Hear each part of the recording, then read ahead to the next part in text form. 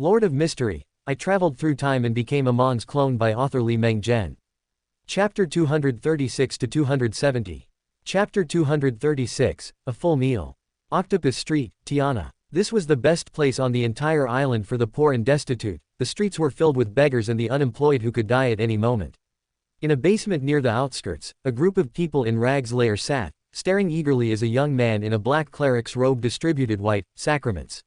These were made by mixing flour with water and some mysterious substances, then steaming them directly without fermentation. The process was crude and simple, yet they remained very popular among the locals.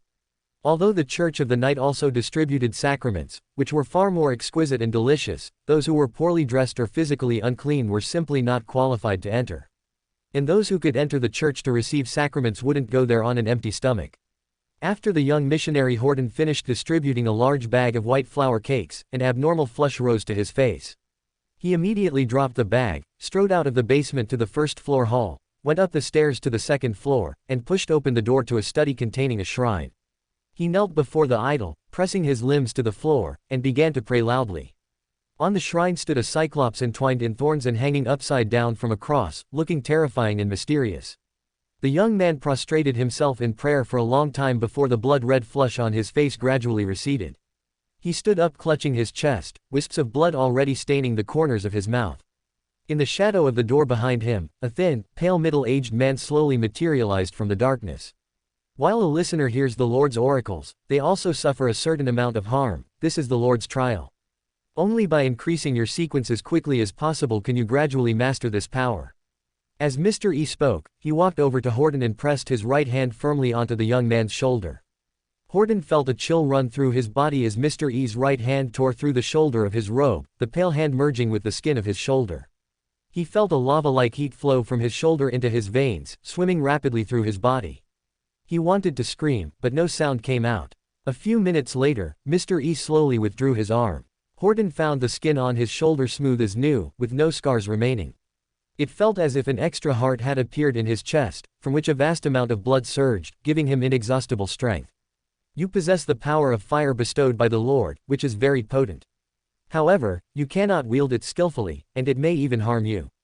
I have planted a seed of flesh and blood within you to help you resist this harm. You can also briefly transform into a devil and use the power granted by the Creator. Use this power well. Mr. A is a brainless fool. I hope you can be a bit smarter.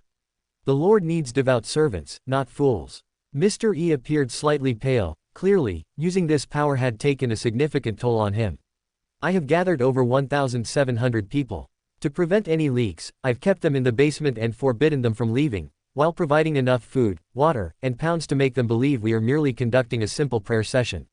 While feeling the power within his body, Horton answered carefully. The current trouble is that we've gathered almost everyone we can from Octopus Street.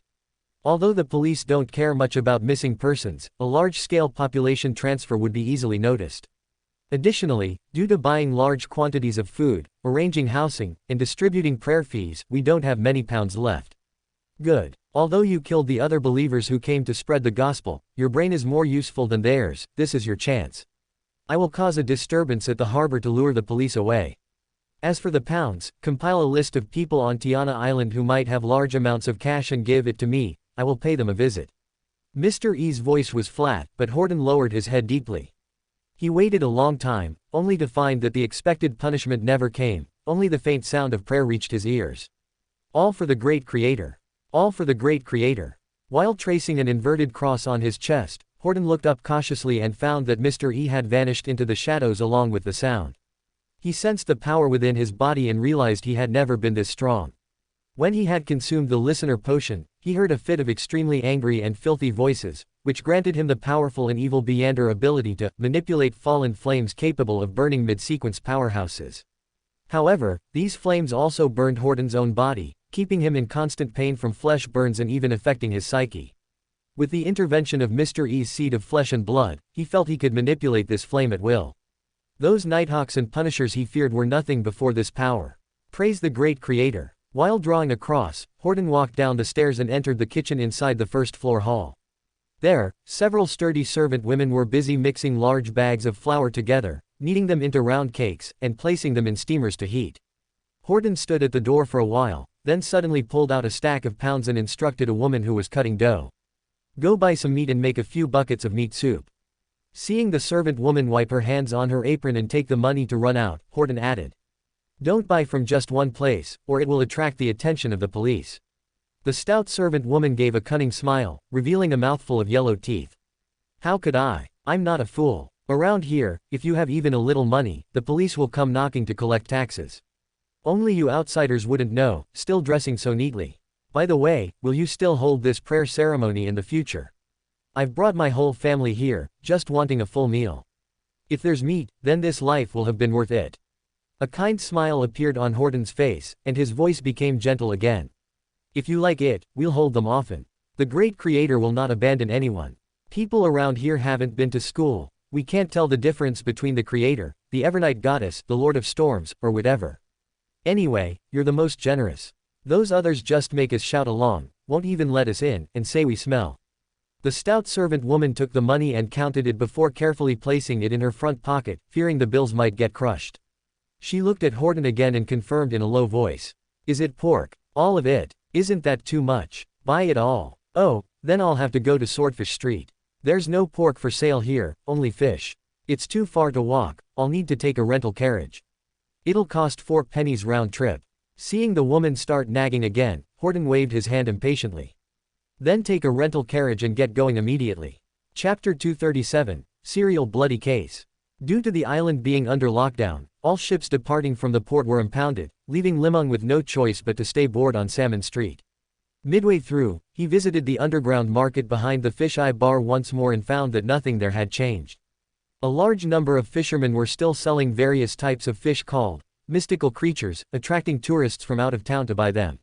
However, because the port was closed, there weren't many people wandering around. He didn't see the apothecary, Melbourne, as it was obvious that after obtaining the genuine potion formula, the doctor no longer came to this underground market. After all, this was just a market that sold some low-end Beander materials, where even the main ingredients for Sequence 9 potions were extremely scarce. It was more of a gimmick used by the authorities and local fishermen under the guise of Beander items to promote consumption. Just as he left the underground market and was about to return to Salmon Street, a team of police officers in black and white checkered uniforms rushed over and directly cordoned off the exit. Rows of steam rifles were pointed at all the tourists who were just about to leave the underground market. Everyone, take off your masks and put your hands above your heads. Li Meng calmly took off his mask. A gray aura emanated from his glove as he blended into the crowd and slowly vanished before the police. Extra. Extra. A serial bloody case has occurred in Tiana, multiple wealthy individuals have been murdered. Li Meng spent 2 pence to buy a copy of the Tiana Daily from a newsboy. The red characters on it were shocking to the eye. Is the Aurora Order crazy? Committing murders with such fanfare? He could even feel the writer's anger. The article didn't cover up any traces of Beyonders and directly stated that the bodies had disappeared. In the past, this would have been impossible. All Beander cases would eventually be packaged as brawls or robbery murders to avoid causing public panic and creating unnecessary trouble. I heard that the governor of Tiana, the first director of the Bank of Tiana, and the general manager of the Tiana Import and Export Company were all murdered. The waitress leaned against the front desk, unhurriedly applying lipstick to her mouth. How do you know? The newspaper didn't mention the identities of the victims. Li Meng shook the newspaper and looked at the somewhat aged lady with a hint of doubt.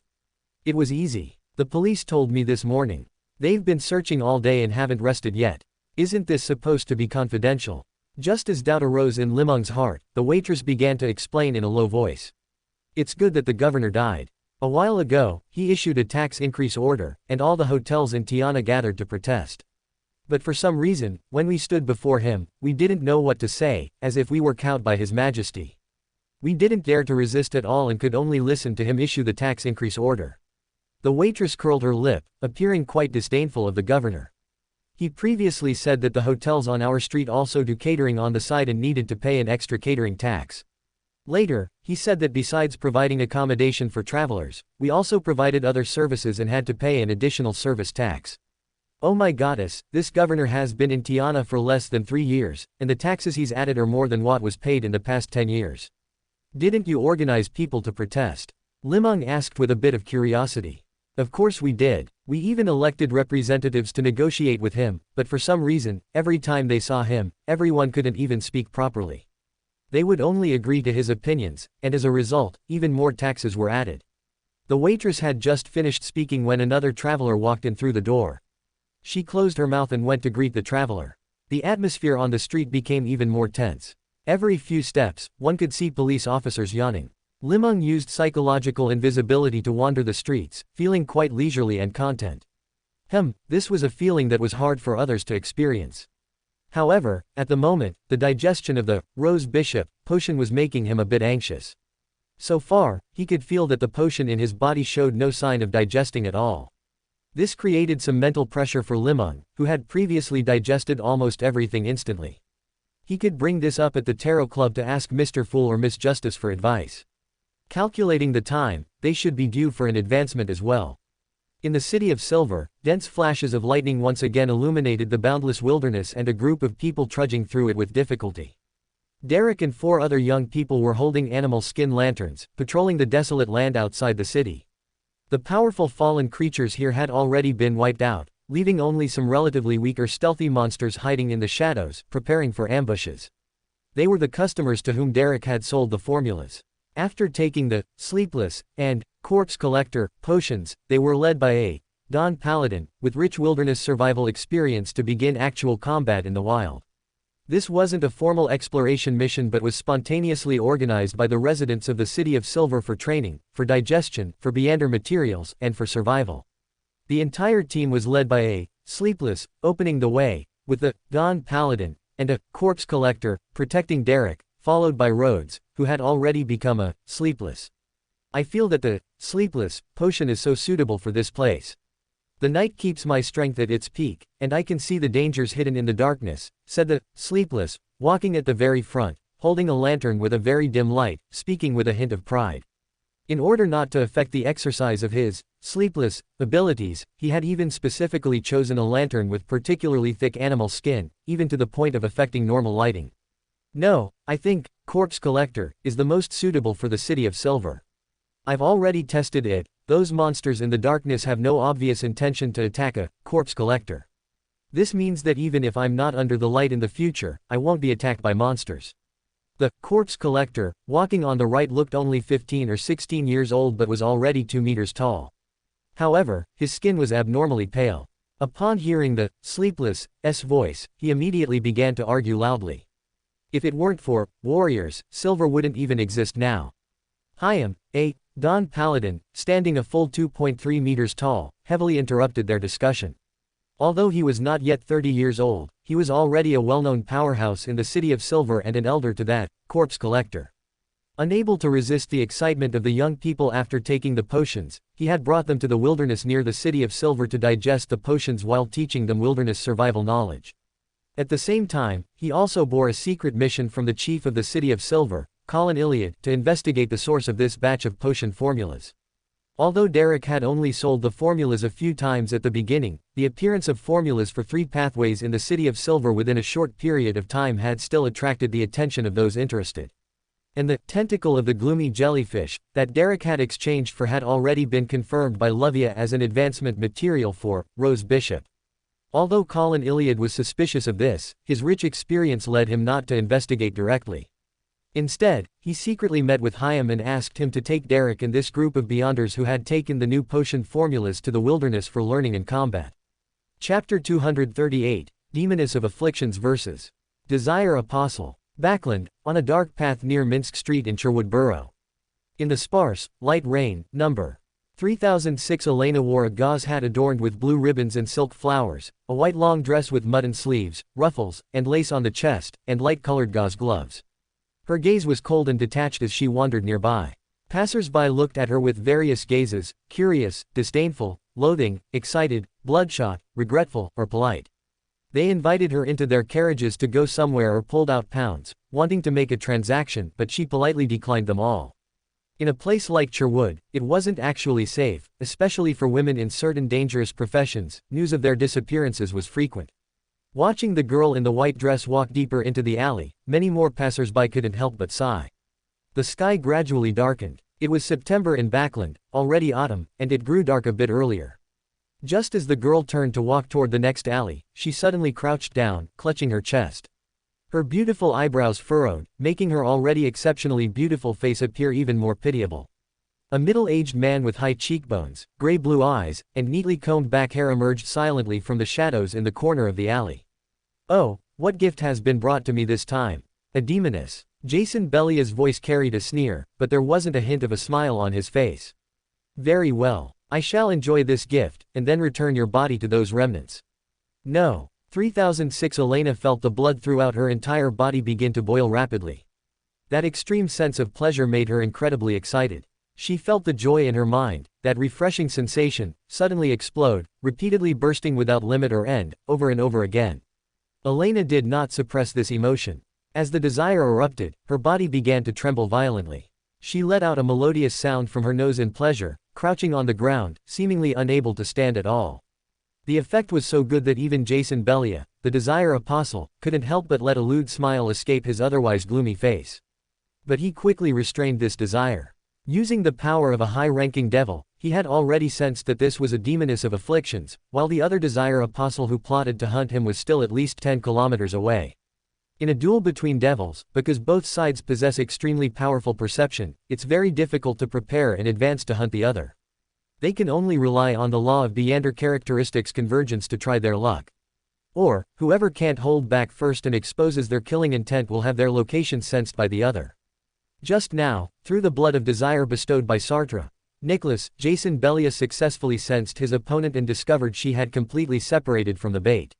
This was very normal because a devil's senses are too acute, let alone a gaze, even a passing aura would be perceived by another devil. Jason Bellia decided to seize this rare opportunity to eliminate the bait first before dealing with the desire apostle who had been hiding in the dark. Although Lord Sartre, Nicholas's descent last time failed to kill the opponent, it left him with enough gifts to give him the confidence to defeat the other side. Of course, that divine descent also allowed the Lord of Storms to lock onto Sartre, Nicholas's aura within the abyss. This prevented him from descending upon Backland for a short time, unless the devils in the abyss were willing to start a war of gods. Seeing the aura of pleasure radiating from the girl, Jason Bellia swallowed with difficulty, suppressing his own desire. He tilted his face up slightly, appearing intoxicated by the chilly autumn rain. Only when his face was soaked by the cold rain did he extend his right hand, which had turned black, and clenched his fist tightly. In the next moment, the pleasure throughout No. 3006 Elena's body rapidly faded. The blush on her face turned pale in the blink of an eye, and her brain went from congested to ischemic. Her smooth, supple, and elastic skin wrinkled instantly, and even her clear, moist brown eyes briefly lost their spirituality. Her mind became empty, as if she had entered some kind of sage moment. Pleasure receded frantically from her brain, while pain and emptiness instantly filled her soul and flesh. This was not just mental and physical pain, but a desire powerful enough to destroy human will. At this moment, she was a lover abandoned by a heartless man on the roadside, a store manager who hadn't received payment, a partner full of betrayal and sellouts, a weak girl who had nothing yet was still being tortured. No. 3006 Elena struggled in pain on the ground. Her beautiful clothes were covered in mud soaked by the rain, and her exquisite face was smeared with tears and snot until she was unrecognizable. Even her last bit of stubbornness and elegance had completely vanished in heart-wrenching wails. There was no change on Jason Bellia's face. Since fully devoting himself to the devils in the abyss, he had lost his desires as a human. Slaughter, corruption, deception, bloodthirstiness, cruelty, and coldness had completely transformed his character. Those lowbrow human interests had long since left him. He slowly extended his right hand and clenched his fist again. This wasn't because he was merciful enough to let the demoness of afflictions go, but because he needed to release the desires for torture and abuse within him. The demoness of afflictions, body, which was rolling on the ground, suddenly straightened up. Her hands, clad in gauze gloves, clawed directly toward Jason Bellia's eyes. Her eyes had turned blood red, and her skin was stained with the red of blood again. Her breathing was exceptionally heavy, her body temperature rose sharply, and her hair even began to thicken, with snake-like faces appearing at the tips. Her whole body was filled with an aura of rage, even beginning to lose control. She didn't use the demoness's most adept methods of attack, such as stealth, assassination, witchcraft, or spider silk. She didn't even pull out a wand, instead using her body and fingers for the most primitive form of attack. This made her look less like a Beander and more like a 3-year-old child blinded by rage. Jason Bellia lightly stepped aside, dodging No 3006's harmless attack. Missing her strike, the demoness of afflictions let out an extremely angry wail. Her black hair spilled out, twisting frantically in all directions, threatening to lose control at any moment. The corners of Jason Belia's mouth curled up slightly. He extended his index finger toward the nearly out-of-control Elena and beckoned her toward him.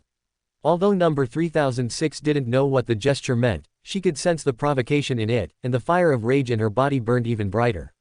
She extended her hands again. The gauze gloves were already stained with thick mud, but she didn't care at all and charged directly at Jason Belia. Chapter 239, Cerebral Thrombosis. In a dark room about 10 kilometers away from No. 3006 Elena, number 3333 lowered the curtains and vanished into the shadows. Just now, she had sensed the killing intent leaked by another devil, which finally brought a glimmer of hope to her weeks of patient waiting. She was in no hurry to rush over. Instead, she slowly drew a whip from behind her back, sized it up in the air, and then jumped down from the upper floor, merging into the shadows of the night. Sherwood Burrow. At this moment, Elena's clothes were torn beyond recognition, revealing large patches of blood-red skin, and creatures resembling venomous snakes could even be seen faintly slithering beneath her skin. This was an extremely dangerous sign, indicating to some extent that losing control was imminent. The smile on Jason Belia's face grew wider as he easily dodged the other's attacks. The demoness of afflictions, brain was clearly no longer in her head, and her flailing attacks looked utterly ridiculous. After dodging another close-range attack and watching the demoness stumble and fall into the muddy water, Jason Belia leisurely extended his right hand and slowly clenched it into a fist in the air.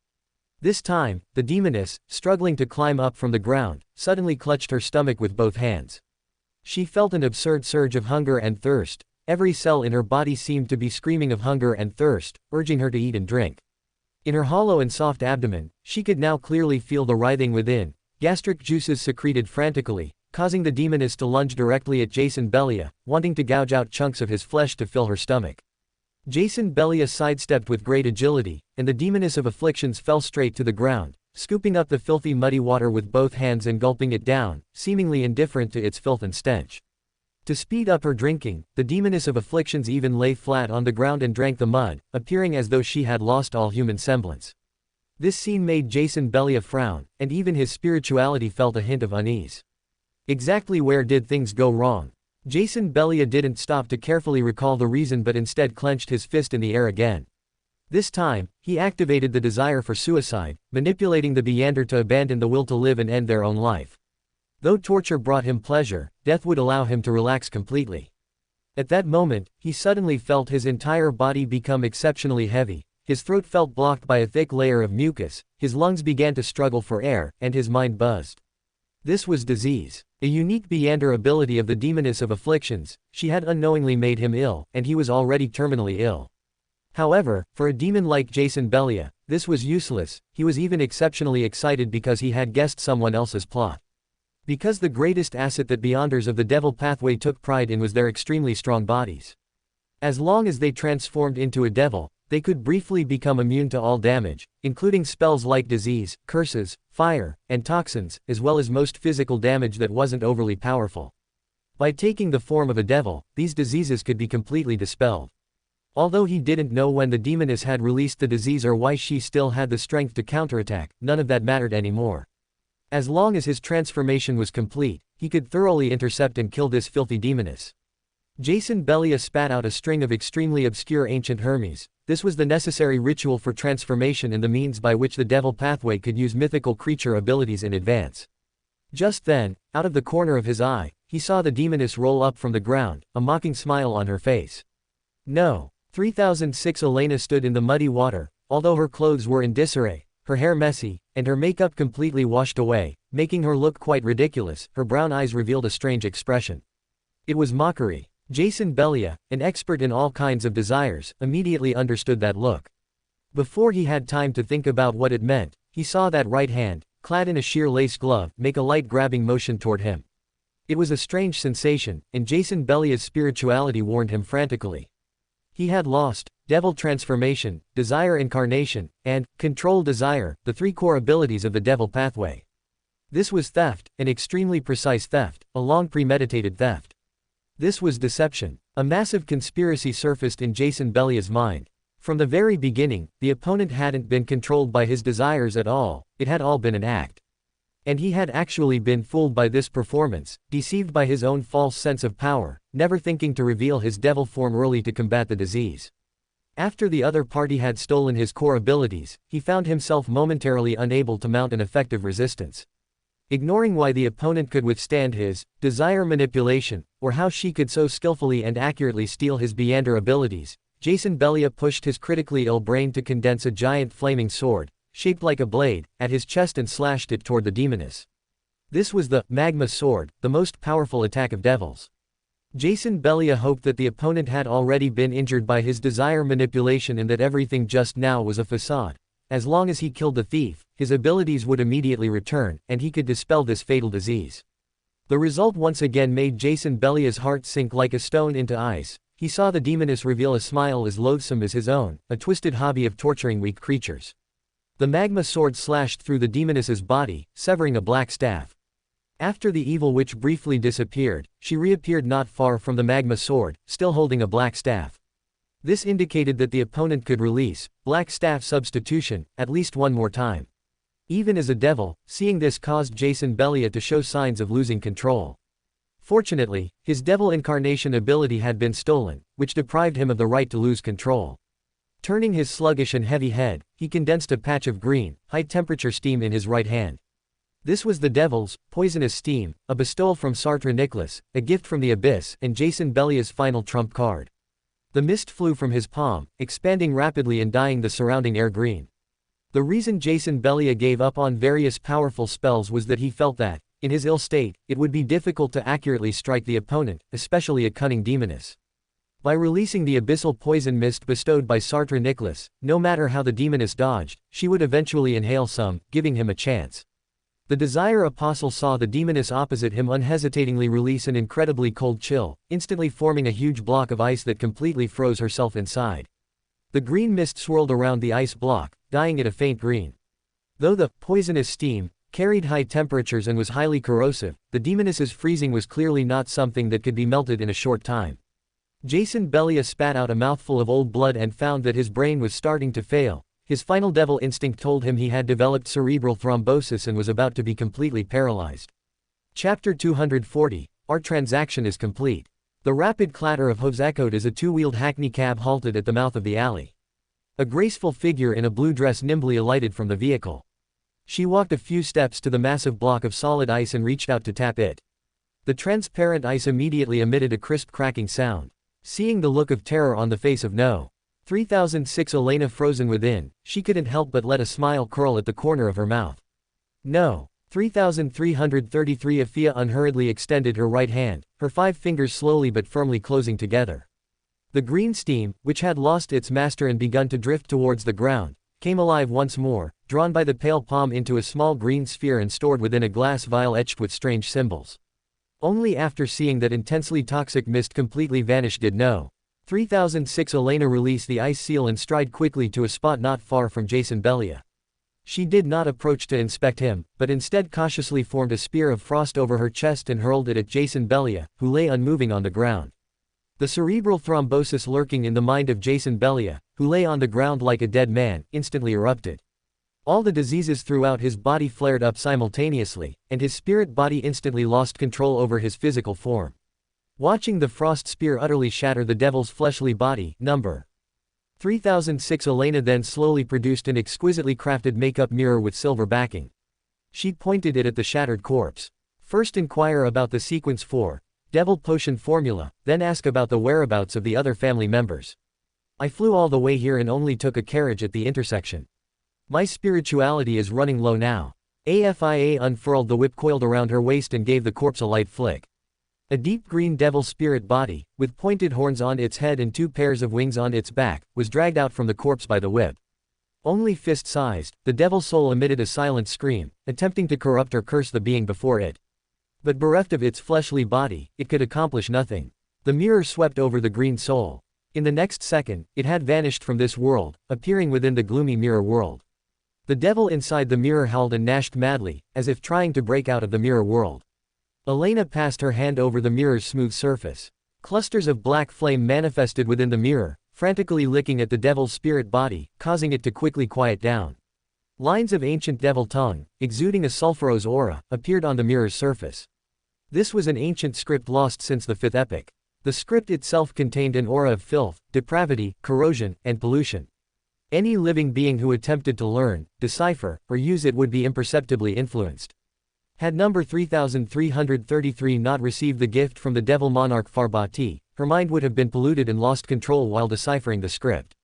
Sequence 4, Devil. Supplementary ingredients: 20 grams of fallen heart demon spirit body ashes, 80 milliliters of green blood from a destructive demon, 5 grams of sulfur grass powder, 20 milliliters of hemlock juice, 1 drop each of bile from 9 different creatures that died from distinct desires. Main ingredients: 1 drop of abyssal blood, or the brain of a fallen heart demon plus the horn of a destructive demon.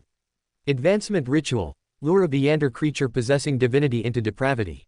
Consume the potion at the moment it plunges into the abyss or loses control completely. The more powerful the fallen creature, the better the ritual's effect. Elena seemed to have anticipated this contamination. She closed her eyes, waiting for number 3333 to finish transcribing before continuing to use the magic mirror for divination. The green devil spirit body grew increasingly listless, and the characters on the silver mirror also grew fainter. The members of the Belia family are scattered across various cities in the northern and southern continents. They are all in disguise, not revealing their true faces. As No. 3333 Afia interpreted the divination results, Elena manipulated the black flames, roasting the devil, which by now was only thumb-sized. They have all performed anti-divination on each other to prevent being hunted by other family members. Only the superior demons they worship know the members' true identities and addresses. Currently within the abyss, as far as Jason Belia knows, there are 3 powerful superior demons, each worshipped by one of the 3 major families of the Blood Sanctify sect. Of course, there are also families worshipping weaker devils, they hide even deeper. The Belia family worships a being called Sartre, Nicholas, the Bloody Archduke. What sequence is the Bloody Archduke? The moment No. 3333 Afia uttered the name, Sartre, Nicholas, the devil within the mirror suddenly revealed an expression of extreme terror. In the next second, it exploded within the mirror. A devil with eyes glowing faintly green, a long brown beard under its chin, and its face painted with bizarre patterns appeared within the mirror. It had ram's horns burning with yellow flames atop its head, and the nails on its hands were like sharp blades. Just one glance from Afia made her feel her entire spirit and flesh beginning to madly degenerate. Blasphemer, die! The ancient devil tongue pierced through the abyss, traversing an infinite distance to emanate from the silver mirror. Merely a wisp of its intent was enough to cause a mid-sequence Beander to lose control completely.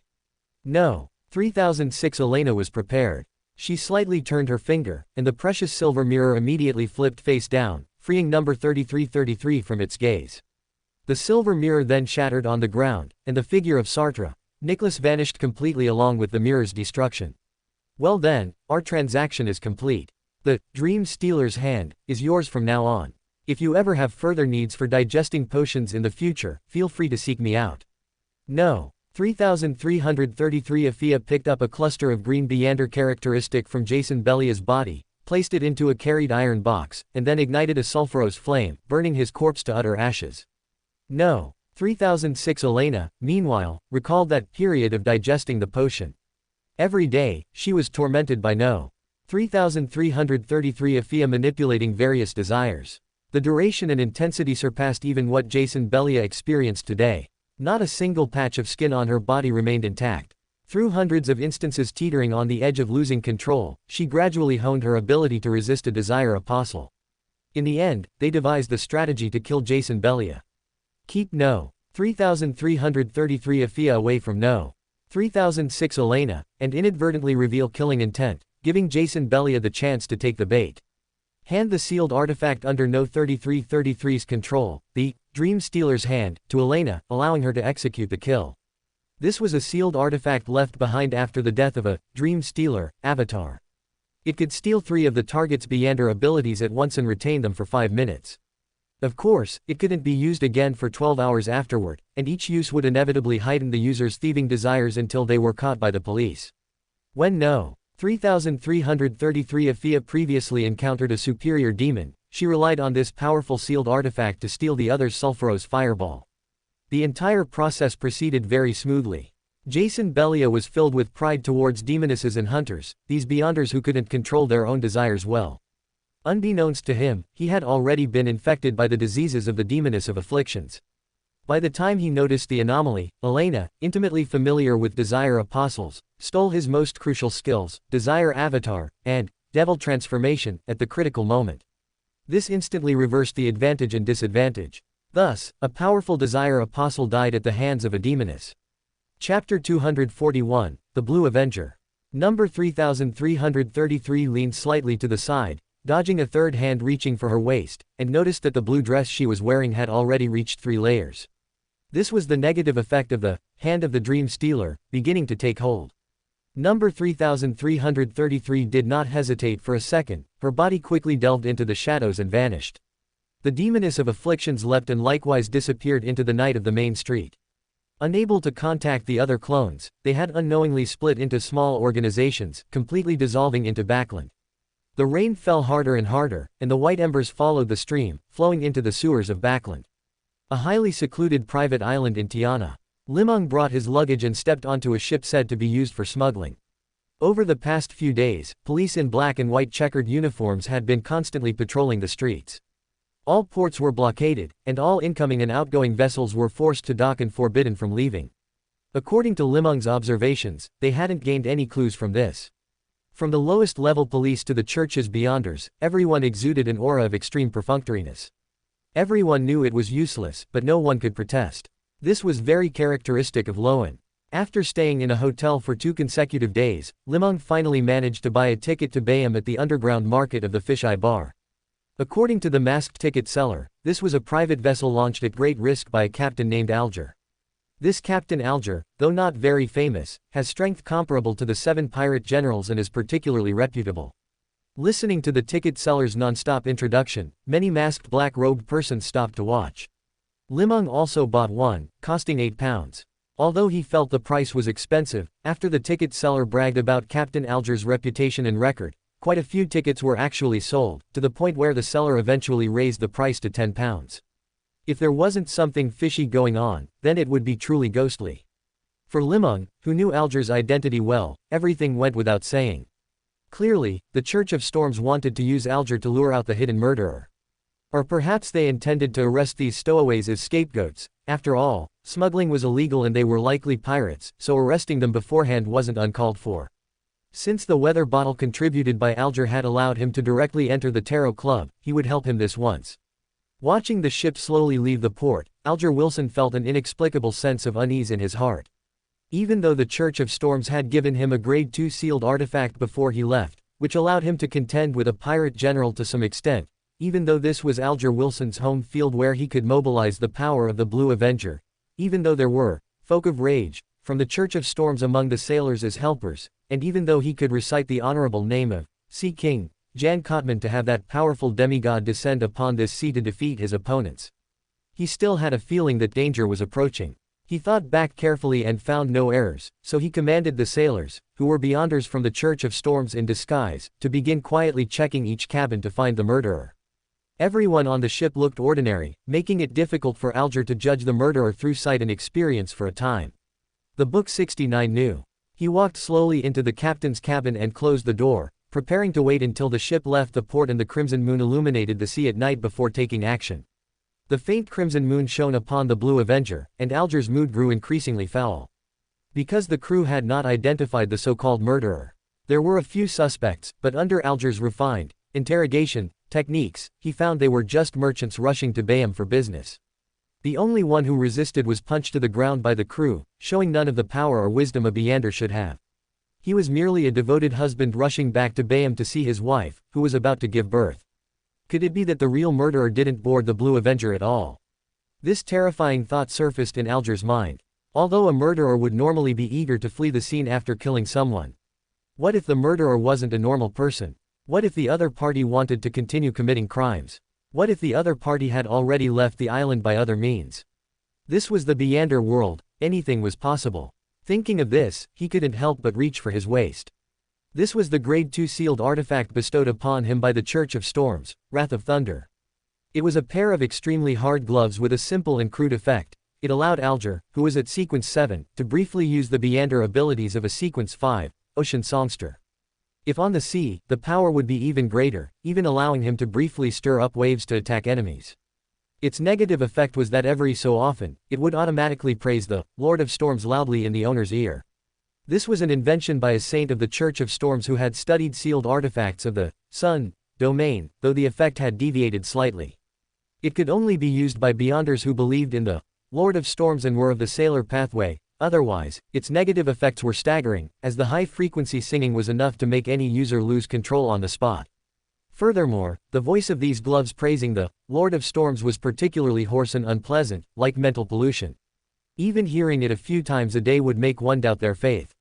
The saint who made the gloves was once thought to have been polluted by a hidden existence, his faith in the Lord of Storms shaken, and he even underwent a long period of isolation and investigation.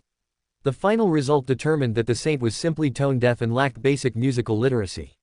Alger, however, liked these gloves exceptionally well, having no reaction to their negative effects, even feeling as if they were tailor-made for him. But as he reached for his belt, his practiced motion grabbed only empty air. In that instant, he remembered a long time ago, when he had obtained the Blue Avenger and that mysterious glass bottle. Back then, he had casually robbed a passing fishing boat, and then, his good luck seemed to have ended. The glass bottle was stolen, he fled in panic, and for a long time, he couldn't hold his head up in front of his crew. This had continued until he found the blood of a ghost shark and promoted to seafarer. Alger looked up and saw a figure wrapped entirely in a black robe standing at the entrance of the captain's cabin. The shadow's figure didn't look tall or robust, yet it gave him a feeling that it could devour his flesh and blood at any moment. On its right hand was a red glove, and held within the glove was his very own Wrath of Thunder. Chapter 242, A Gift for Alger. Watching the mysterious black-robed person opposite him constantly tossing the Wrath of Thunder up and down in his hand, the blood of the Folk of Rage within Alger's body surged rapidly, instantly filling every muscle and every inch of his skin. As a qualified believer of the Lord of Storms, and a Beyander of the Sailor pathway, he possessed an inexhaustible supply of rage.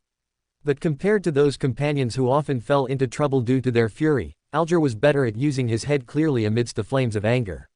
This was his greatest shield as a mixed blood who had managed to scramble to his current position in the Rorstad diocese, where racial discrimination was rampant. Through the black-robed person's extremely relaxed posture, he read an attitude of having nothing to fear. This usually signified self-confidence. Alger suppressed the urge to attack, letting the blue scales all over his body slowly retract and adhere to his skin. Although this was not conducive to attacking, it could protect his body well. Speaking of which, Alger's equipment dropped far too easily. Li Meng had simply acted on a sudden inspiration and decided to use the Dream Stealer ability for a random lottery draw. Against an unknown enemy, if no target is specified, the result is often random. No matter how one looked at this glove, it could be considered a Grade 2 sealed artifact. Well, let it be. Equipment would continue to drop in the future.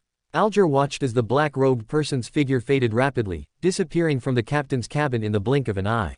He had no desire to attack or investigate. He stood there reflecting for a long time, suddenly feeling a sense of weakness. His own power was simply not worth mentioning in front of these powerful Beyonders. He did not attempt to use the power on the ghost ship, because Alger, having advanced to Seafarer, could increasingly sense the secrets within this ghost ship from the Tudor Empire. He could use the ship freely, but he was not its master. He could not truly stimulate the potential of this ghost ship. Similarly, if he prayed to Sea King Jan Kotman, he would likely have lost his life long before the man arrived. I must become stronger. Alger repeated this silently in his heart several times, then sorted through his current situation, suddenly realizing that he seemed to have no possibility of advancement within the Church of Storms. Losing a Grade 2 sealed artifact carried very serious consequences. Even if he were lucky enough to avoid punishment, future promotion quotas would not fall to him unless he could make a sufficient contribution. However, the contribution required for the Sequence 6 formula and main ingredients was something he could not earn in a lifetime.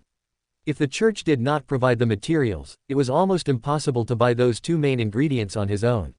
With his experience as a punisher, Alger knew that the church had been quietly purchasing the main ingredients of the Sailor pathway from various Beyander gatherings, especially those of the mid-sequence. The previous, Blood of the Ghost Shark, was obtained by luck, but the main ingredients for Sequence 6 were no longer something luck could solve. Moreover, he hadn't even obtained the Sequence 6 potion formula yet, and didn't even know the name of the potion. Do I really have to take that step? Alger hesitated for a moment in his heart. His childhood playmate, Kilangos, with whom he had been mistreated in the cathedral, had later defected from the Church of Storms and was now the famous Vice Admiral Hurricane. Well, the two of them had once explored a certain mysterious island together, where the wealth and mysteries were dazzling. But that was the reason why Alger had been unwilling to see Kilangos again until now. He had one thought in his mind: to kill Kilangos and take sole possession of that island. He knew that Kilangos thought the same way. As playmates from childhood, they knew each other too well, so much so that after that island exploration, the two had never met again. If Alger wanted to know news about Kilangos, he had to go through official channels. He pondered for a long time and finally made up his mind to sail the Blue Avenger to Bayam. The Church of Storms would only punish him, but Kilangos would truly take his life. On a remote hill in Tiana, a wild wind swept Li Meng down onto the mountain. The ability of a wind blessed was truly useful. At sequence 6, Beyonders of the Sailor Pathway could already fly proficiently over the sea. Although it wasn't as convenient as the free shuttling of a traveler, the feeling of soaring freely in the sky could bring a full sense of happiness to anyone who fantasized about flying. He had also left Alger a hidden gift, hoping the other party would be satisfied. The crimson moon high in the sky hung quietly in the darkness, illuminating Tiana as it gradually fell into silence. This kind of night scene with a bright moon and sparse stars was something that smog-heavy Backland had never had. Even on the sea mist often obstructed one's vision. A thick smell of the sea drifted through the air, mixed with a faint scent of blood. As a rose bishop, Li Meng was very sensitive to blood. In this instant, his intuition suddenly bristled. To be able to smell blood in the sea breeze meant that the amount of bleeding was very large and continuous. There was only one possibility: a massacre. Just then, he saw a massive ball of thunder slowly taking shape above Tiana port. That was the location of the Church of Storms Tide Church. The thunder rolled violently, letting out ear-splitting roars. Dazzling bolts of lightning shot out from the edges of the thunderclouds, disappearing into the distant urban area. That was the lower 3 streets of Tiana, where Octopus Street was located. Even further from Li Meng, in the deepest darkness, grains of brilliant fine sand spewed from the spire of the Evernight Goddess's cathedral, as dreamlike and beautiful as a fairy tale castle. The sky above the entire Tiana port tended to darken suddenly.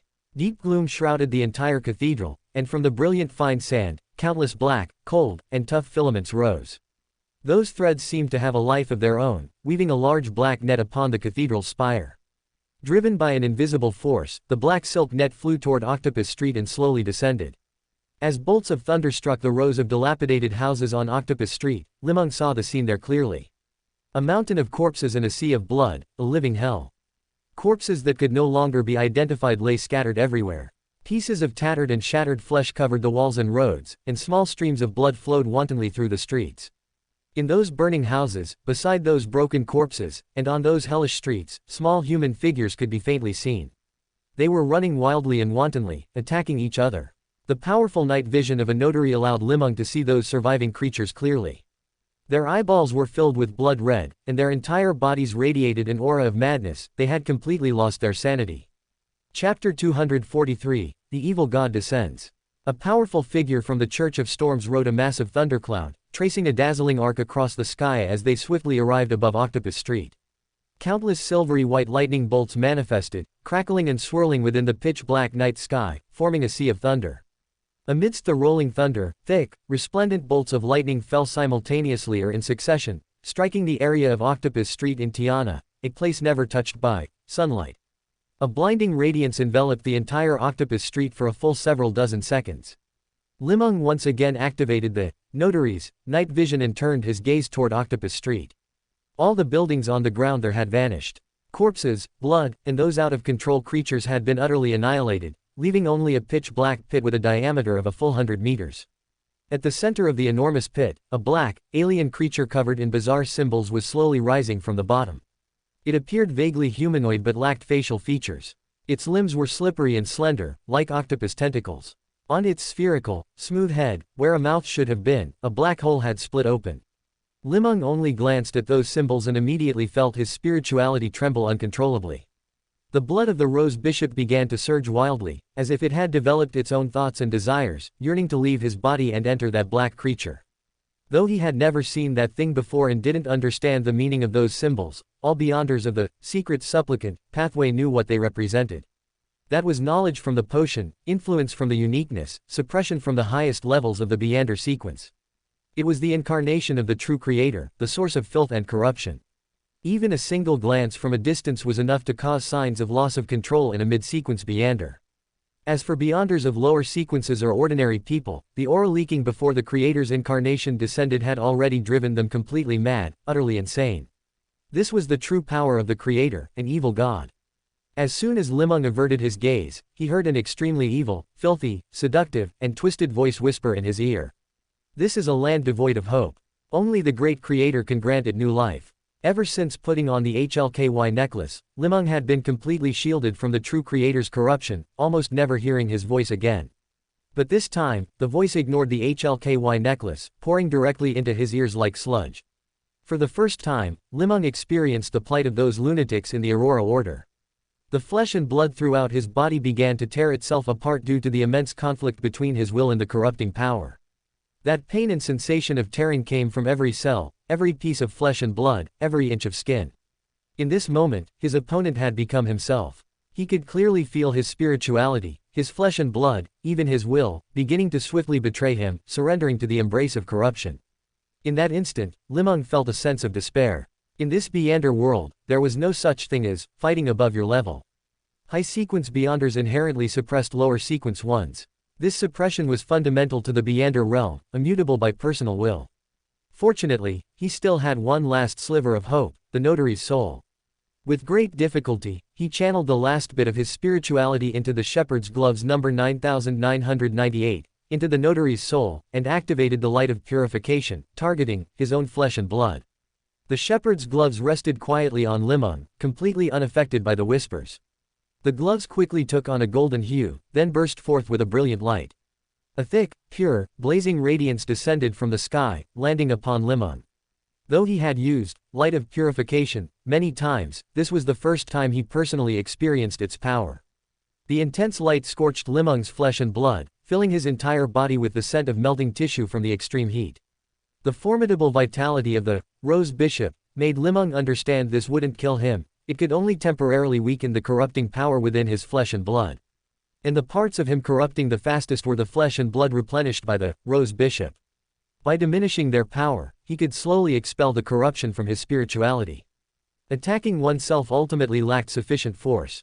The corruption throughout his flesh and blood quieted briefly from this strike, but it merely retreated, hidden, not truly harmed much.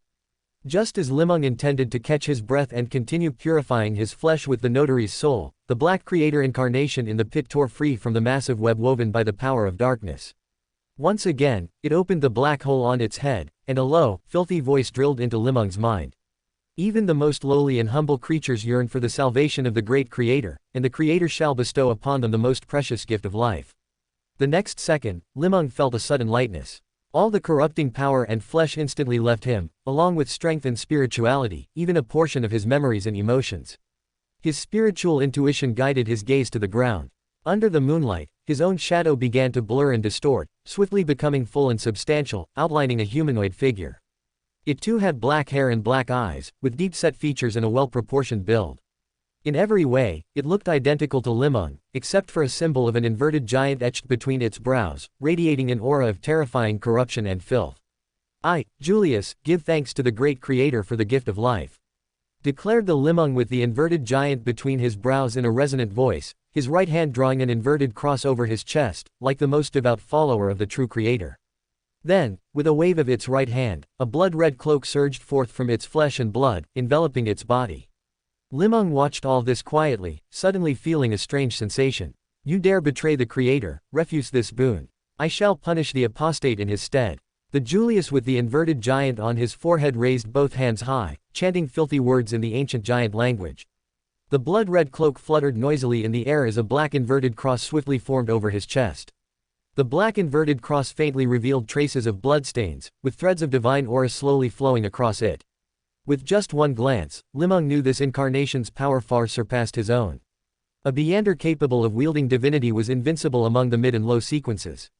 Without any hesitation, he used light of purification once more, directing it at the split-off Julius, while simultaneously activating the wind-blessed ability on the glove.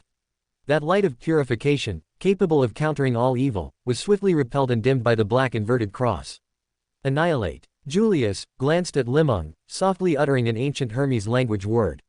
A drop of black blood detached from the inverted cross, piercing through the gale like lightning, and landed directly on Li Meng's chest. In the original work, the true creator's divine descents always failed, serving no purpose other than giving the protagonist experience points and dropping materials. Let's fulfill that dream here. After all, an omnipotent and omniscient God, an existence stronger than the 7 deities, shouldn't fare so poorly, being toyed with by the protagonist, having the blasphemy slate stolen by Amon, and finally being merged with Adam. He played the villain in every role but reaped none of the benefits. Chapter 244, The Angel of Dark Words. The moment that drop of blood, carrying extreme filth and corruption, made contact with his body, Li Meng twisted his body with great difficulty, letting it pierce through his clothes and land on the gray book cover was instantly stained black, and in the next second, it rapidly turned white. A fierce gale wrapped around Li Meng, carrying him far away from the mountaintop as he fled deeper into the island of Tiana. The end is inevitable. Only those who believe in the great creator shall exist in this world. That utterly corrupt and filthy voice once again pierced Li Meng's ears, churning the flesh and blood within his body. He didn't look back, suppressing the abnormal stirrings within his flesh and blood as he fled towards the darker, more central part of the island. The Julius that had been split off showed no intention of pursuing him at all. It merely stood atop the mountain, gazing down at Octopus Street, and soon vanished from Li Meng's sight. In Tiana's Octopus Street, all life had been utterly obliterated by the violent thunderbolts, leaving only patches of charred, blackened earth.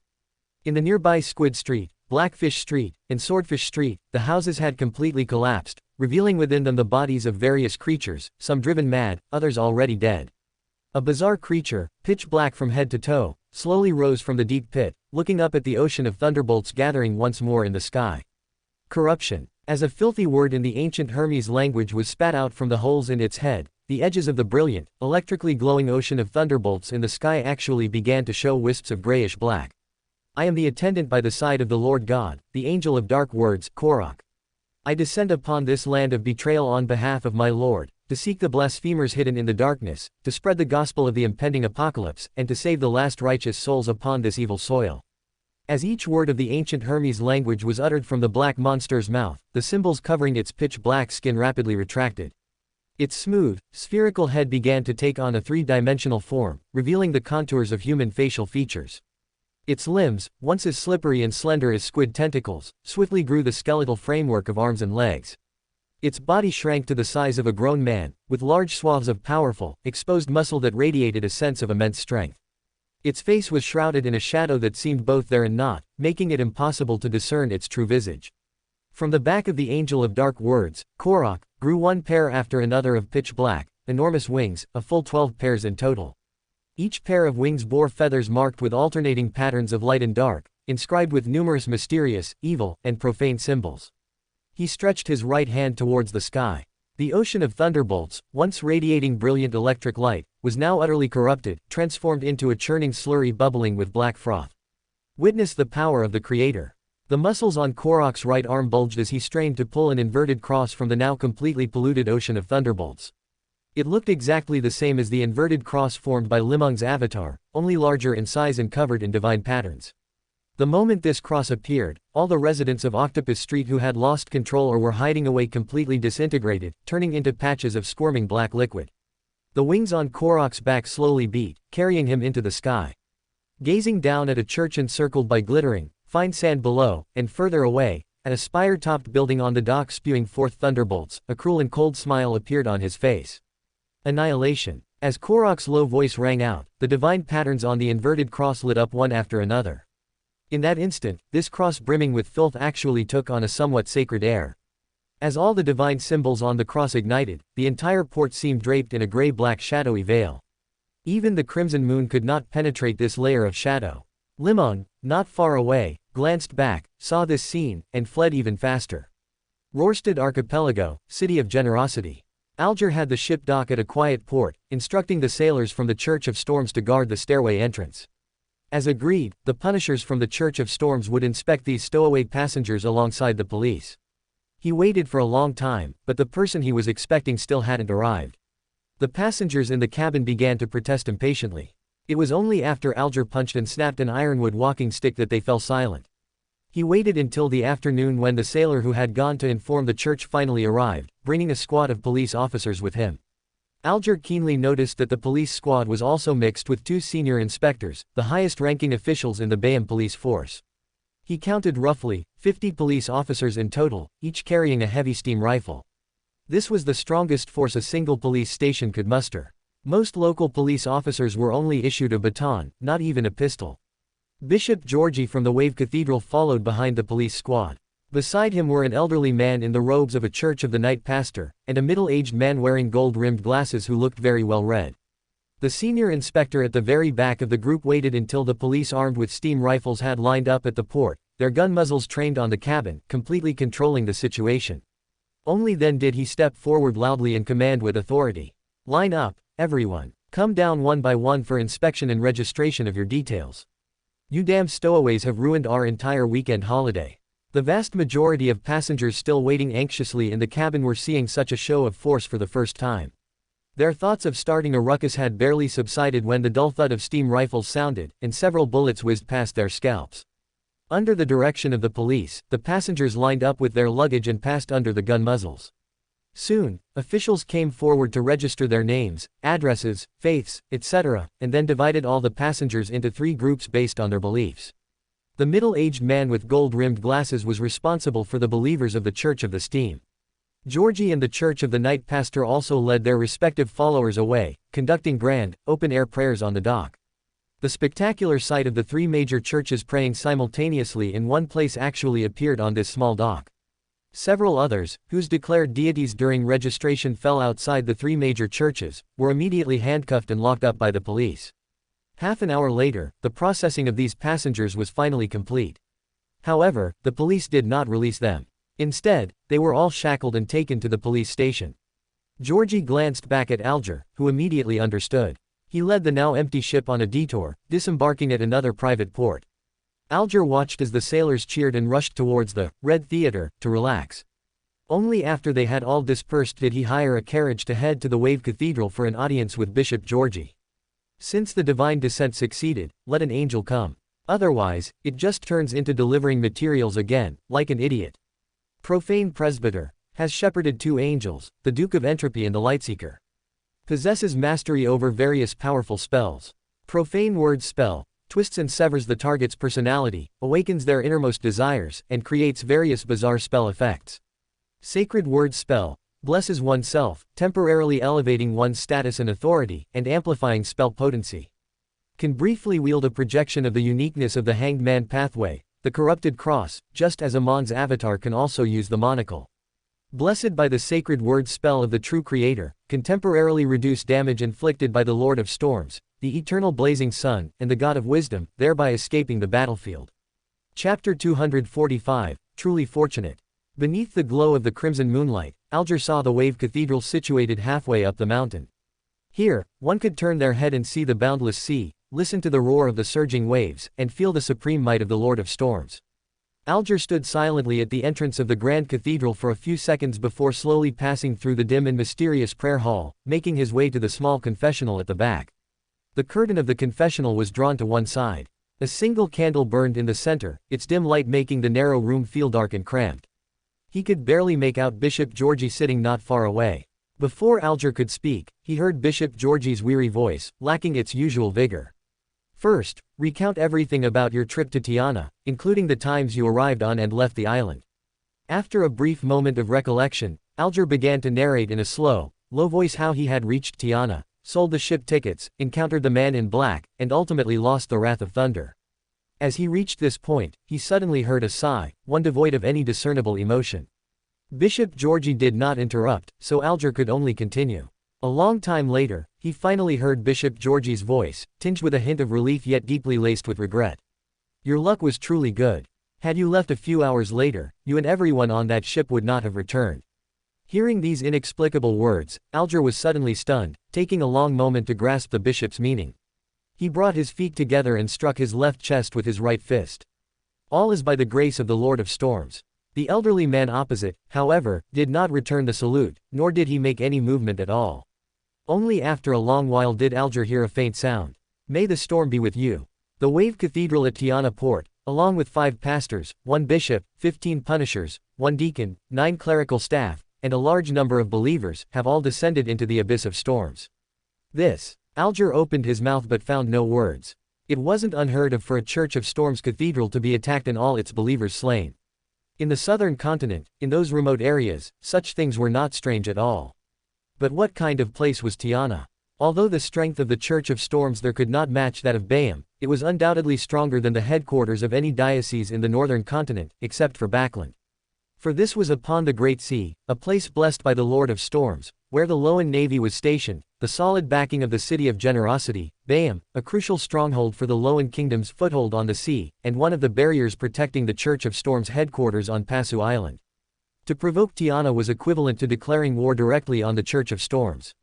Furthermore, the deacon and bishop stationed there were no weaker in strength than any pirate general. The cathedral's foundation also housed a sealed artifact of immense power. Even if pirates had ideas, they could not have taken it down in a short time. Unless the King of the Five Seas or Queen Mystic made a move, the pirates would have had no chance whatsoever. As for the warships of Fossick and Intis, the long sea journey would have exposed them long before arrival, making it impossible for them to take Tiana so suddenly. Does the King of the Five Seas wish to wage war against our Church of Storms? There have been no recent news of Queen Mystic. Alger pondered for a long while before voicing his confusion. Open black lens bracket close black lens bracket. If only it were the work of the King of the Five Seas. Bishop Georgie gave a bitter laugh, leaned back in his chair, and spoke with a tone of resignation. Besides this, the churches of the Church of the Night and the Church of the Steam, along with all the believers inside, were completely slaughtered. The entire port of Tiana is now a sea of blood. After the Tide Church sent its final distress telegram, His Excellency, Sea King, Codman rushed over. But it was already too late. He extinguished the burning flames there but could not save a single soul. They were either utterly dead or corrupted, having lost their sanity, with no possibility of salvation. It was an aura of extreme depravity and filth. Even His Excellency the Sea King dared not let that corrupting aura casually touch his body. No one dared to perform spirit channeling or divination on those who had lost control. Images of death and slaughter flashed through Alger's mind. He felt a chill run through his entire body and for a moment stood frozen, not knowing what to say. Georgie gave Alger a long time to digest this news. Only when the candle was nearly spent did he slowly ask. Those who lost their sanity were still frantically chanting a name, Korok. His Excellency Cotman speculates this may be the perpetrator of this tragedy. Have you heard this name at sea? I have not. I have never heard of any pirate or adventurer by that name. Alger scoured every name in his memory before giving his final answer. The Holy See believes this matter is closely linked to organizations like the Aurora Order that worship the true Creator. They have ordered us to gather intelligence on them as quickly as possible. Additionally, that Korok may still be in Tiana. Unless the Church gives explicit news, do not go there. Now, describe in detail the circumstances of your encounter with that man in black on the ship, to see if we can find more clues. Seeing that the bishop seemed to have no intention of pursuing the matter of the Wrath of Thunder, Alger finally breathed a sigh of relief and began to faithfully describe the man in black's every move. Georgie reclined in his chair, listening quietly without making a sound. Accompanied by the low voice, the candle in the confessional gradually burned out, but neither man made a move to replace it or light another. In the boundless mountains behind Tiana Port, a wild hare had just poked its head out of its burrow when a gloved red hand grabbed it by the ears and lifted it up. Pale lips gently kissed the rabbit's furry neck. Corroded by a massive amount of shadow power, the rabbit swiftly melted into a pile of flesh and blood suitable for a rose bishop to consume. Looking at this pile of flesh and blood that should have been delicious, Li Meng suddenly felt waves of nausea. This reminded him of that classic philosophical question from Earth: if a method of gaining power or wealth was utterly disgusting, even humiliating, would you do it? Now, this question was abruptly placed before him. Eating small fish and shrimp was one thing, Li Meng could still tolerate that. But the pollution from a higher-ranking powerhouse of his own pathway was too suffocating. A Beyonder pathway, its sequence 0 almost completely dictates the behavioral style of all Beyonders beneath it. Li Meng had no doubt that a few more experiences like this, and he would become much like those lunatics of the Aurora Order. The corruption within the flesh and blood and the supernatural power were two sides of the same coin. To obtain this power, one must inevitably endure this pollution. What the HLKY necklace gave him was merely a false sense of security. Those mad whispers could pierce through the ears at any moment to directly corrupt the spirit. He pondered briefly, then swiftly absorbed the pile of rabbit meat into his body. Chapter 246, The Reason for the Aurora Order's High Profile. As the flesh and blood dissolved by the shadow power entered his body, Li Meng's depleted spirituality received a temporary replenishment, and the signs of his body losing control began to gradually subside. This was a vast, primeval forest where various nocturnal animals were now becoming active. Li Meng effortlessly found enough flesh and blood to replenish himself. The closer the flesh and blood is to that of a human, the better the replenishing effect. Those that aren't even mammals, like crocodiles or squids, pollute the flesh, blood, and spirit more than they replenish. Li Meng proceeded along the creek, experimenting with various animals, hoping to deduce the acting method for the Rose Bishop to digest the potion as quickly as possible. As various animals transformed into flesh and blood, merging into Li Meng's body, he discovered with disappointment that this was not the correct acting. The digestion progress of the potion was extremely slow, almost negligible compared to the near-instantaneous digestion he felt before. At this rate, even if his life ended, he would not be able to fully digest the Rose Bishop potion. After realizing his approach was completely wrong, Li Meng couldn't help but focus his attention on that group of lunatics in the Aurora Order. They must have mastered the correct method of digestion, otherwise, there wouldn't be so many divine envoys and saints. Li Meng found a rock to sit on, carefully recalling the Aurora Order's modus operandi and the various rumors he had heard about them in Backland. Similar to the vast majority of evil cults, they were synonymous with evil, cruelty, viciousness, and madness. So why was the Aurora Order so notorious? The reason ultimately lay in the fact that everyone in this organization appeared exceptionally high profile. Normally, doing good should be high profile, for all to know. Doing evil should be low-key, fearing discovery. Yet the Aurora Order committed their evils with far too much fanfare. If they did it, they would loudly proclaim it, trying to let as many people know as possible.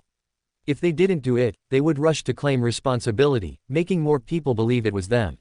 Compared to the Aurora Order, the Blood Sanctify sect's rituals were more brutal and terrifying. Newspapers often carried cases of murder due to devil worship, even many serial killings. Yet the Blood Sanctify sect remained a rather obscure organization, often forgotten when people discussed evil cults. As for the Demonist sect, which killed more people and operated more covertly, the growth history of every demoness was a process where a large number of people lost their lives to disease, pain, or pleasure. But this sect was more associated with scandalous news and various gender topics, even overshadowing their inherent killing capabilities. The only one whose notoriety could rival the Aurora Orders was the Rose School of Thought from the southern continent. But what kind of organization was the Rose School of Thought? They ruled half a continent, possessed their own armies, and had been confronting the four nations of the northern continent head-on for nearly a century. Though called a school of thought, it was not far from being a nation. Moreover, their bloody sacrifices were truly effective, capable of gaining the favor of deities or angels. As for the Aurora Order, their influence was limited to the northern continent, even confined to the Loan Kingdom, repeatedly purged by the Church of the Seven Gods like rats scurrying across the street. If one didn't count the true creator they worshipped, they could be considered a second-rate force. Truly effective. Thinking of this, Li Meng suddenly had an extremely unpleasant conjecture. Could the Aurora Order's high-profile actions also be effective, perhaps even a requirement for potion acting and digestion? This also explained why they all seemed brainless, knowing full well that exposure would lead to attacks, capture, or pursuit by organizations like the Nighthawks, Punishers, and Machinery Hivemind, yet they still acted with great fanfare. This wasn't a choice, it was a life-or-death situation they inevitably faced. If they weren't high-profile, if they didn't gain notoriety, the potion wouldn't digest, and it might even lead to loss of control. Thus, members of the Aurora Order completely lost the opportunity to choose. Right-pointing arrow. Choosing the secret supplicant extraordinary pathway meant either being controlled by the potion and becoming a lunatic, or, in order to digest the potion, having to abandon rational choice and become a lunatic in the eyes of others.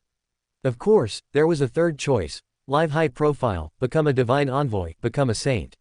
Regarding the acting and digestion for the Rose Bishop, Li Meng suddenly had a thought that even scared himself. On the port of Tiana, which had been completely destroyed by fire, lightning, and shadow. The Angel of Dark Words, Korok clasped his hands together, 12 pairs of wings encircling his body as he slowly descended to the ground.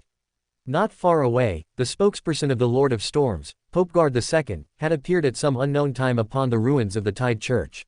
He was a middle-aged man who appeared to be only in his 40s, wearing a triple crown inlaid with emeralds and a deep blue, almost black, ceremonial robe embroidered with gold and silver threads depicting symbols of lightning, storms, and the sea. His presence was deep, imposing, giving the feeling of a great storm about to strike. Guard I's voice, like thunder, exploded in Korok's mind. By the storm. Before the sound had even faded, an extremely terrifying gale had already whipped up around the Angel of Dark Words, Korok. Extremely thick bolts of lightning rapidly took shape, their dazzling brilliance completely engulfing him. Frenzy. As an ancient Hermes language word was uttered, the gale enveloping the Angel of Dark Words, Korok began to churn chaotically. The dense lightning intertwined with the wind, causing the storm to lose its ferocious momentum. Korok's 12 pairs of wings slowly spread open, dispersing the storm and lightning encircling his body. From his right shoulder grew an extremely majestic head wearing a crown. It bore a strong resemblance to his own face but looked quite aged, with a beard of mixed black and white hair on the chin, seeming to be in his 60s. Even revealing only a head, it still exuded an extremely powerful pressure, mixed with the shadows of order. Using abilities of bribery, corruption, chaos, depravity, and frenzy, it disrupted the disaster Guard 2 had created. Simultaneously, from Korok's left shoulder grew a head emanating a hazy light. Its appearance was extremely youthful, the him of only 16 years old. These three heads, the right one manipulated order, altering the nature of Guard I's attacks, the left one manipulated light, illuminating the entire port and exposing the Pope's attacks completely under intense light. The middle one opened and closed its mouth, spewing malicious whispers. Submit, pitiful follower. That shameless traitor never dared to tell anyone the truth, to write it in any book. The apocalypse is coming. Only by following my lord can one attain final salvation. As soon as Korok's middle head uttered these words, the surroundings of Tiana instantly turned gloomy, as if concealing an indescribable fury. In the night sky high above, bolts of lightning of different colors instantly leapt forth one after another. They bared their fangs and claws, they expanded wildly, they seemed to envelop the entire sky in an ocean of thunder. Boom! Before the deafening sound could spread, those lightning bolts rained down upon the Angel of Dark Words, Korok like a torrential downpour. Chapter 247, The Correct Way to Digest the Rose Bishop Potion. Watching the thunderbolts rain down madly, Pope Guard II showed no trace of joy on his face. He abandoned the idea of continuing the attack, pressed his right hand to his chest, and began a devout prayer and confession. A long time later, the nearly berserk thunder gradually subsided. The Angel of Dark Words, Korok was nowhere to be found. Guard 2 stood there, devoid of joy or sorrow. He glanced back at the utterly flattened Tiana port, then a fierce gust of wind swept him up, carrying him into the pitch-black night sky, towards Pasu Island, towards the abyss of storms. To verify his thoughts, Li Meng followed the stream and, at daybreak, found a quiet and secluded village.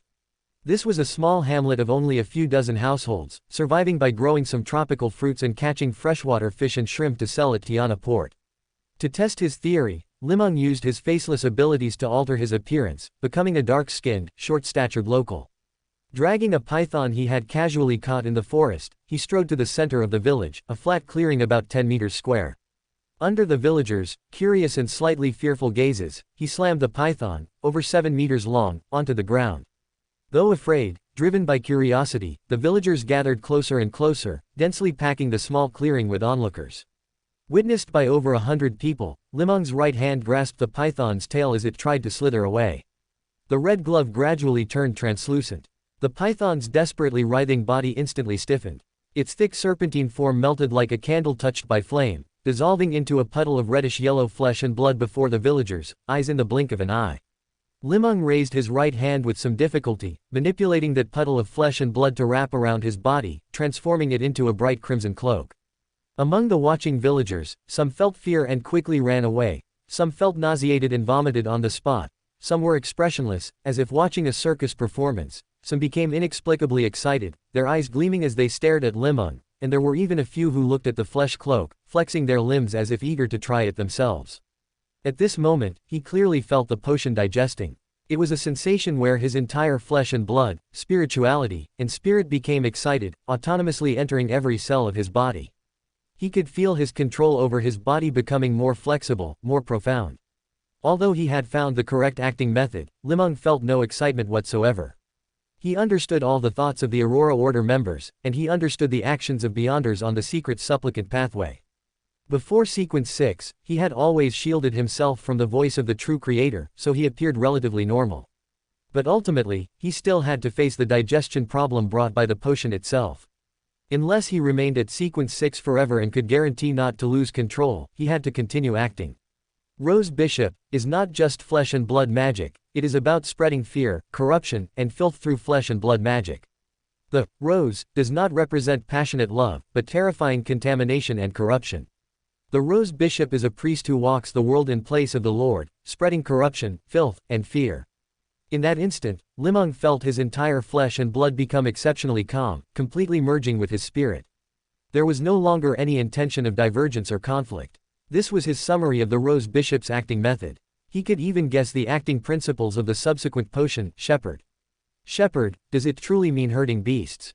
I fear those so-called lambs are the innocent living beings of this world. Seeing Li Meng standing still in a daze, a few bold villagers actually approached and reached out to touch the flesh cloak. Born in this small village, they had not received any teachings about the 7 gods or beyonders. They were still in a state of ignorance regarding all supernatural events, feeling no fear or terror. Not long after, a few idlers who had left earlier returned, bringing a large crowd of villagers walking or running over to see the spectacle.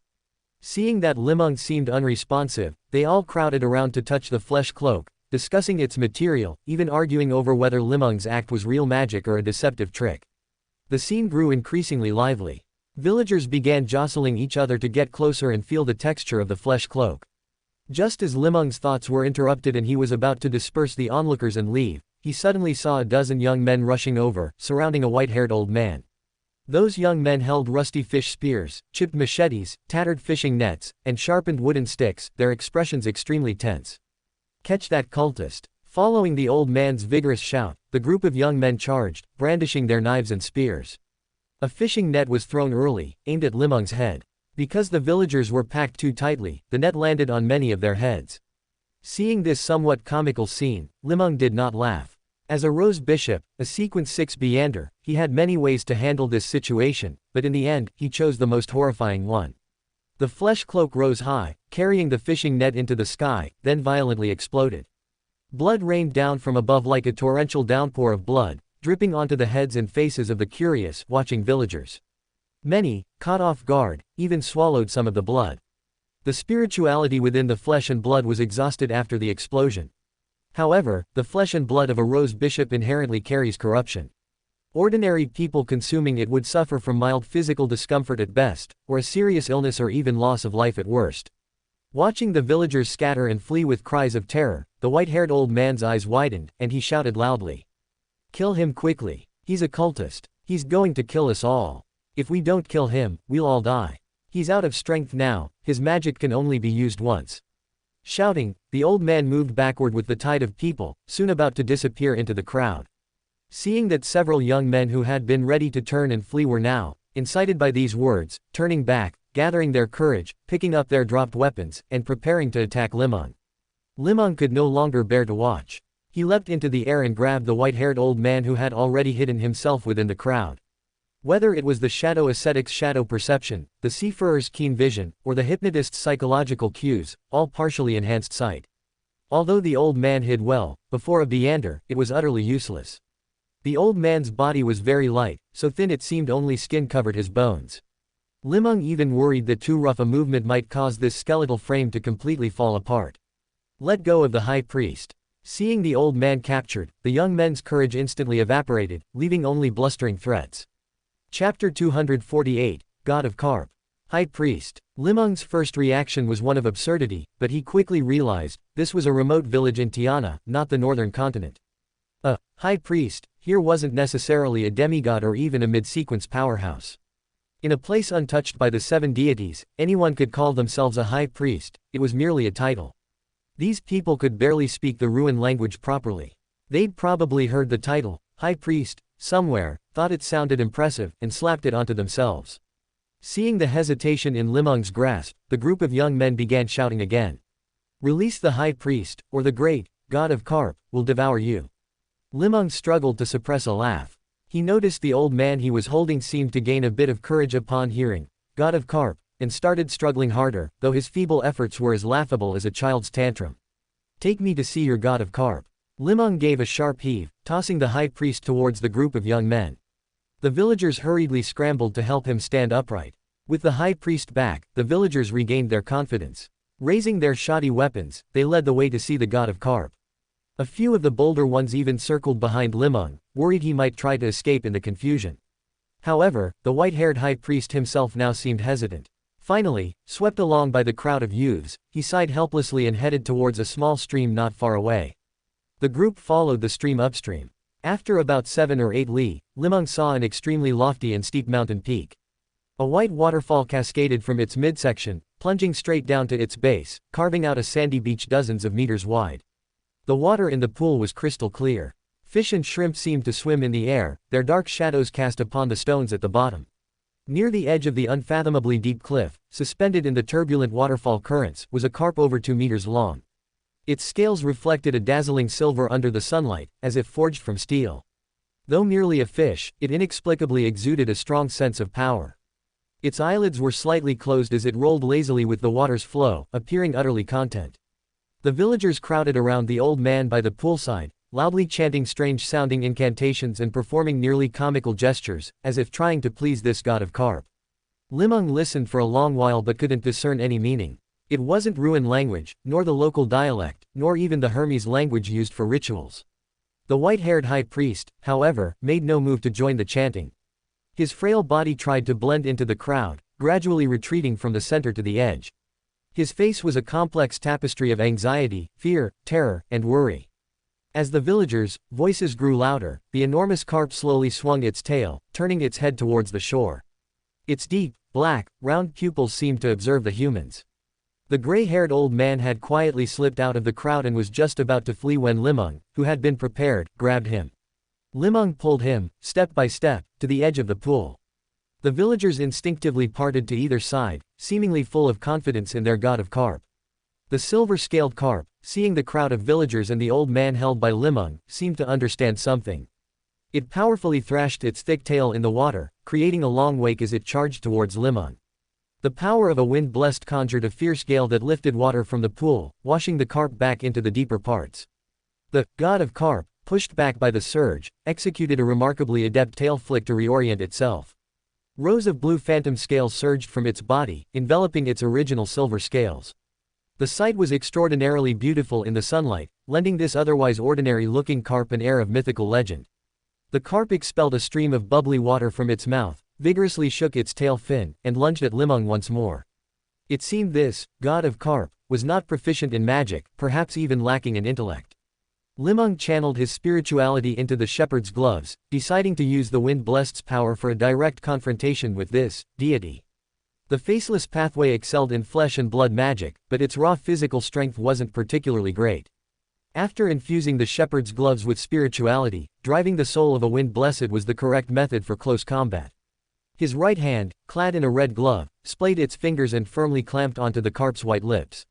Li Meng felt that if he used shadow corruption, he could turn this god of carp into a puddle of fish paste at any moment.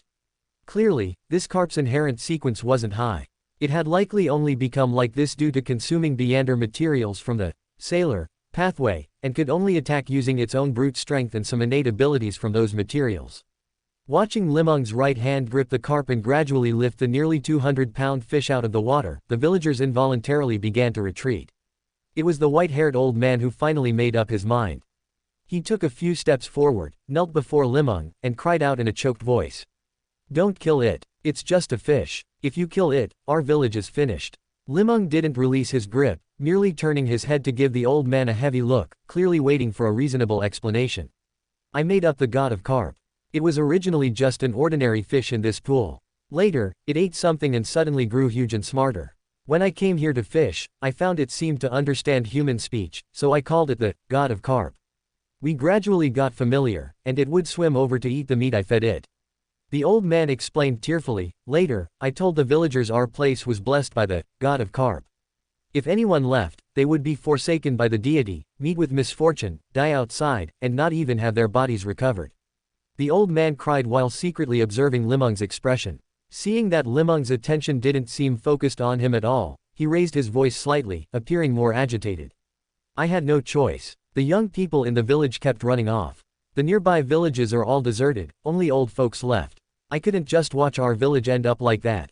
Watching Li Meng gradually loosen his grip and release the enormous carp, allowing it to flick its tail and swiftly swim back to the pool's center before disappearing into its depths. The old man finally breathed a sigh of relief. He continued in a tearful voice. Just spare it, and we'll do anything you ask. If you think, God of Carp, is no good, we can change it. Can change it. Your faith is truly devout. If the 7 deities had such an attitude, the whole world would be at peace. Li Meng immediately thought of another question. Why would anyone believe in such a fish? At best, it was a sequence 7 of the sailor pathway, most likely a folk of rage. Most importantly, it lacked even a proper brain, seemingly capable only of some simple conditioned reflexes. Chapter 249, Do You Want My Treasure? Chapter 249, Do You Want My Treasure? Seeing Li Meng still standing motionless in place, the old man gritted his teeth, seeming to make some kind of determination. You've come to our mountains to preach, right? Whatever you tell us to believe, we'll believe it.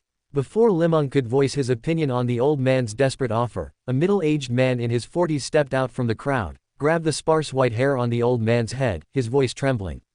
Didn't you say betraying the God of Carp would bring misfortune? That it would spread misfortune to our whole village, bringing us a calamity.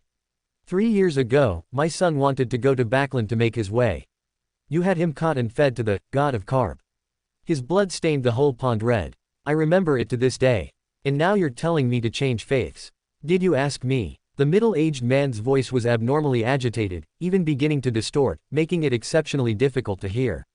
His thick arm exerted a little force, lifting the old man's withered body again, his limbs flailing in the air like a crab's. And my elder brother, because he said he wanted to leave, you had him caught and thrown into the pond, making us watch. Another young man stepped forward, taking a few steps closer, but wary of Li Meng, he didn't get as close as the middle-aged man. My father was also thrown into the pond by you. Didn't you say back then it was because he was disrespectful to the god, afraid he'd implicate us all? A little boy of only 7 or 8 stood up, his clear child's voice tinged with a sob. On the Sunia Sea, an outdated ghost ship gently swayed with the waves. Due to the divine descent of the Lord of Storms, Tiana Port had completely turned into a living hell, and only then did the government lift restrictions, allowing ships to dock. However, Alger, who knew the inside story, decided not to go there again for the time being. In his mind, a tanned parchment would occasionally surface. Joint wanted notice from the Church of the 7 Gods. Confidentiality level, extremely dangerous. Viewable by saints and above only. Dark Word Angel Korok, an evil god who believes in the true creator, suspected to be an angel of the mystery prior pathway, closely associated with the Aurora Order. Skilled at using various profanities to lead people astray, adept at creating calamities, distorting the perceptions of living beings, spreading evil beliefs, and fabricating lies to slander other deities. It perpetrated the bloodshed at Tiana Port, causing at least 100,000 deaths, tens of thousands injured, or contaminated. This contamination is extremely insidious, difficult to treat or purify. Its form is that of a middle-aged human with 12 pairs of black wings on its back, its face blurred as if shrouded in shadow. Those below the saint level must not look directly at it. All who discover the target must immediately report to His Holiness the Pope. Do not observe, do not follow, do not attack. The reason Alger knew of this wanted notice was due to his special status.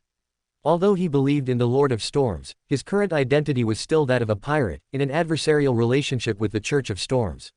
Even if he encountered this evil god, he wouldn't be killed immediately. To prevent him from actually encountering it, Archbishop Jan Kotman personally designated a group of captains with surface identities as pirates to view the wanted notice. Although it seemed like a gesture of trust, when facing Bishop Georgie's aged visage, Alger still felt a chill in his heart. He knew he was being used as bait by the church once again, cast out. If he didn't know the Dark Word Angel's identity, he might muddle through and escape with his life. But knowing the other's details meant there was likely no chance of returning alive, especially when facing an angel fond of slaughter. Open black lens bracket, close black lens bracket. The church's powerful figures could certainly travel freely across the seas, but it still took time. Even if a prayer received an immediate response, it might not save his life.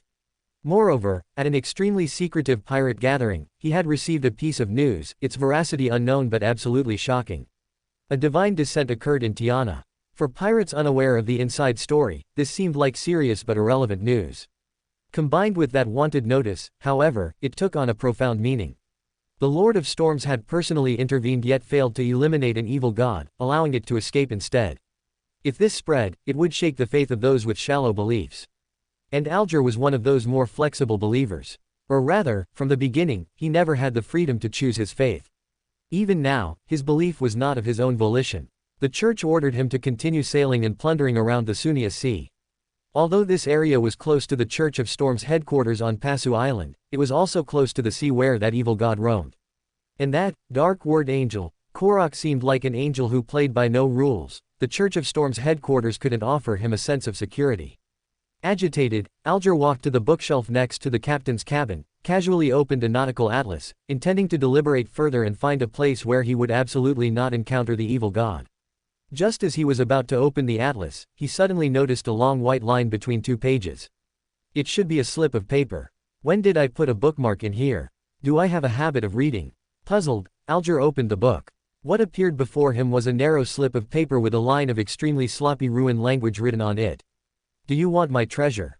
If you want it, I'll give it all to you. Go find it. I left all my treasure there. In a small blank space at the bottom of the slip, there were 3 more lines in Hermes language. The fool who doesn't belong to this era. The mysterious ruler above the gray fog. The king of yellow and black who wields good fortune.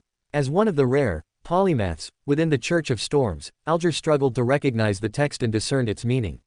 This undoubtedly pointed to a deity, one as powerful as the Lord of Storms. No, my faith is in the Lord of Storms. I absolutely must not be tempted by an evil god. Alger glanced around, finding no crew members paying attention to him, and certainly no one had seen this mysterious slip. He casually tossed the slip onto a nearby candle holder, watching the burning flame consume everything before slowly closing his eyes, wanting to forget what had just happened as if it never occurred.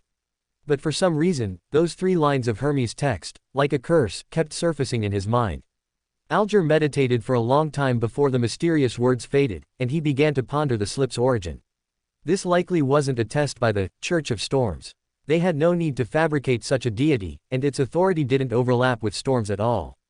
That mysterious person who snuck into the cabin a few days ago. He secretly slipped the note into the book. Chapter 250, Mr. World. Seeing that Li Meng seemed to have no reaction, the villagers grew bolder. Some stepped forward to beat the old man, while others tried to protect him. In the blink of an eye, a fierce brawl broke out by the pool. The 2 sides seemed to harbor deep-seated hatred. The white-haired high priest quickly took dozens of blows, and his vital signs ceased immediately. His young followers, being too few in number, began to retreat steadily. During the fight, villagers were soon pushed or fell into the water on their own. Bright red blood dyed the pure lake. The 2-meter-long god of carp caught the scent of blood and silently floated up from the bottom, circling near those who had fallen into the water. The villagers in the water seemed to know the consequences. Except for a few who were too heavily injured, the others scrambled and crawled quickly toward the shore. Seeing that Li Meng's attention didn't seem focused on this, the god of carp quietly parted the bloody water and swam near a villager who had fallen in. This villager's chest had been slashed open by a sharp tool, and he was bleeding incessantly. Having been pushed into the water by other villagers, he had now completely lost consciousness, totally unaware of the god of carp's approach. Perhaps out of wariness, it didn't show its head. It opened its smooth mouth underwater, revealing comb-like teeth in its throat, intending to drag the villager into the deep water first before slowly enjoying the meal. Just as its hard fish lips neared the villager, it felt its body begin to move rapidly again. In the blink of an eye, it was completely out of the water and onto the soft, dry sand. Li Meng's attitude toward these Beander creatures had always been tolerant, unless a part of its body was a Beander material he needed. After all, this was an era where the extraordinary was hidden. Many Beander creatures had been hunted into rare species, and Li Meng himself had no hobby of torturing animals. But knowing that this carp had eaten human flesh, its fate was already sealed. Judging by its practiced movements, quite a few humans had likely perished in its mouth. Li Meng had feigned indifference just to wait for it to surface and continue its hunt.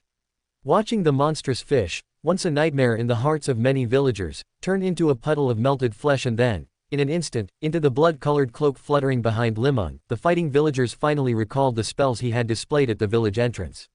Their gathered courage vanished instantly, and they fled in a heartbeat, leaving only the injured struggling on the beach and in the shallow water. As the carp's flesh and blood began to merge into his body, Li Meng once again experienced the sensation of digestion. This time, it was stronger and more thorough than when he devoured the python before. He could even feel every cell and every piece of flesh in his body cheering. They frantically absorbed the potions settled within his body, making his blood more spiritual and his muscles full of power. He even had the illusion that he could directly contend with a sequence 6 wind blessed through physical strength alone. The more powerful the flesh and blood a rose bishop digests, and the deeper the fear and pollution caused to the surrounding spectators, the faster the potion digests. Well, if he could absorb a god of carp every day, and there were enough onlookers whose conflicts generated real fear and harm because of it, the potion in his body would be completely digested in less than 3 months. Of course, whether he could still be alive by then was another question. After all, in this world, Sequence 8 Beyonders weren't as common as cabbages, they all had organizations behind them. If this god of carp hadn't been just a beast without much reason, and if the villagers weren't mostly ordinary people lacking faith, he might already be on the bounty lists of various organizations like the Nighthawks, Punishers, and Machinery Hivemind, with a price on his head. Right pointing arrow. If he didn't plan on becoming world famous like those people from the Aurora Order, there was only one path left to choose. Adventurer, or rather, pirate. Of course, there were subtle differences between them, but to Li Meng, who needed to digest his potion, there didn't seem to be much of a difference. Watching the villagers struggling in the water, Li Meng waved his right hand, and a violent wind swept them onto the shore. The high priest had been beaten by many and was now breathless, lying stiffly on the beach. Li Meng glanced back and strode into the woods. A few hours later, the large river formed by the streams flowed into the Sunia Sea, and Li Meng appeared in a small town by the river. This was already considered an estuary, but it was too remote, with few ships and none of the prosperity a port should have. Even the residents were sparse, with only about 100 households scattered on the hillsides on both sides of the river. At the end of a row of houses, Li Meng found the only inn in town. It was so cheap it made one's scalp tingle. A private room cost only 7 pennies a night. Of course, the room was incredibly crude, with only a narrow bed covered in straw. The innkeeper, who was busy weaving a fishing net, said that the people staying there were usually villagers who fished too late to return home. They had always detested the extravagant behavior of spending money on food outside, so the inn naturally didn't offer such services. Fortunately, after advancing to Rose Bishop, Li Meng no longer needed to eat. He could survive solely by supplementing flesh and blood. Since Li Meng had supplemented himself with a python and nearly 200 pounds of carp this morning, his body was currently full of flesh and blood, so there was no need to replenish energy. The reason he found an inn was that today was Monday, and the tarot club needed to be held. During the tarot club, his physical body would be in an unprotected state and very vulnerable to harm. And the wild was never short of carnivores. Li Meng didn't want to find that he had turned into a spirit state and ended up as a mountain evil spirit after a tarot club session. At 3 in the afternoon, Li Meng closed the drafty window and placed his nearly used up candles on the dilapidated table. He set up walls with his spirituality so that even if someone broke in, they would provide some counterattack and warning. Crimson light surged from various parts of his body. When he opened his eyes again, he had already appeared on a high-backed chair to the side of the bronze long table. This time, he saw a mysterious person with restrained emotions and very few physical movements appear at the bottom end of the long table. In Li Meng's vision, deep within this gentleman's body, gray mist entwined around a light black sphere of blood. From that blood sphere, countless gray threads extended, reaching to the head of the bronze long table and into Mr. Fool's hands. Following Mr. Fool Klein's manipulation, this gentleman let out a hoarse, dark voice, as if a thick glob of phlegm had never been spat out from his throat. Mr. Fool told me that I can issue tasks and collect materials here, is that right? Li Meng struggled to keep the corners of his mouth from curling up and shifted his gaze to Justice, Audrey. Yes. Audrey felt puzzled by the hanged man's sudden gaze, but her elegance and sense of responsibility drove her to answer Mr. World's question, but you must wait patiently. Next is Mr. Fool's reading time. Chapter 251, We are merely porters of Beyander characteristics. Watching Mr. Fool quietly read Russell's diary, Li Meng discreetly activated his spirit vision, sweeping his gaze from the head of the bronze long table. Within the astral body shrouded in gray fog, Mr. Fool was no longer a ridiculous clown. He had transformed into a young man wearing a half-top silk hat, a white shirt, a black formal suit, and matching trousers, with a serious yet abstract expression. He was waving a slender wooden stick in his hand, as if preparing for a grand performance. Sequence 7 of the Seer Pathway as Magician. It seems Klein has promoted again. The potion formula I contributed last time was indeed effective. With these resources, as long as Mr. Fool finds a suitable reason, he can submit the formula to the church in exchange for enough contribution points and gather the necessary materials from within the Nighthawks. This is both cost-effective and safe, achieving a win-win situation for Mr. Fool and the Evernight Goddess. Is the difficulty a bit too low this way? Won't Klein's current life be too boring? Watching, fool, Klein finish reading the diary and begin manipulating those silk threads. Mr. World's body started to move, emitting a raspy voice. I wish to obtain the mutated pituitary gland of a thousand-faced hunter, as well as 80 milliliters of its blood, the characteristic of a human skin shadow, and the hair of a deep-sea naga. Who among you can provide these materials, or has the corresponding leads? These are materials for Faceless. Li Meng, who had long ago memorized the potion formulas in the scholar's book, reacted immediately. He remembered that he hadn't sacrificed the sequence 6 formula to Mr. Fool. This indicated that Klein had his own channels and had found the corresponding formula, and was even seeking promotion outside of the church. Is this a lack of trust in the church, or was his own promotion so fast that it scared even himself? Having a cheat has its own share of troubles. Justice, having absolutely no contact with similar materials, chose to remain temporarily silent.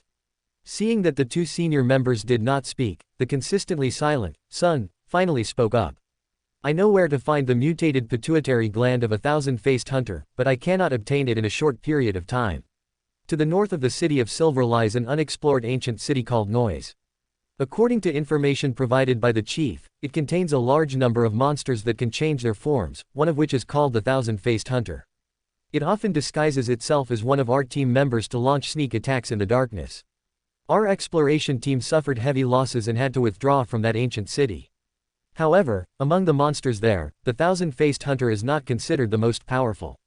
When do you plan to continue exploring that place? Li Meng watched as Mr. Fool became increasingly proficient at manipulating the world, letting out a long-drawn tone from his throat. The chief has no plans to explore there for the time being.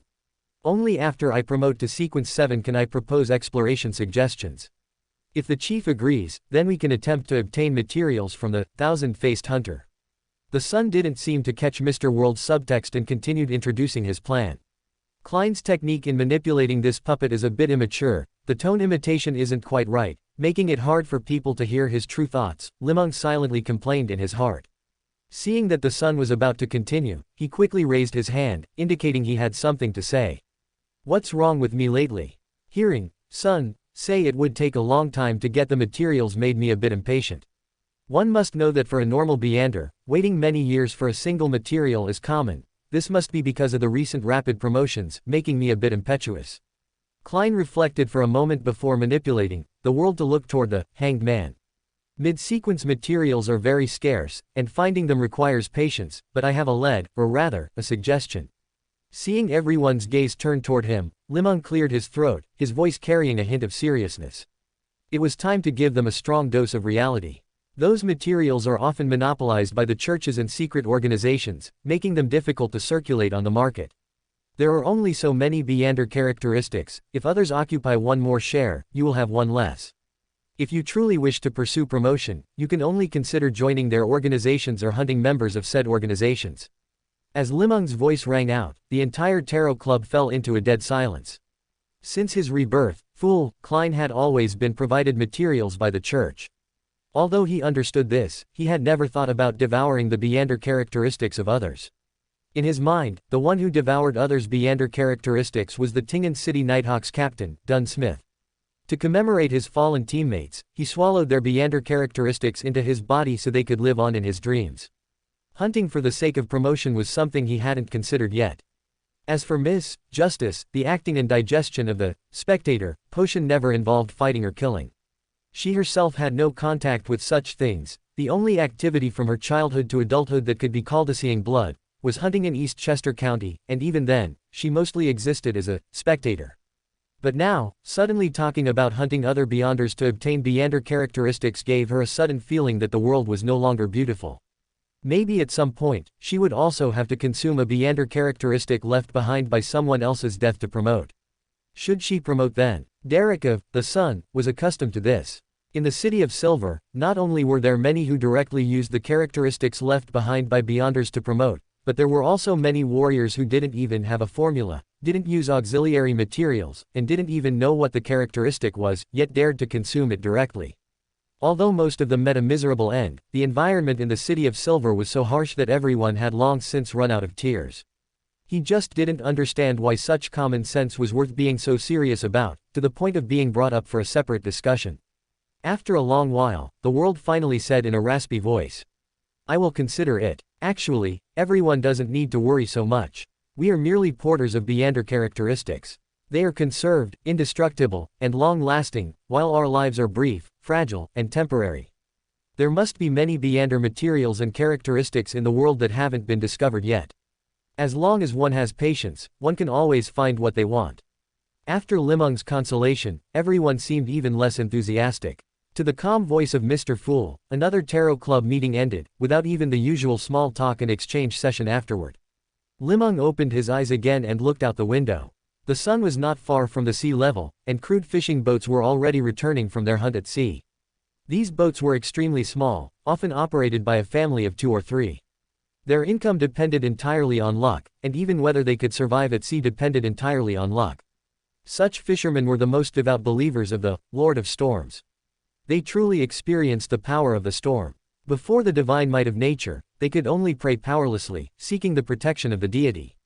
Watching the fishermen thumping their chests and praising the mercy of the Lord of Storms to one another, Li Meng pushed open his door and walked toward the largest boat among them. He was to take a boat from here to Tiana port before deciding on his next objective. He had already found a direction for his own digestion. Chapter 252, Ancestral Beander Characteristic. The small port was filled with fishing boats. Li Meng waited until the next morning before boarding a boat heading to the port to sell fish. After several hours of sailing, he returned to Tiana port. Everything here had changed so much that Li Meng hardly recognized it. In the place where the Tide Church originally stood, a massive circular crater had appeared. Li Meng suspected that a powerful sealed artifact had once been buried there, but now all traces of its existence had completely vanished. Near the dozens of meters deep crater, several priests in blue robes were directing workers and believers to re-excavate the foundation, lay bricks and stones, and build a new church. If nothing went wrong, a brand new Tide Church would stand here in a few months. The people on the fishing boat seemed to have known what happened here long ago. They skillfully stopped near the construction site and sold their fish to several supervisors. Li Meng activated psychological invisibility and quietly entered the port from the boat. In all of Tiana, except for the upper 3 streets, the losses were extremely severe. The lower 3 streets had been completely reduced to scorched earth, with no survivors left. Many houses in the middle 3 streets had also collapsed. Numerous people were contaminated and lost their lives in madness. Local police organized the survivors to follow the priests of the Church of the Goddess of Night or the Church of Storms in loud prayers, hoping to purify the contamination, dispel fear, and save their lives. Since the upper 3 streets were furthest from Angel of Dark Words, Korok, they shouldn't have been affected. However, because the powerhouses of the Church of the Night and the Church of Storms used the churches, sealed artifacts to counterattack, both locations were completely incinerated by filthy flames. Aside from the remaining underground structures, no traces of the church's existence could be seen. Li Meng moved silently through the ruins, watching groups of sweating workers and fishermen searching and digging through the debris, beginning the initial reconstruction. It was daytime in the City of Silver, with lightning and thunder intertwining. Having already consumed the light supplicant potion, Derek Berg suddenly remembered that he hadn't yet shared this good news with everyone at the Tarot Club. For some reason, after Mr. Hanged Man mentioned that one could consume Beander characteristics left behind by other deceased humans, the atmosphere of the meeting suddenly became incredibly eerie. In the City of Silver, this was standard practice. Many families were able to pass down their legacy by handing down a Beander characteristic through generations. According to what Derek knew, many families' mid-sequence Beander characteristics had been used for at least 100 years. Derek's father had chosen the Godblood warrior pathway, while his mother was not a Beander. Derek's goal was to become the son, so he did not inherit his father's Beander characteristic, instead turning that Godblood warrior Beander characteristic into his own contribution. This was also why, for a long time after joining the Tarot Club, he could still obtain enough food and even exchange for Beander materials despite not participating in labor or hunting. Derek felt a surge of warmth within his body. It was a power capable of purifying all evil and restraining the filth of the undead and the fallen. It was a power that could bring hope to the City of Silver, a power he had decided to follow for his entire life. However, having obtained the formula and advanced so quickly, he felt a faint sense of unease, as if a gaze of suspicion or surveillance was being cast upon him. This was a natural intuition brought about by his body after advancing to Light Supplicant. As an incarnation of light, a Light Supplicant could slightly sense the malice or contamination within certain gazes, and could even perceive the prying eyes of others through subtle changes in light. Derek didn't care about any of this. He believed in Mr. Fool and Mr. Hanged Man. Not just because of their power, but also because of their wisdom. He was someone destined to save this land. How could he shrink back or hesitate because of such a small matter? Just then, he heard a knock at the door, a very rhythmic one. This was the Dawn Paladin, Hyam, coming to gather everyone to prepare for a new round of patrol work outside the city. This was the official job assigned by the City of Silver after becoming a Beander. As a city-state of only a few thousand people struggling to survive in the forsaken land of the gods, everything here was meticulously arranged. All ordinary people and Beyonders no longer fit for combat could only exist as planters and harvesters of black-faced grass. They were the most numerous group in the City of Silver and also the weakest. Those stronger than them were the reserve personnel of the patrol squads, composed of healthy young people and Beyonders who had just consumed a potion but had not yet begun digesting it. They participated in patrol duties within the city and underwent training outside the city under the leadership of official members, earning potion formulas and materials based on their performance. After gaining a certain level of familiarity with their Beander abilities, reserve personnel could become official members. They could then patrol outside the city, kill monsters attempting to destroy the black-faced grass plantations, and eliminate various dangerous creatures trying to sneak into the city. After becoming an official member, one would gain priority in resource allocation, have a certain amount of rest time, and be allowed to enter the Twin Towers of the City of Silver to read some of the books and learn more Beander knowledge. If one could go a step further and master a higher sequence potion, they could become a patrol captain, controlling the resource distribution of a squad, determining patrol routes, or leading team members to complete tasks issued by the higher-ups. Thinking of this, he slowly pushed open the door and looked at the 2.3-meter-tall Dawn Paladin, Hyam, outside. In a heavy yet firm voice, he said, "I have completed my advancement."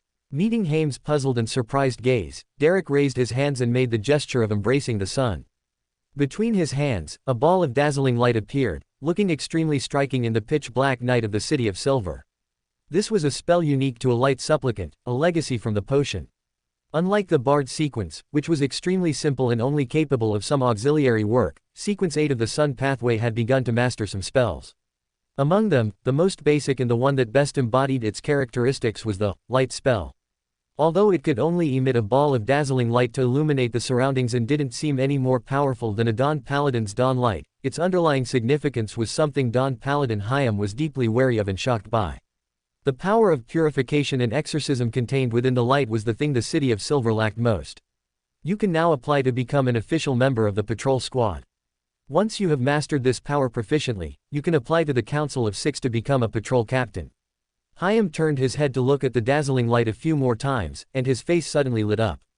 "I don't know where your formula and materials came from, but I hope you won't do anything to harm the City of Silver. I will take you to see Elder Levia now to let her verify your strength." Chapter 253, Alger, the Death Who Does Not Cry. In the northern Sunia Sea, in the waters near the Gargaz archipelago, the Azure Avenger was swaying on the vast ocean along with the storm. After some selection, Alger decided on his final destination, Naz. Although this place belonged to Fasak, Alger did not intend to make a formal landing. As for that powerful angel of dark words, whether his enemies were the Loan Kingdom, the Church of Storms, the Church of the Goddess of Night, or all of humanity, he likely wouldn't come to this remote island under the jurisdiction of the Fasak Empire. He only needed to be careful of the Fasak military and the powerhouses of their church.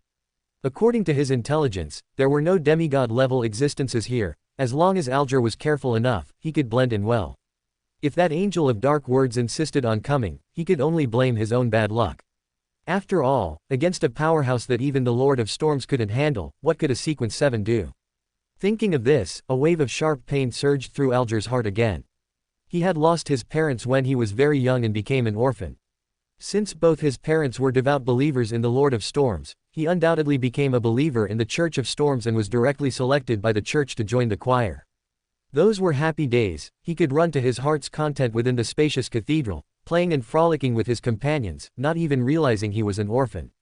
But good times are always short-lived. Alger was soon eliminated from the choir because his singing voice was too unpleasant and was sent to a remote church. Sent away with him was the future Vice Admiral Hurricane Kilangos. They were beaten and humiliated by an extremely short-tempered priest, suffering various inhuman tortures. Although they were just children, that priest, who was keen on drinking, had no thoughts of mercy. New wounds were constantly layered over old ones on their bodies. There wasn't even a single patch of healthy skin. Just when they thought life would continue like this forever, having completely lost hope and faith, an extremely dramatic change occurred. A group of powerful pirates killed the priest and all the believers present, washing the church in blood with extremely cruel methods and piling their corpses in the center of the great prayer hall. Because their bodies were covered in scars and they hadn't shed a single tear for the priest's death, they were extremely fortunate to escape with their lives from the butcher's blade. Life is like a play, no one knows how it will finally end. When the pirates retreated and the members of the Church of Storms found them, they avoided the subsequent questioning and suspicion of the punishers because of the scars all over their bodies and their terrified expressions. After all, who would suspect a child covered in wounds? Especially those short-tempered believers of the Church of Storms who didn't like to use their brains.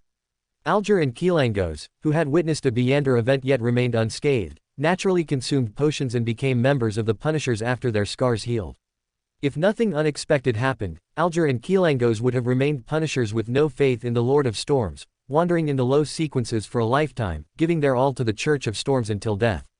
They had no choice because their strength was among the lowest group of Punishers. Having become Beyonders, as their understanding of the Beander world grew, they felt an increasing awe for the power of the Lord of Storms. This could no longer be summarized by mere faith, but was more about fear and obedience.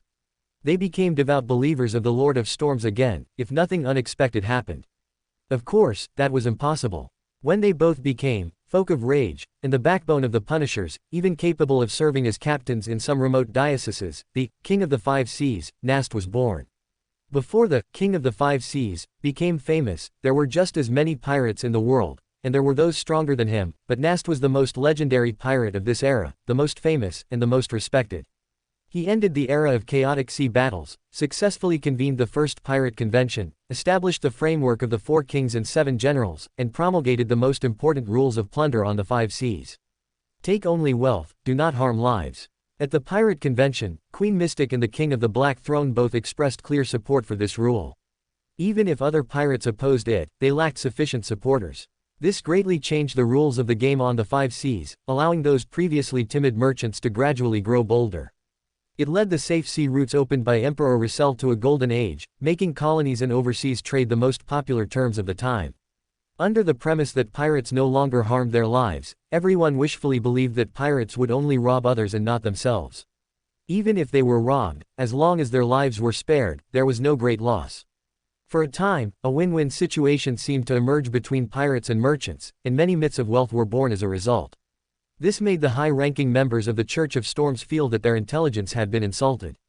As the kings of the ocean and the protectors of sailors and ships, they had gained nothing in this vigorous transformation of the era.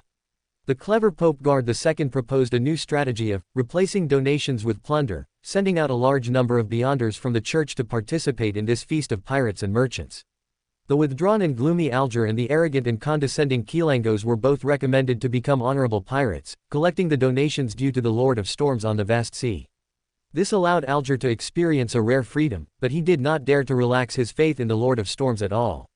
This was not only because he deeply knew the strength of the church's high-sequence powerhouses, but also because his sailors were all believers carefully arranged by Bishop Georgie, who constantly monitored each other. If life continued like this, it wouldn't be a bad choice. However, shortly after, an unintentional robbery led Alger and Kilangos to discover a mysterious island located in the Sea of Fog. That small island had all sorts of magical creatures that had disappeared from history. Because of his strength, Alger could not go further, but Kilangos entered the depths of the island and seemed to have obtained great benefits. Not long after leaving the mysterious island, Alger received news of Kilangos's betrayal. This Punisher disguised as a pirate had finally become a true pirate, even killing a pirate general and taking his place, thus becoming famous across the 5 seas. Implicated by him, Alger and these pirate captains were all suspected and could not obtain promotion materials from the church, forced to collect them bit by bit on their own outside. This made Alger hate this former colleague to the core. If Kilangos had given him a heads up back then, he would be a pirate general by now as well. But he had no options now. The church already treated these free-roaming captains as consumables, staying on guard against them at all times. Even if he wanted to betray the church, he couldn't get a good price for it anymore. Moreover, he was certain that if he showed even a hint of being unfaithful now, his days would be numbered. Chapter 254, Offer Your Life. Since the road surface had been completely destroyed, Li Meng walked over the bricks and stones to Salmon Street, which had already become a field of ruins. Those wide and luxurious detached houses had completely collapsed at this moment, revealing various crushed metal utensils and broken oriel window glass inside.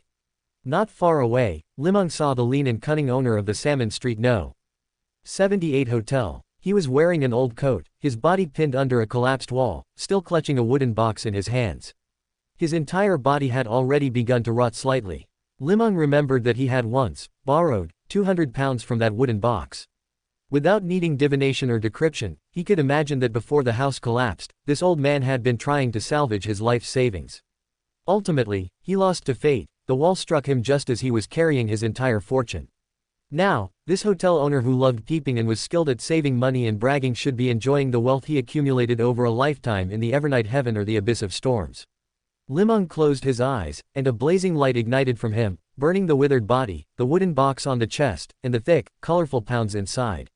Watching the flames burn out, Li Meng finally stepped into the ruins of House No. 77. Before coming here, he had a premonition that it would be difficult for Lok Laval to escape this disaster. The spectator pathway is an extremely powerful pathway, and also an extremely sensitive one. Regarding the mythical creature aura of an angel's descent, although a spectator is not as sensitive as a secret supplicant, they can very easily observe it directly with the naked eye.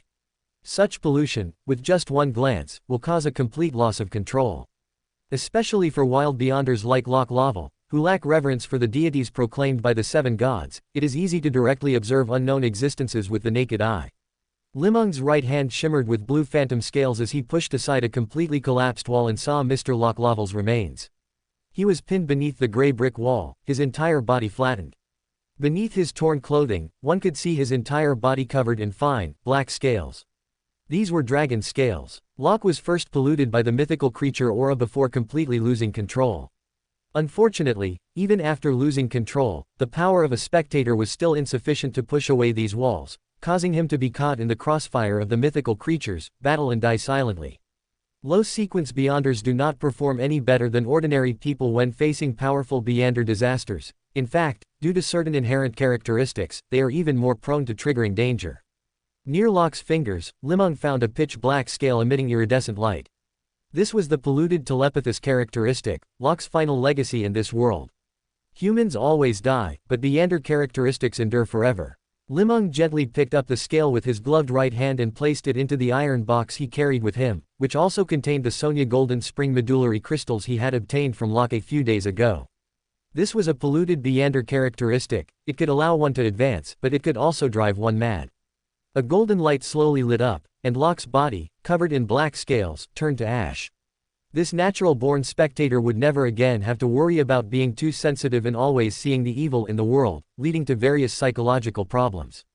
Li Meng traveled through the streets and alleys of Tiana, finding that the vast majority of people here had either died or gone to the deities they believed in to receive purification and treatment from priests. Those who had lost control had basically been eliminated. Finding his way to No. 27 Swordfish Street, Li Meng saw that the houses here had also completely collapsed. However, he did not see the apothecary Melbourne, only the corpse of a girl about 10 years old, wedged between two walls.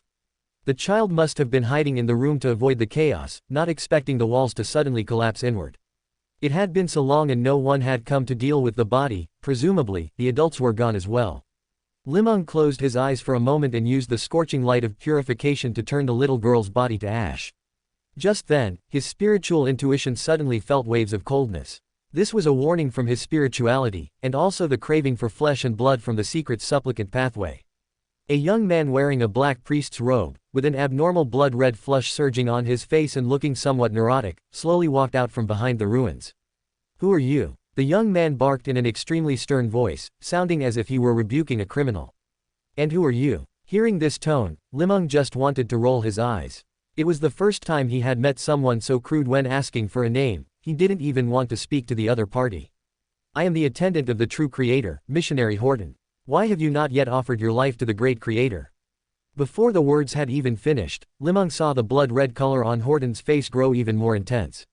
His rich experience dealing with the true creator and beyonders of the secret supplicant pathway told him that this was a sign that power was about to lose control or had already lost control. Without a second thought, Li Meng activated the Dream Stealer's ability. Countless illusory points and lines appeared before his eyes. He pointed his index finger forward and touched the longest thin line, which was burning with black-red flames. As Li Meng grasped that thread in his hand, a ball of burning fire appeared on the shepherd's gloves. The filthy flames flew uncontrollably from Li Meng's hand, pouncing toward Horton, whose face had turned from blood red to pale. This was a new ability Li Meng had developed from the shepherd's gloves after advancing to Rose Bishop and digesting part of the potion. Among the souls grazed on shepherd's gloves number 9998, the most powerful was the sequence 5 Dream Stealer located on the index finger. The other souls were all at sequence 6. When Li Meng was also at sequence 6, these abilities could already exert their proper power, but there was still some gap between these abilities and the original versions after all. The most reliable and promising was still the soul of that Dream Stealer. After all, this was Amon's specialty, and every avatar would naturally feel a sense of affinity for it. After reaching sequence 6, Li Meng could finally randomly steal others' abilities or steal the next attack. Of course, they could not be stored, and after stealing, they had to be used immediately. Even so, theft was considered an extremely suitable Beyonder ability for combat. Nothing was more panic-inducing than suddenly finding one's attack completely nullified. Even more terrifying was the opponent using the exact same attack. This would cause many Beyonders who lacked combat experience to fall into a brief state of daze, not even knowing what to do next. For example, the Horton before him still maintained the posture of stretching out his hands, preparing to use flames to attack. The black, high-temperature flames carrying filth and madness instantly enveloped Horton, turning his black priest's robe to ash in an instant and allowing Li Meng to see his naked body. This young missionary had completely lost control under the pollution. His naked body was covered in fiery red scars, layer upon layer. The old ones had not yet healed, while the new ones had already split open, revealing blood inside that looked like magma. Under that terrifying high temperature, gaps were instantly scorched into the skin, and scars were condensed one after another under the steaming heat. Even with just one look, one could feel the pain of the body's owner. Chapter 255, The Creator's Boon. Looking at Horton's scarred body, Li Meng couldn't help but recall the first sealed artifact he obtained in Tiana, the scorching scar. The same burn marks were likely also the boon of the true Creator. However, whether this boon caused harm to believers, brought more pain, or twisted one's worldview until they unknowingly became a true lunatic, none of that fell within the Creator's domain. The Lord did not care. Under years of devastation, this Horton had long since changed his mindset. Regardless of how he was before, after this divine descent, he had completely turned into a butcher who killed anyone on sight, believing everyone deserved to die. Judging by his practiced movements and harsh, rebuking tone, the number of survivors who had died by his hand was likely not small. Most importantly, everyone knew the Church of Storms would surely retaliate, yet he dared to remain on the island and continue his high-profile activities. This could no longer be explained by digesting a potion. He was a complete lunatic. The naked Horton extended his hands once more. This time, he didn't attempt a fire attack but instead condensed a black and red longsword, with red flames and black poisonous mist rising from the blade. He swung the longsword casually. As the blade brushed against the collapsed walls, the masonry seemed to be corroded, quickly turning into dust and scattering into the air. Feel the boon of the great Creator. Horton ignored the distance between them and swung the longsword down heavily. Li Meng instinctively dodged backward to avoid the strike, then suddenly realized something and chuckled. The opponent wasn't intending to engage in melee or a physical attack but was about to cast a spell. For a moment, he hadn't followed his train of thought. As the black and red longsword sliced through the air, Li Meng's eyes keenly spotted a flash of silver-white light at the blade's edge. Though he didn't know what it was, he sensed the immense danger hidden within. Just as he used a paper figurine substitute, the silver-white light erupted within his body, instantly tearing it apart as shredded paper scraps flew everywhere. What kind of Beyonder power was this? Li Meng felt closer to death than ever before. That silver-white rapier had completely shielded his perception of danger. If not for the fact that the wind blessed, notary, and hypnotist all provided significant enhancements to his vision, making Li Meng's sight far sharper than an ordinary person's over the years, he would certainly be a corpse by now. This was an extremely treacherous sneak attack that could cause most Beyonders who relied on spiritual intuition to die instantly. Aside from those with similar combat experience, anyone else, even a sequence 5, would be killed by this strike. Horton, in particular, hid his true intentions beneath that black and red longsword, causing many to misjudge his attack method and making them very susceptible to being killed by a sneak attack. The man might be mad, but his combat experience was richer, sharper, and he was stronger. How dare you refuse this boon? Having missed his strike, Horton became extremely enraged, his voice shrill and piercing. Clearly, such a sneak attack opportunity was incredibly precious to him, perhaps even his only one. Seeing Horton raise the longsword again, Li Meng had to concentrate, staring at the black blade to find traces of spellcasting. Simultaneously, he switched to the wind-blessed soul, letting the gale carry him as he frequently changed positions to prevent another sneak attack. This time, Horton didn't use any spells but lunged forward with the longsword, intending to engage Li Meng in melee. After fighting for a while, Li Meng felt a faint suppression, the suppression of a higher sequence over a lower sequence within the faceless pathway. However, this suppression was his own over Horton, indicating that the latter's sequence was lower than his. But Horton had undergone transformation by the true creator, carrying a certain mythical aura. Although extremely faint, it was enough to resist this suppression. It had to be said that the combat strength of a secret supplicant at low sequences was largely determined by fate. Although Horton was in immense pain from the true creator's torment, his strength had also received a massive boost. His ability to manipulate fire and his bizarre sneak attack methods could even make it difficult for mid-sequence beyonders to cope. Now, as Horton approached step by step, swinging the longsword, that familiar sense of suppression returned. Horton's melee combat skills were utterly abysmal, even worse than Li Meng's, who hadn't received any professional training. Clearly, he must have been involved in missionary or clerical work before and was not skilled in direct combat. Watching Horton stumble over a piece of rubble due to overexertion and fall onto a broken wall, Li Meng didn't relax at all. The shepherd's gloves were quickly dyed with a golden light of purification. For beyonders of the faceless pathway, the sun was an unavoidable pain. Even for Li Meng himself, every time he used it, he could feel a needle-like stinging throughout his flesh. A thick, golden beam of light shone upon Horton as he scrambled to get up. No! With a scream of extreme terror, Li Meng saw the flesh on Horton's body melt away rapidly. The skin and features on his face vanished quickly, yet the black longsword showed no signs of melting. Traitor, you will never understand the greatness of the Creator. As an extremely angry and piercing noise rang out, Li Meng saw the golden light on Horton's body recede rapidly. Fiery red blood, like lava, surged over his skinless body. His head no longer bore any human traces, one could only vaguely see black holes used for breathing and eating, while his eyes were charred black and his ears were gone. The blood burst from thick veins, falling to the ground like molten iron and creating black spots on the ruins. 5 skinless fingers gripped the black and red longsword, and the sharp blade once again pointed toward Li Meng. Let the flames purify all. The highly penetrating Hermes language rang in Li Meng's ears, causing a slight abnormal movement in his flesh.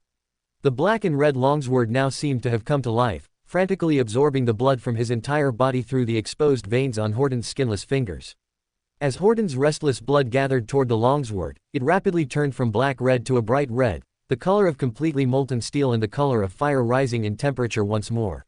Seeing the blade turn from red to white, radiating terrifying heat, Horton, whose blood had finally returned to normal, raised the longsword and easily sliced through the beams of light of purification emitted by the shepherd's gloves. Fire was also within the sun's domain, granting a strong immunity against attacks launched by the notary's soul. Who could guess which sequence's ability that silver-white rapier belonged to? Chapter 256, Sword of Ashes. As the temperature on the longsword rose higher and higher, Li Meng saw large chunks of flesh begin to fall from Horton's body. Once the blood lost its lava-like heat, it completely lost the function of keeping the body running. The longsword, which had turned completely white-hot, swung wildly in Horton's hands, but Li Meng, riding the gale, easily dodged it. Seeing Horton's flesh continue to fall, Li Meng knew he had completely lost his sanity, and his keen combat instincts had vanished.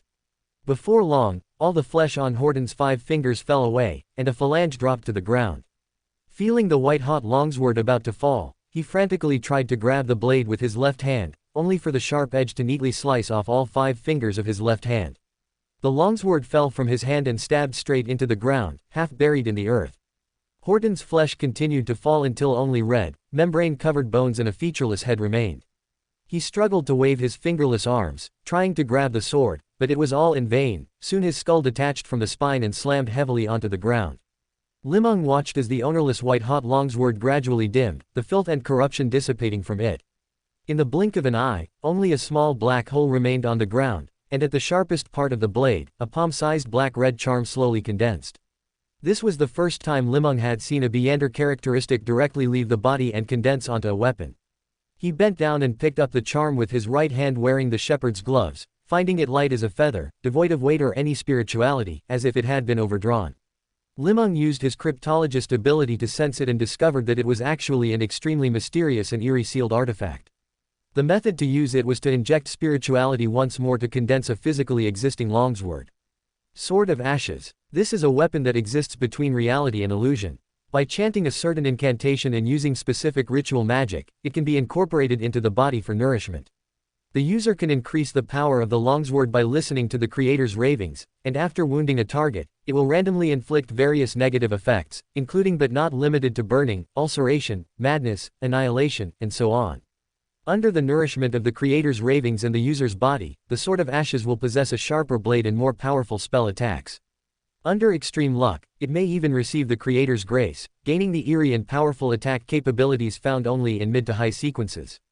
It possesses potential far exceeding its current sequence and can be promoted by absorbing Beyonder materials. As a powerful sealed artifact, its negative effects are also staggeringly large. Besides making the holder hear the true creator's ravings at any time, it also invisibly damages the holder's body and soul, absorbing the holder's flesh to replenish itself and altering the holder's thoughts, making them go mad in love battle. It possesses a certain level of living nature, but this does not support any effective communication. It only endlessly pursues corruption and destruction. Even if it cannot maintain its sword form and lacks flesh for replenishment, it will still quietly change the holder, making them mad and bellicose. It is formed from the ashes of a certain powerhouse after death mixed with two listener Beyonder characteristics. It is a symbol of destruction and a symbol of power. This felt a bit like the immortal swords from before he transmigrated. Unfortunately, those terrifying negative effects made it practically unusable, let alone incorporating the sword into one's body for so-called nourishment. Boshu 69 knew. Horton had just taught Li Meng a lesson with his life about what happens if this sword stays in a human body for too long. It doesn't just suck away all the flesh, it even drains the Beyonder characteristic in the end. If this were in a Shanja world, it would definitely be the #1 demonic sword under heaven. After Horton's death, there were now two portions of listener Beyonder characteristics inside this sword. He wondered if the creator's ravings would manifest as a duet or just noise. Seeing that the fight had attracted several police officers in black and white checkered uniforms, Li Meng quickly activated invisibility and disappeared from the port of Tiana. Not long after he walked away, Li Meng suddenly felt a strange sensation of digestion. He hadn't done anything, yet the potion was digesting. He stopped to sense it for a moment, confirming it wasn't because of killing Horton, as the feedback from potion digestion was always very timely. There would never be a situation where someone had been dead for a while before the potion started digesting. Looking at the patrolling police around him, Li Meng decided to find a place to hide first and then look for a ship to leave. In the current Tiana, even if there was a ship, he wouldn't dare board it casually. A demigod from the Church of Storms might be lurking on it, and that was definitely not something he could defeat or escape from. Thinking that Mr. Fool now had a courier service, Li Meng decided to send the medullary crystals of the Fountain of Elves back to Backland to sell. Whether he could find that apothecary gentleman wasn't important, what mattered was that they were worth a lot of money. On Bodo Island, hundreds of miles away from Tiana, Vice Admiral Hurricane Keelangos docked his ship at a place that looked like a port by the sea. There was no proper port here, everything relied on the spontaneous constructions of the local residents. While these pirates were brave and skilled in battle when looting, they showed no creativity or followed their whims when it came to creative tasks.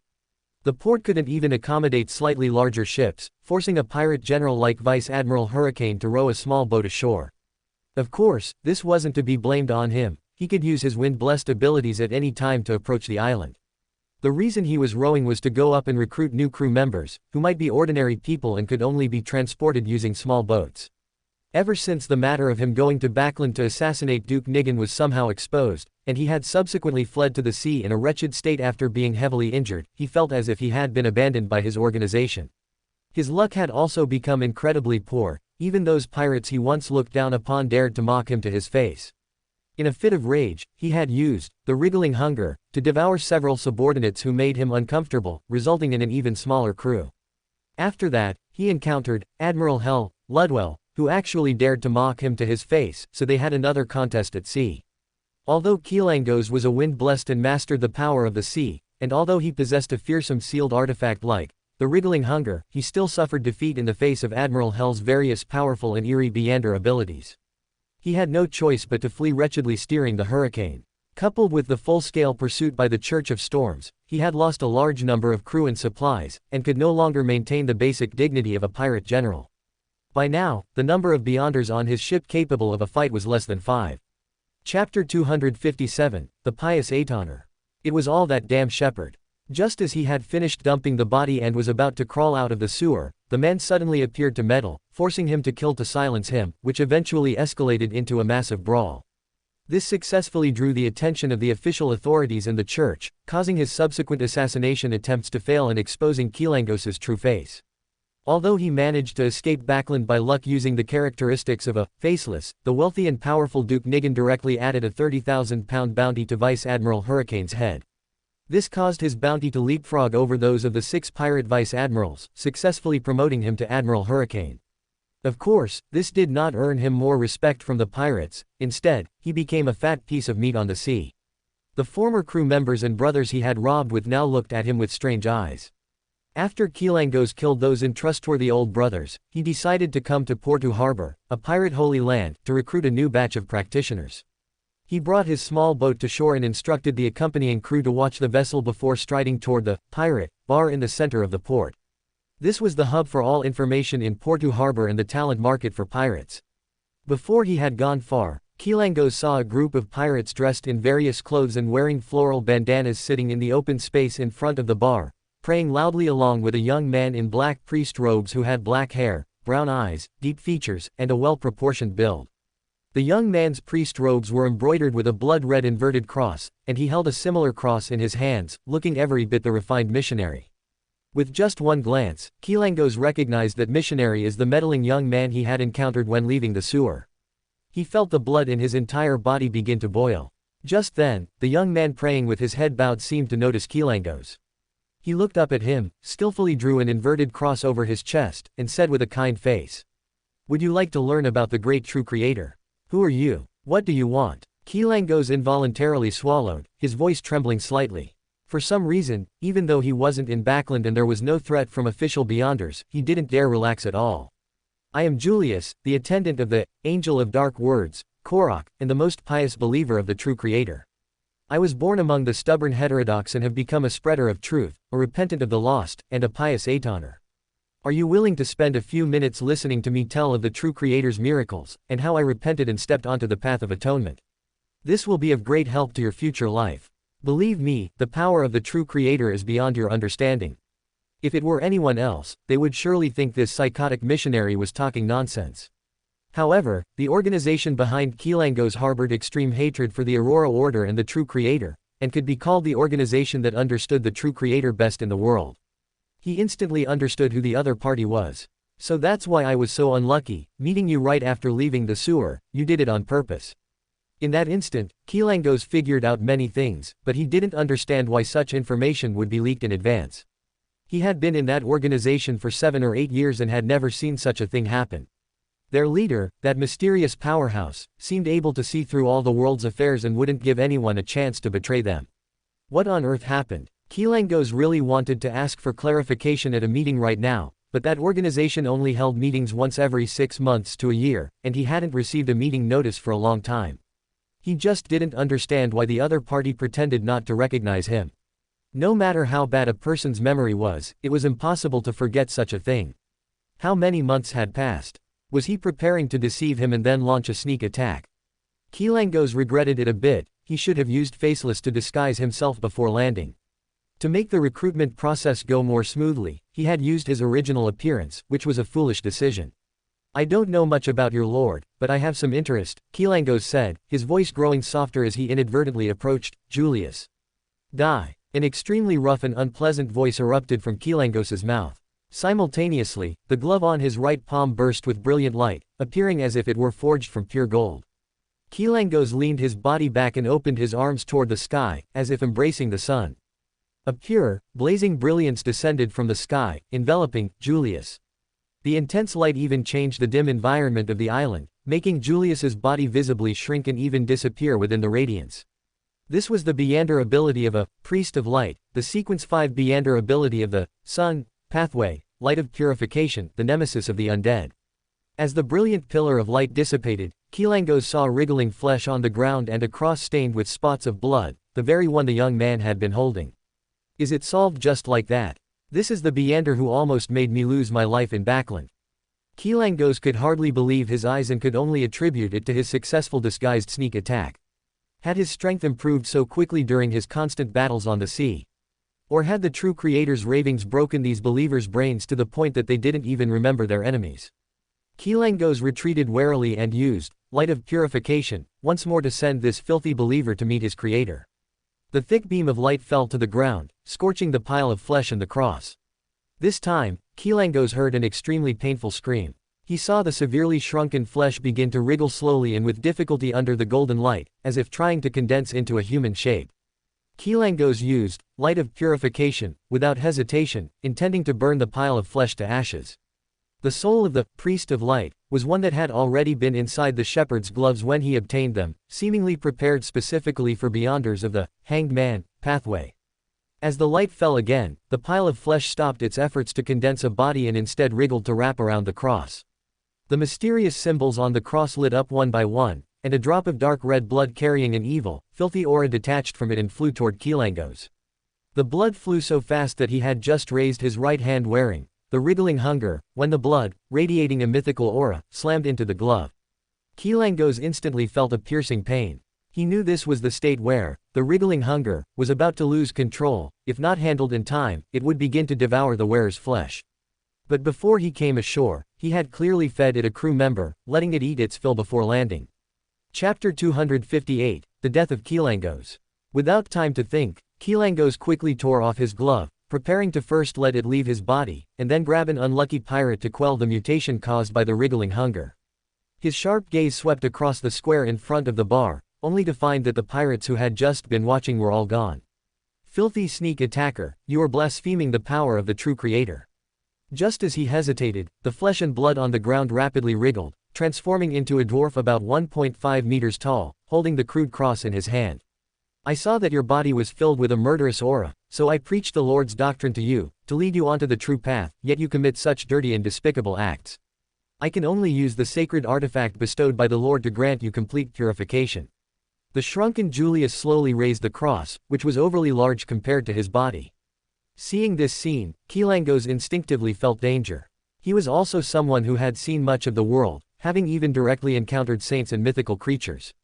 The blood slowly flowing on the red cross gave him a familiar aura. He could even confirm that the blood came from a saint or an angel. His jaw tightened abruptly, and he once again offered his left arm to the palm of the wriggling hunger, into its fanged mouth, hoping to gain temporary control of the glove and use the priest of light's soul within it to defeat this eerie missionary. Through observation, he found that his attack was effective. For a rose bishop, while difficult to kill directly, they could be driven into a state of flesh and blood depletion by consuming their vitality, ultimately leading to a fatal blow. This was an experience frequently shared within that organization, and Kilangos, who worked as a pirate, naturally paid close attention to it, having already imagined similar scenarios in his mind. If he could advance to Sequence 5, Ocean Songster, and use the power of lightning, he wouldn't be so constrained by a sealed artifact. He couldn't help but regret spending too much time on sealed artifacts, which had delayed his advancement. The mouth of the wriggling hunger opened wide, causing the thin human skin glove to tear, making Kilangos wince. But then, his facial expression completely froze. The wriggling hunger, like a traveler who had been parched in the desert for countless days, sucked away more than half of his body's blood in one gulp. Immediately afterward, mad whispers echoed in his mind, as if a deity had cursed him, whispering into his ear. Upon hearing that sound, Kilangos's entire skin immediately erupted in dark green scales, his whole body swelled wildly, his height instantly exceeding 1.8 meters, and webbed membranes like a frog's began to grow between his fingers and toes. His head began to deform, growing dense wrinkles, and disgusting mucus flowed from the gaps in his scales. No! Kilangos's remaining sanity let out a terrifying scream, but it was quickly drowned out by painful wails. His almost completely mutated eyes saw Julius run over with small, quick steps, his right hand grasping the finger of the wriggling hunger. How can the true creator's sacred artifact fall into the hands of you blasphemers? Julius gently pulled, and the out-of-control sealed artifact detached from Kilangos's right hand, revealing a skeletal palm. He put the red glove on his right hand, curiously examining it up and down, and even wiggled his fingers, a satisfied smile appearing on his face. Under this mockery, Kilangos instantly lost his last shred of sanity, waving his scale-covered arm and charging towards Julius. He wanted to tear this person in front of him into pieces. Julius stood still, showing no intention of dodging, only the glove on his right hand became slightly darker and more profound. Nightmare. This was a soul herded by the wriggling hunger. For a normal person, pulling an out-of-control or mutated Beander into a dream would be very easy to be corrupted, but for Julius, it was as familiar as returning home. The monster that Kilangos had mutated into moved slower and slower, and by the time it reached Julius, it had completely stopped, as if it had suddenly fallen asleep. Julius looked at the out-of-control monster with a look of regret, then, without any disgust, he slightly raised his tiptoes and pressed his lips against the monster's slippery scales. The Vice Admiral Hurricane, who had once dominated the 5 seas, thus turned into a puddle of flesh and blood, merging into Julius's body, becoming a part of him. After the flesh and blood completely melted, Kilangos's dark and slightly bewildered soul was swallowed whole by the wriggling hunger. This pirate general, who had herded countless Beyonders, finally became one of those souls himself, enduring pain and torment. Although a drop of divine blood bestowed by Lord Korok was wasted, this sacred artifact has finally recovered its original power. It can herd 7 souls and can praise the great true creator every day, which is very worthwhile. Julius's height returned to about 1.8 meters. Feeling the souls wailing in pain within the glove, he strode into the bar, where there were believers who had just listened to his prayer and were even willing to join him. Let us praise the great Creator together, let us witness the Lord's power together, let us set sail together and find more believers on the sea. His voice echoed loudly in the spacious bar. The pirates who had witnessed the entire battle through the bar windows and various cracks were now extremely quiet, without the usual noise of a bar. A pirate general had died so silently. Although they didn't fully understand Kilangos's true strength, they were still clear about the gap between themselves and him. The sharp-eyed ones even saw blood still flowing from the red glove on Julius's right hand. Praise be to you, the Lord who created all, the ruler behind the veil of shadows, the fallen nature of all living beings. Everyone in the bar, including the owner and the waiters, drew inverted crosses on their chests together, loudly praising the true Creator, as if they were his most devout followers. After one prayer, a scorching light suddenly erupted from Julius's blood-red glove, instantly piercing through the room's ceiling, completely tearing open all the pillars and walls. The grass-thatched roof immediately caught fire, and the raging flames incinerated everything in the bar. Julius stood contentedly in the square outside the bar, looking at the panic-stricken pirates. Get on board, ladies and gentlemen, we don't have much time. The apocalypse is coming, and countless lambs on the sea are waiting for our salvation. We must do our utmost. Listening to his slightly strange pronunciation, the pirates showed expressions of wanting to laugh but not daring to, finally suppressing their faces into serious looks uglier than crying, and lined up to walk towards the small boat that Kilangos had brought, starting their new pirate careers. Chapter 259, Shared Potion. Julius stood on the deck of the Hurricane, near the bow, watching the pirates scramble onto the deck one by one. Only then did he wave his hand with satisfaction, signaling the new crew members to set the ship in motion. As pirates making a living on the sea, they managed to slowly get the massive ship moving, relying solely on their sheer numbers, and set course for the open sea. Just then, a pirate wearing a red headscarf sidled up and asked in a low voice, "Captain, where do we head next?" Julius thought for a moment, then asked in return, "If you had the choice, where would you go?" The pirate put on an ingratiating smile. In the past, we all wanted to raid the safe sea routes opened by Russell, especially the stretch through the furious sea. There are many ships there, and the merchants are very wealthy. However, Intis and Loan warships patrol that area, and other pirate generals are often seen there too. With our current strength, going there would be suicide. Julius instantly understood his meaning. He waved his hand dismissively and said without concern, "To the furious sea." Just as he was about to head to the captain's cabin to tally the loot, 2 pirates escorted a thin, young man onto the deck. He wore the blue work clothes commonly used by dockworkers in Backland. His frame was slight, his features ordinary, his limbs sturdy and powerful. He was extremely thin overall and wore a pair of old-fashioned black-framed glasses with a few inconspicuous cracks in the lenses. "Captain, we found this prisoner in the ship's hold. How should we deal with him?" These pirates from the port of Bodo had already become quite adept at addressing him as Captain. "Don't kill me. My name is Xiao Dixie. Kilangos said he'd take me to sea to make a fortune, but once we were at sea, he threw me into the engine room in the hold to repair those steam boilers. He never gave me a single penny." Xiao Dixie walked up to Julius on trembling legs, cautiously raising his head. Immediately after, an expression of utter disbelief appeared on his face. You know me. And no, I don't. Looking at this extremely nervous Xiao Dixie who kept denying it, Julius instantly understood what was going on. I have already seen the error of my ways and returned to the embrace of the Lord. Now, let me introduce you to the great true Creator. A kindly smile hung on his face. The young man called Xiao Dixie trembled even more violently. Li Meng carefully put away the sword of ashes, feeling the progress of his potion digestion within him.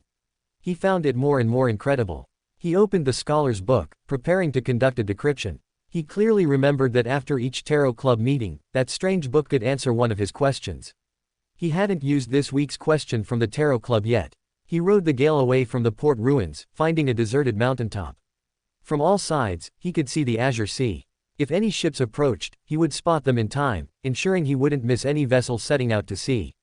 Since absorbing that drop of filthy blood, the cover of number 9998 Scholar's book seemed to have taken on a layer of dark red.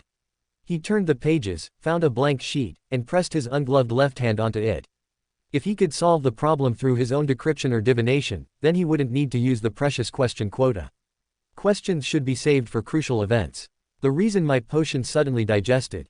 The reason my potion suddenly digested. Right pointing arrow. After 7 times, Li Meng removed his left hand. Watching the pristine page, images began to appear like scenes on a movie screen. It was a short-statured missionary, who felt strangely familiar to Li Meng. He held a large cross in his hands and was bringing his lips close to a monster whose body was densely covered in fish scales. The monster instantly turned into flesh and blood, merging into the missionary's body, restoring him to normal height. The missionary's lips took on a rose-red hue. He slightly lifted his chin, allowing Li Meng to see his full face clearly. Without using any Biander abilities or spiritual intuition, he knew this was the split-off part of himself from the port, the one who called himself Julius. The scene continued. Julius, picked up a somewhat familiar red glove and put it on his right hand, making him look even more like Li Meng. He watched as Julius gathered the crew, burned down the bar, and led the pirates aboard a giant sailing ship. The sailing ship was painted with waves, a hurricane, and a blue sky. On the deck, Li Meng spotted an acquaintance he hadn't seen in a long time, number 9521. He was still in a pitiful state, bound with thick ropes. However, it was clear Julius had recognized him, but not completely. There is a certain sense of connection between Amon's avatars. It comes from the worms of time within their bodies. At the lower to mid sequences, avatars cannot block this sense. Julius had only discerned one of his identities, failing to pay sufficient attention to the other. As the two engaged in a slightly awkward question and answer, the scene gradually faded. Yet, Li Meng's confusion only grew. Just now, it was because that split-off part of himself, severed by the evil god, had engaged in some role-playing conducive to digestion. As a result, the potion within his own body had inexplicably digested. This sounded like a pie falling from the sky, but Li Meng knew that such fortunate things never simply happened in this world. Although it was a bizarre, fantastical world, it still followed certain rules. Such as the indestructibility of Biander characteristics, their conservation, and their tendency to aggregate. Moreover, he wasn't a Biander of the fate pathway. Such luck-defying common sense probably wouldn't happen to him. Li Meng closed his eyes, thought for a while, then reopened the scholar's book. He found a blank page, carefully considered his words in his mind, and finally spoke in a low voice. Why was my potion digested by someone else's role-playing? The blank page displayed cheerful characters. Li Meng could even sense a feeling of delight within them. This is because you share the potion. Identity, personality, appearance, these can all be forged or copied. But the potion is conserved and unique. Korok stripped you of your identity and split your personality, but he did not separate that portion of the potion. It is property jointly owned by the two of you. You can call it a shared potion. Role-playing by either person will digest this potion, greatly accelerating the digestion speed. However, I must remind you that this shared state is dangerous. When one person uses the power contained within the potion, the other cannot use it and may even fall into a weakened state. Then why didn't that evil god simply kill me back then? Let that avatar take over this potion. Li Meng asked curiously. He knew that under certain circumstances, this book was willing to say more.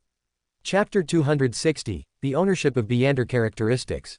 It's not that they don't want to kill you, but rather that they have already been locked onto by a certain deity and currently have no time or energy to deal with you. They have already split off a fallen avatar. As long as that avatar kills the original body, it can completely replace your position in this world. This is the best method to deal with those powerful heretics. When that avatar descended, it brought 3 drops of divine blood and a sacred artifact bestowed by the true creator. It is extremely reasonable for it to kill an original body whose potion has not yet fully digested. If I hadn't blocked that 1 drop of divine blood for you, you would already be the real Julius now. Then how should I sever this connection? It seems very dangerous. As soon as Li Meng's voice fell, he saw lines of white runic script rapidly appear on the page. As time passes, the mystical connection between you will become increasingly loose, eventually disappearing completely. Of course, this requires centuries as a unit. If you wish to sever this connection as soon as possible, you can put yourself into a state of concealment, causing the mutual sensing to be lost. This might only take a few months to completely break free. Or kill that independent avatar, placing yourself in a state of uniqueness. This is the fastest method.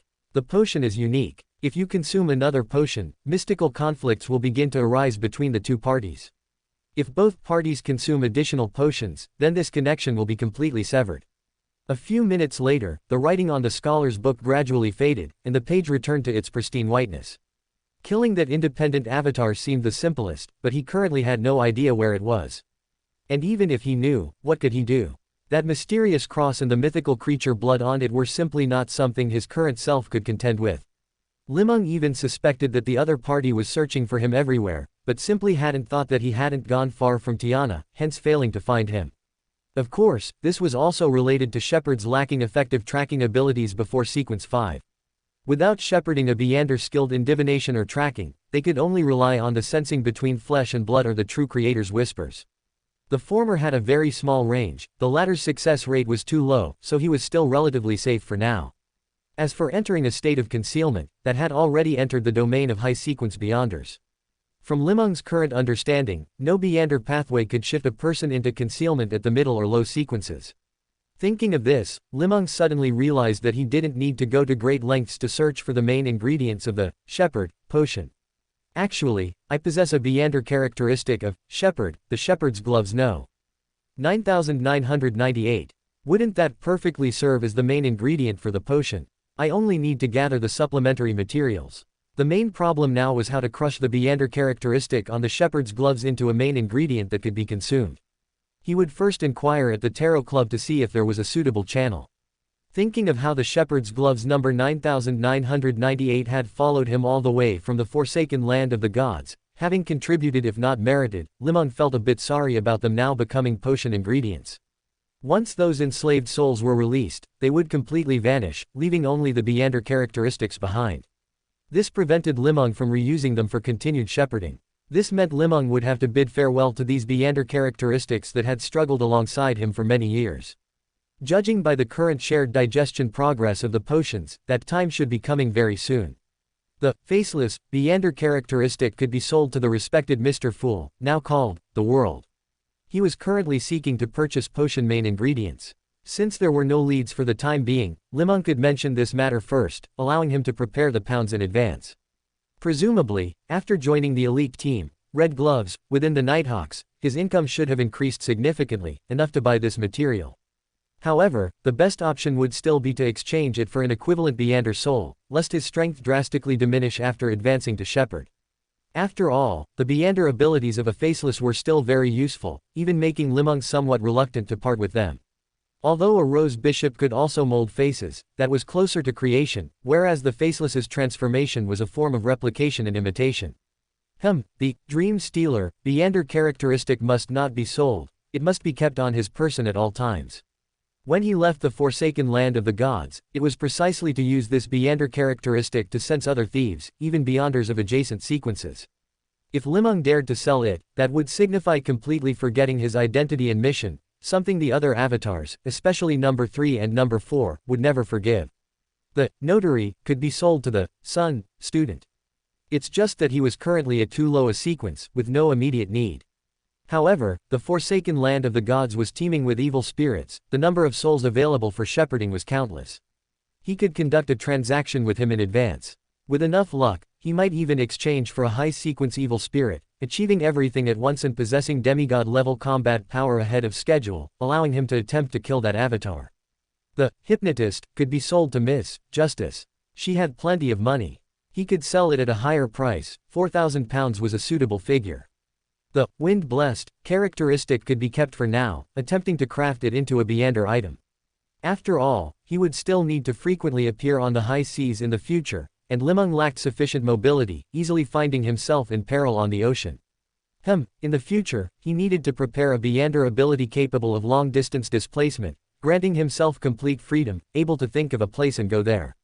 Wasn't the pursuit of the Beander world by many precisely for greater freedom? Thinking of this, and of the ownership of these Beander characteristics, Li Meng suddenly felt a bit reluctant. Sealed artifacts like the shepherd's gloves, completely devoid of negative side effects, were already rare in this world. Although number 4 hadn't specified when negative effects would appear when a sequence 6 used it, so far, he hadn't discovered any negative effects. If he could find other Beander characteristics or potion ingredients, he should still try not to use the shepherd's gloves for advancement. The souls shepherded by the shepherd's gloves, combined with the characteristics shepherded by the Beander themselves, were terrifying to contemplate together.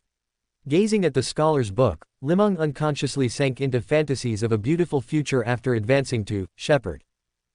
He could digest the Rose Bishop potion while seeking the main ingredients for shepherd, simultaneously begin preparing the potion's supplementary materials and search for a suitable environment for potion consumption. Only if he truly couldn't find anything would he consider crushing the shepherd's gloves. In pure light, place the entire body in lava sufficient to ignite flesh and blood, then consume the potion. He didn't know if this, pure light, merely referred to daytime or had other mystical significance. As for this, lava sufficient to ignite flesh and blood, wasn't all lava capable of instantly igniting human flesh and blood? Did it need to be specifically pointed out? Wait, that's not right. The flesh and blood of a Rose Bishop would be greatly enhanced in strength.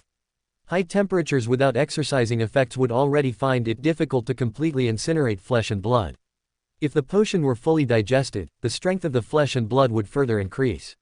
By then, whether lava could still be effective would be a big question.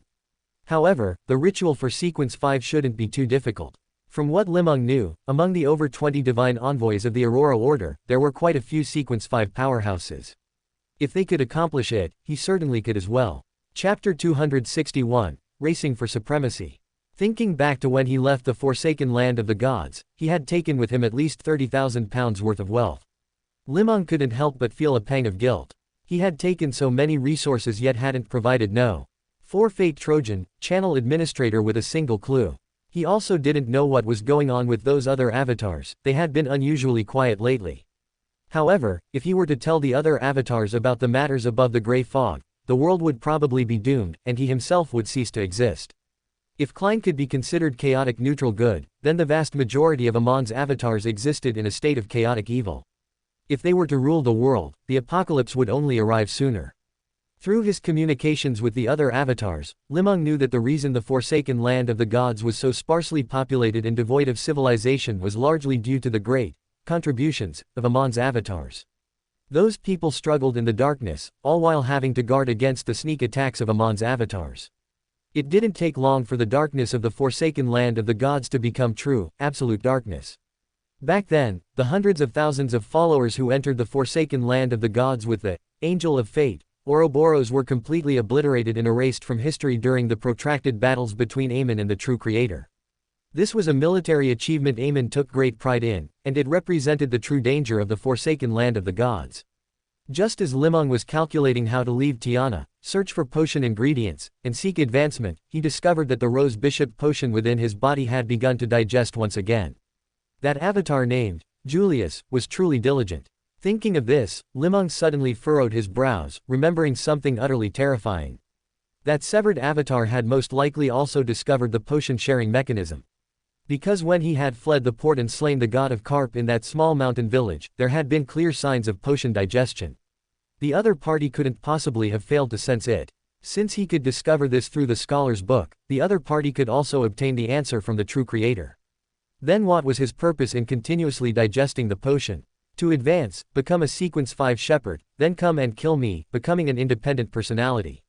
At this moment, Li Meng's mind was crystal clear. That avatar might have already obtained the materials needed for the shepherd potion and was very confident about the advancement. That's why he dared to start digesting so boldly, to quickly promote himself and gain a time advantage. Thinking of this, Li Meng suddenly realized that in the previously decrypted images, those red gloves looked very familiar, as if he had seen them somewhere before. Vice Admiral Hurricane Kilangos. His decryption ability quickly provided Li Meng with the familiar answer. This was the source of Julius's Shepherd Potion, and also the trump card he was relying on in this race for supremacy. Li Meng focused slightly and sensed that the potion within his body was digesting at an incredibly terrifying rate. By his estimation, this was a Beyander of a relatively high sequence who had been turned into flesh and blood by a Rose Bishop and assimilated into a body. A Sequence 6 potion that would normally take 1 to 3 years to digest could probably be fully digested in less than half a year under such high-intensity roleplaying. Of course, it was hard to say how long this near-frantic rate of digestion could last. After all, Sequence 6 and Sequence 5 Beyonders were the backbone of maritime Beyander organizations. Killing them indiscriminately would inevitably provoke retaliation. Moreover, once his notoriety spread, others would be on guard, making subsequent killings much more difficult. At the end of the safe sea route in the Furious Sea, far from the southern continent, a flag bearing a vivid red inverted cross was slowly raised by the pirates. The ship's paint scheme changed from hurricane waves and sky to blood, filth, and shadow. The entire vessel seemed like a ghost emerging from the abyss. Standing at the bow, Julius supervised the pirates as they launched an attack on an armed merchant ship, the South Belden.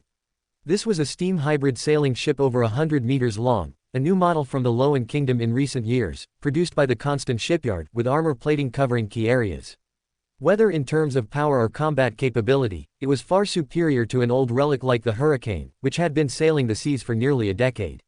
The South Belden was equipped with nearly 20 large-caliber cannons, dozens of long-barreled steam rifles, and close to 100 battle-hardened sailors, bodyguards, and adventurers. They regularly navigated between the intercontinental sea and the southern continent, lacking neither strength nor courage. With the Hurricane's power, it couldn't catch up to the South Belden. However, after Vice Admiral Hurricane personally joined forces with the wriggling Hunger, fierce gales propelled the Hurricane, quickly bringing it parallel to the target vessel and initiating boarding combat. Watching Julius casually turn a pirate lagging behind into a pile of flesh and blood, which he then draped over himself, the remaining pirates completely forgot their fear of cannons and steam rifles, raising their weapons and charging towards the enemy ship. A dense volley of gunfire and cannon roars erupted from the South Belden. The pirates fell like harvested wheat, but under the dominion of fear, they remained undaunted, charging forward desperately. However, the quality of these pirates ultimately couldn't match that of the well-trained, coordinated sailors. Under the command of a seafarer passenger and a sheriff captain, the crew launched a fierce counterattack against the pirates. Seeing the pirates charge several waves without gain, even beginning to suffer heavy losses, Julius quickened his pace and vanished into the shadows. The sheriff who was commanding the sailors' counterattack and had just killed 7 or 8 pirates suddenly felt a chill down his spine. Before he could react, he saw a piece of wood protruding from his own chest. He twisted his head with difficulty and saw a pirate clad entirely in a black robe, his features blurred, rapidly materializing from the shadows. In his hand, he held a crude wooden cross, its sharp tip embedded in his chest. He felt all the flesh and blood in his body rapidly dissolving. His life poured out like a breached dam. From the corner of his eye, he saw himself turning into a pile of yellowish-brown mud. The sailors watched as the melted flesh and blood of the notary swirled around Julius, forming a blood-red cloak that fluttered wantonly behind him. Instantly, their will wavered, and even the air fell into a brief, eerie silence.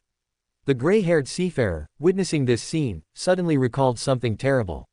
Rage boiled within him, and a heavy ship's anchor, slicing through the air with a sharp whistling sound, hurtled towards Julius. "Scum of the Aurora Order, your doom has come." This elderly man, wearing a blue robe embroidered with lightning and wave patterns, was a captain of the Punishers. Having fought against the Aurora Order for many years, he was currently aboard the ship, preparing to travel to Passu Island for a debriefing, never expecting to encounter Aurora Order pirates along the way. Having battled the Aurora Order for so long, he knew he was facing a Rose Bishop. But now, he had no retreat. He could only muster the fury in his heart, planning to rely on his extremely rich combat experience to perish together with this cultist before him, buying a chance at life for the others on the ship. Chapter 262, Is This Still a Pirate? Chapter 262, Is This Still a Pirate? Filled with a murderous rage, Julius also made no move to dodge. The blood-red cross emitted a sanguine glow as he swung it down at the old man. In that moment, neither of them felt any fear. The heavy iron anchor smashed Julius's body to pieces. The old man's white hair suddenly flew loose as his body, severed in two by the cross, silently collapsed to the deck, an expression of endless regret in the corners of his eyes. He knew his strike had not killed the Rose Bishop. He had underestimated his opponent's madness. Even the most vicious members of the Aurora Order dared not lose too much flesh and blood at once. While this wouldn't kill them, they would constantly face the risk of losing control or becoming unable to restore their original form due to insufficient flesh and blood. The filthy flesh and blood wriggled frantically on the deck, coalescing back into a human form, Julius. Expressionlessly, he picked up the cross, approached the seafarer's bisected body, and with abnormal proficiency, turned it into a puddle of red plasma, which then transformed into a blood-red cloak fluttering in the wind. Witnessing this scene, the sailors and adventurers locked in combat fell silent in unison. Even the pirates, though accustomed to such sights, stopped wielding their weapons. Those who believe in the true Creator shall live, those who do not shall die. Julius jumped onto a large water barrel, his low voice filled with temptation. Apart from a few devout believers, most sailors and adventurers laid down their weapons one after another, following Julius in chanting the honorific name of the true Creator. Those who insisted on resisting, or who remained standing motionless, were instantly cut down by the pirates, who then looted all the money from their bodies. Just as the pirates prepared to continue surrounding and killing the sailors and passengers who were praying, they caught sight of Julius's ferocious glare.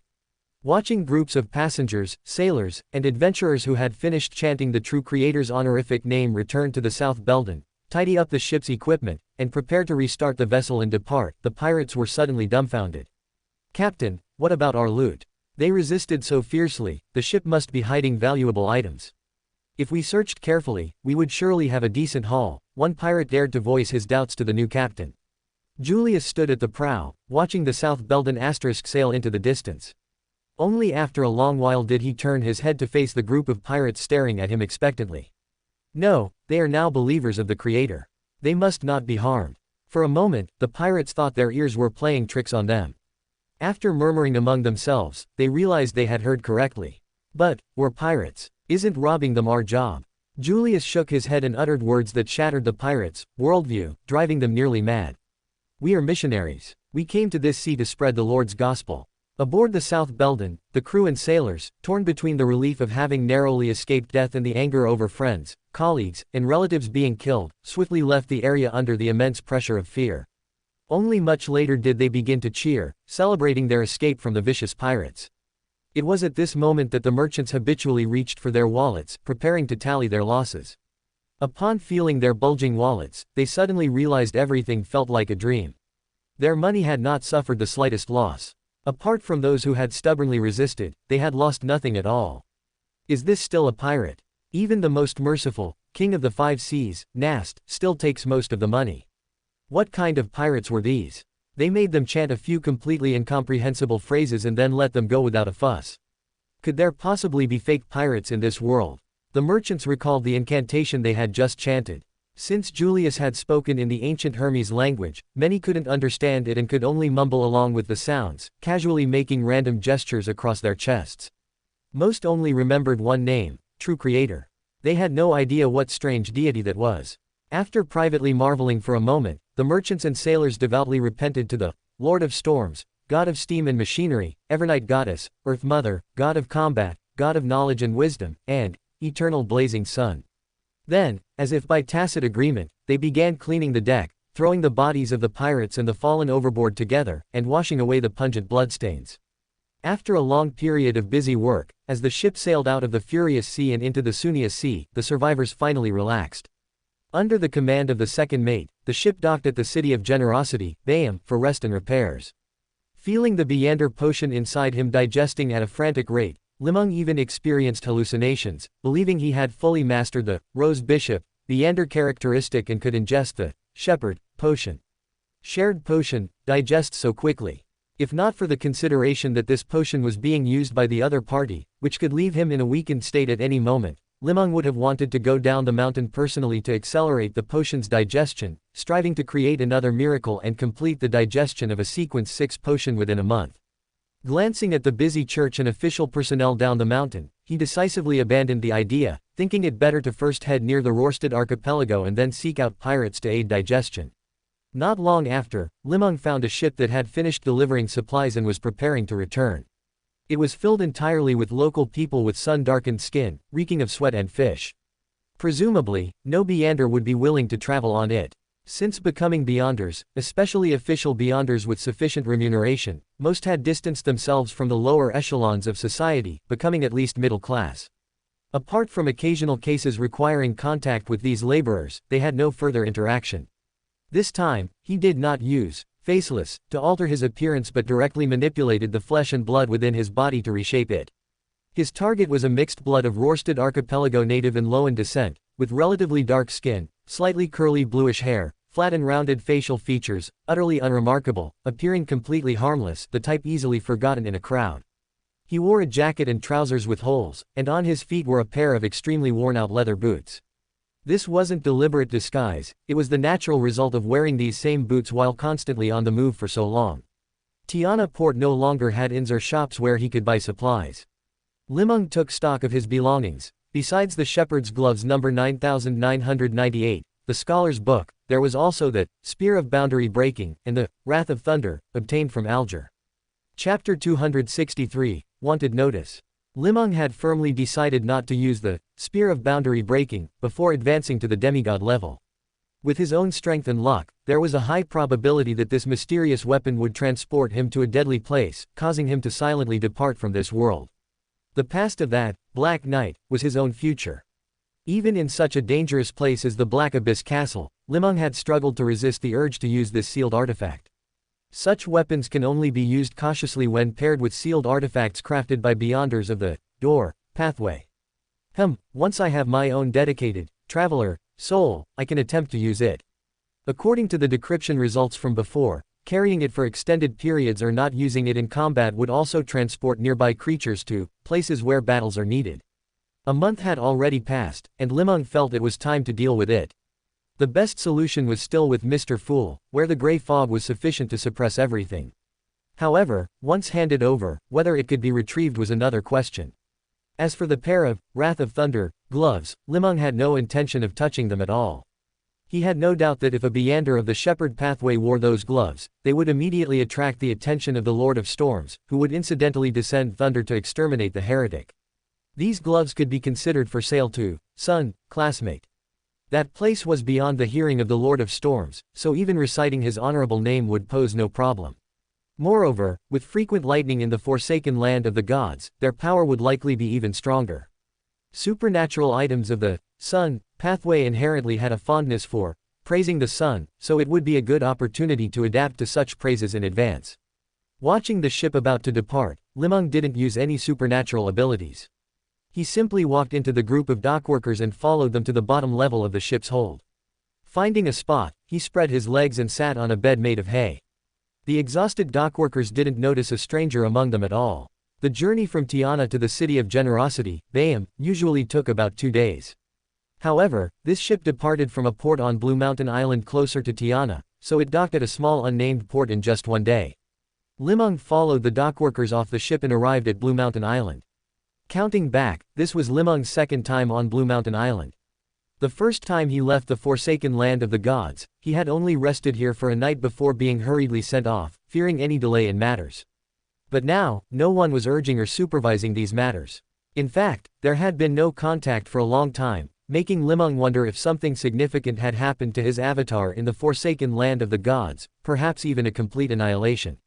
Of course, this was just speculation.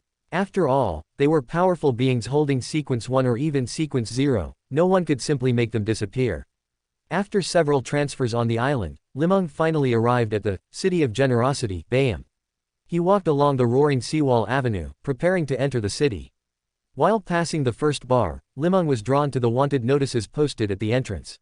They were freshly posted sheets, and the ink on them seemed not yet dried by the fierce sea breeze. The topmost wanted notice depicted a young man with black hair and brown eyes. He appeared somewhat slender, but his sharp features conveyed a sense of brutality, making him look gloomy and mysterious. This was Li Meng without any altered appearance, though the aura was entirely different. The portrait was clear and vivid, clearly the work of a master or created using some mystical method. Below the somewhat clear and large portrait were several lines of detailed descriptions. Right pointing arrow. Julius, member of the Aurora Order, follower of the true creator. Gender, Male, date of birth unknown, residence unknown. According to investigations, this individual has repeatedly committed robberies on the Furious Sea and the Sea of Fog, killing several priests from the Church of Storms, the Church of the Goddess of Night, as well as numerous crew members and passengers, employing cruel and malicious methods. The criminal also forced passengers to conduct rituals for evil gods and coerced loyal believers to change their faith, thereby achieving the goal of blasphemy. It has been confirmed that this criminal killed Vice Admiral Hurricane Kilangos, and seized his ship, continuing robberies at sea. A bounty of £22,000 is now offered for his capture. Anyone providing leads will receive a certain reward. Seeing his name on a wanted notice gave Li Meng a peculiar feeling. He never expected to gain fame in such a way. Judging by Julius's actions, he likely killed priests of other churches on board to promote the faith of the true Creator, which earned him the extreme hatred of the Church of the Seven Gods and even led to a bounty far higher than that for Vice Admiral Hurricane. With a bit more effort, he could approach the status of a pirate admiral. In less than a week, his worth had skyrocketed so dramatically, no wonder the potion was digested so quickly. Below this bounty notice was another one posted at the same time. Black Snake Pirates, Captain, Black Snake, bounty amount, £9,600. A lengthy text below recorded the brutal deeds of this Black Snake. Unlike Julius, Black Snake never spread any faith but often slaughtered everyone on board, leaving several ships filled only with corpses for the authorities to find at sea. Given Black Snake's efforts and brutality, given time, he would undoubtedly become a pirate general. However, despite Black Snake's bloodthirsty nature, his bounty was far lower than Julius's. It seemed the church and authorities truly despised these heretical followers who spread heterodox faiths to their very core. So many familiar strangers. The Aurora Order seemed intent on dominating this sea. Li Meng read through the notices from top to bottom several times, memorizing the faces and descriptions of pirates with bounties over £1,000, before casually walking away. He didn't see any wanted notice for that evil god of the Aurora Order. Likely, at the angel level, even mentioning appearances or names was dangerous, so the church simply concealed such information. Fortunately, he had altered his appearance in advance, otherwise, stepping onto the island would have attracted capture, like walking into a trap. While inwardly relieved, Li Meng pondered his next steps. His previous identity was completely unusable, it had been forged for him by No. 4. He wondered if this separation would mislead his other avatars, causing them to develop cognitive errors. Bayam should have merchants specializing in forging identities. With numerous pirates here and official forces not particularly strong, disguising oneself should be easy. Li Meng unfolded a map of the Bayam Islands purchased roadside and slowly turned his gaze toward Alavi Island. Heading east from there, official forces rapidly diminished, and pirates freely roamed the seas. There should be plenty of opportunities for Rose Bishop roleplaying. Judging from the wanted notice, Julius's current location seemed to lean toward the direction of the Sea of Fog. Though he didn't know why Julius had gone so far, as long as Li Meng remained cautious, the two were unlikely to meet. Once he mastered the abilities of a shepherd, it would be time for the decisive battle. Chapter 264, Sea Wolf Again. Bayam, the city of generosity. Like Tiana, this place was sparsely populated with wide open spaces. Houses were generally 2 stories, large buildings were rare, and it lacked the planning of a city like Backland, possessing its own rugged beauty. Li Meng navigated the streets and alleys, guided by his memory, and found the place he had first stayed upon arriving in Bayam, the Red Shark Inn on the Embankment Road. It was a rather remote inn, requiring no identification for check-in. After paying 7 sol to complete the formalities, Li Meng was just about to head upstairs when he spotted a familiar face. It was the captain of the Red Skull pirate crew, Sea Wolf, Jensen.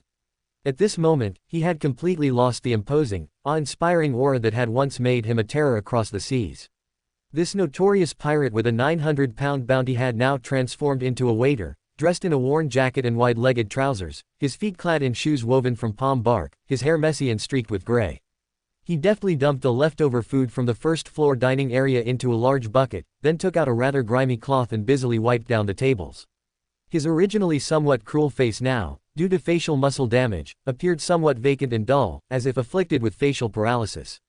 His once robust body also seemed to have gained softness, like a zombie whose vigor had been drained. Anyone else probably wouldn't have recognized this former pirate captain, much less connected him to the man on the bounty posters. But after activating his cryptologist abilities, Li Meng could peel back the layers of disguise, and Jensen's true visage surfaced once more. Perhaps noticing someone enter, he slowed his wiping, glancing over once more, which immediately drew a sharp rebuke from the innkeeper. Li Meng paused briefly, then took out another one sol to have an attendant send a meal upstairs. He then picked up his key, went to the second floor, and found room 212. After a simple tidying up, Li Meng heavily dropped himself onto the bed. After the long journey, only now did he truly relax, finally able to get some proper rest. He lay there drowsily for a while when suddenly he heard a somewhat urgent knocking. Irritated, Li Meng got up from the bed and opened the door. Pushing the door open, he saw Mr. C. Wolf Jensen standing at the doorway holding a tray, his face expressionless. "Sir, your fried cod. Leave the plate on the table when you're done, I'll collect it later." Li Meng took the tray, watching as the captain limped down the stairs. Seeing his extremely unusual behavior, Li Meng instinctively used his decryption ability to examine the food's origin. The result showed it was simply fried cod, with no issues other than the cook having cursed a few times during preparation.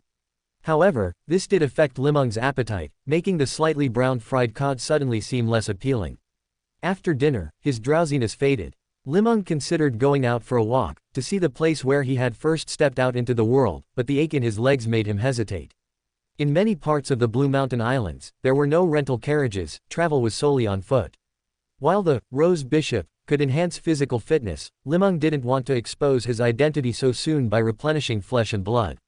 For some reason, he recalled when he first arrived in Bayam, and how Note 1011 had casually mentioned, "I caught a lava octopus at sea, sold it for a good sum." Back then, he hadn't understood what Note 1011 meant by that. Now, knowing the formulas for all pathways from Sequence 9 to Sequence 6, Li Meng understood that the lava octopus was an extremely valuable meander creature at sea. Everything from its blood to its eyes, skin, and tentacles served as primary ingredients for potions. Its blood is the primary ingredient for the Seer pathway Sequence 9, its skin for the Door pathway Sequence 9, its crystallized blood for Sequence 7, its tentacles for the Error pathway Sequence 9, and its eyes for Sequence 6. Even without any markup, a single lava octopus could fetch 4,000 pounds. Handled properly, one could trade a lava octopus for a decent house in Backland. Lava octopuses are exceptionally skilled at concealment and possess certain anti-divination instincts. Unless one is incredibly lucky or a meander as powerful as Note 1011, it's nearly impossible for an ordinary person to catch one. Without realizing it, he had watched a massive fortune slip right past him. Back then, he had neither understood Note 1011's boast nor recognized the extent of the other's wealth. Just as Li Meng was feeling somewhat upset, regretful, annoyed, his spirituality suddenly stirred, sensing someone approaching, followed by a knock on the door. The waiter, played by Mr. C. Wolf Jensen, knocked extremely softly. If Li Meng hadn't been awake, he wouldn't have noticed the knock at all. Watching the other man struggle to collect the plate, a sudden doubt arose in Li Meng's mind. It's almost midnight. Why is he coming up to collect the plate now? Doesn't he want to rest early? For normal people, procrastination is a habit very difficult to break. But Li Meng knew this pirate captain was a meander of the Storm pathway, someone who typically acted first and thought later. Hesitation due to overthinking, leading to procrastination, was almost impossible for such a person. Back when the two of them believed they had discovered the secret of the Solomon Empire's treasure, they had unhesitatingly abandoned Li Meng and embarked on their treasure hunt. Who knew how their search had turned out? After collecting the plate, C. Wolf Jensen quietly placed it in the kitchen, then lightly knocked on the door of what appeared to be the innkeeper's room on the first floor.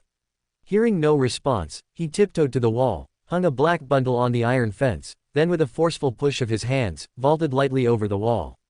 He retrieved the bundle and clutched it to his chest. He glanced around, saw no one paying him any attention, then hurried a few steps and ducked into a nearby alley. Li Meng activated psychological invisibility and followed unhurriedly behind. It was unclear whether Mr. C. Wolf had made his fortune and gone into hiding here, or had switched to another line of business. But his extremely cautious manner and utterly changed appearance were truly intriguing. C. Wolf Jensen expertly navigated the streets and alleys, frequently looking back to check his surroundings for any tales. Unfortunately, under the dual enhancement of psychological invisibility and shadow ascetic, he stood almost no chance of detecting Li Meng. After walking for over half an hour, C. Wolf Jensen stopped in a very dark passageway. He opened the black bundle he was carrying, took out a blue cardboard mask and put it on his face, then pulled out a black trench coat and draped it over himself. He straightened his back, and a faint aura of brutality emanated from his whole body.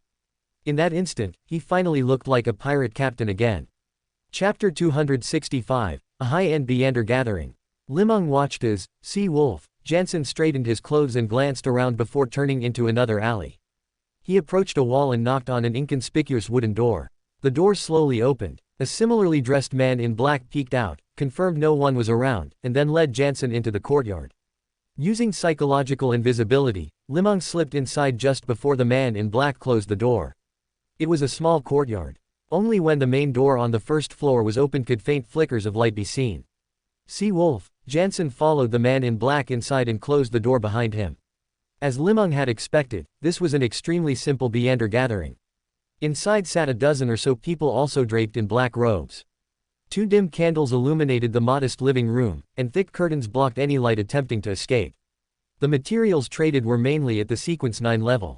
Some items without spirituality were even presented for trade as Beander materials. Li Meng spotted someone selling an assassin potion formula, but the deal fell through due to a lack of authentication methods. The trading lasted about half an hour, with a total turnover of less than £100. Sea Wolf Jansen, who had been swaying ever so slightly in his chair, seemed unable to wait any longer. He interjected in a thin, genderless voice, "Who has healing potions? The kind that can treat mental damage. I need something effective. I've tried several potions, none of which worked. This must be quite a challenge for this captain." His original voice was extremely rough and unpleasant, now he could even disguise it. Mental damage. Could this pirate captain have suffered a broken heart? The thought crossed Li Meng's mind before he realized he had misunderstood. In the Beander world, mental damage is caused by certain skills that can directly attack the spirit body.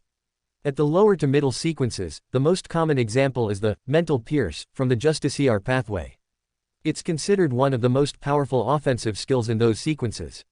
Ordinary people have virtually no defense against it and can only rely on their physical constitution to endure. Could this pirate captain have been captured by official Beanders and subjected to extremely harsh interrogation? But how did he escape? With his Beander abilities, he neither specializes in nor possesses the capability to break out of a 9th organization of military intelligence prison. Moreover, from Li Meng's observation, aside from some strain in his facial muscles, his body showed no signs of injury. This didn't match the style of an interrogator. When those old-timers catch a pirate, interrogation can wait. The first thing is always a severe beating. Physical torture comes first, followed by consideration of interrogation. In fact, many pirates skip the interrogation altogether and are directly executed through punishment. Li Meng turned his gaze to the gathering. He noticed members discussing the matter animatedly. A few even offered high prices, but Sea Wolf Jansen was clearly no fool. He merely engaged in perfunctory politeness, with no real intention of trading with them. Another requested that Jansen provide an address for home treatment. Jansen simply closed his eyes to rest, showing no inclination to respond. That official informant, "Your undercover skills are terrible. You should at least lay the groundwork twice before making a request to catch these cunning pirates. And that distinct backland accent of yours, your overly proper diction, everything reeks of an official." Judging by this person's level, it seems the 9th Organization of Military Intelligence is quite short-handed in Bayam, unable to find even a seasoned operative. The host seated at the center of the hall showed no intention of warning or exposing anyone. He silently watched the trading continue, perhaps afraid of scaring off this straightforward informant and having them replaced by a more experienced one. He even yawned occasionally, looking utterly bored. The Beander gathering proceeded in this awkward yet polite atmosphere. Most trades didn't conclude, but Li Meng overheard plenty of the latest news from the high seas, as if they had come not to trade but to chat. Apart from Sea Wolf Jansen, everyone chatted more and more cheerfully. Topics ranged from the recently rising Black Snake and Julius and the Beander incident in Tiana, all the way to the veteran 3 admirals. Before long, the group began to argue. One faction believed the Black Snake pirate crew was more ferocious and could easily replace Vice Admiral Hurricane. The other faction argued that Julius and his Salvation pirate crew were more powerful, even possessing the potential to challenge for the rank of admiral. The host, draped in a dark red cloak and wearing a mask that covered the upper half of his face, revealing a somewhat sharp chin, remained noncommittal about the gathering. He only occasionally interjected with a lazy voice, further fueling the debate. Julius's bounty is so high precisely because he killed Kilangos. His actual strength is far inferior to Black Snake's. Besides, he doesn't even know how to rob properly. Those merchants just wave a cross around, and he believes them. If it were me, I'd get at least £10,000 per raid. Black Snake hasn't killed a single pirate general yet. He only robs low-end people who can't even hold a knife steady. He's utterly unworthy of becoming a pirate general. Just as the argument grew exceptionally heated, verging on a physical fight, the young man suspected of being the informant stood up. He was tall, with a resonant voice and an imposing presence. Even with a mask and black robe, he exuded an undeniable, authoritative force. These pirates will all be caught sooner or later and hanged on Backland's Edinburgh Square. As his voice, reminiscent of an arbiter's pronouncement, rang out, the entire gathering fell silent. Everyone will return to the primordial one, differing only in time and manner. A long while later, the gathering host concluded calmly, as if both agreeing and refuting the statement.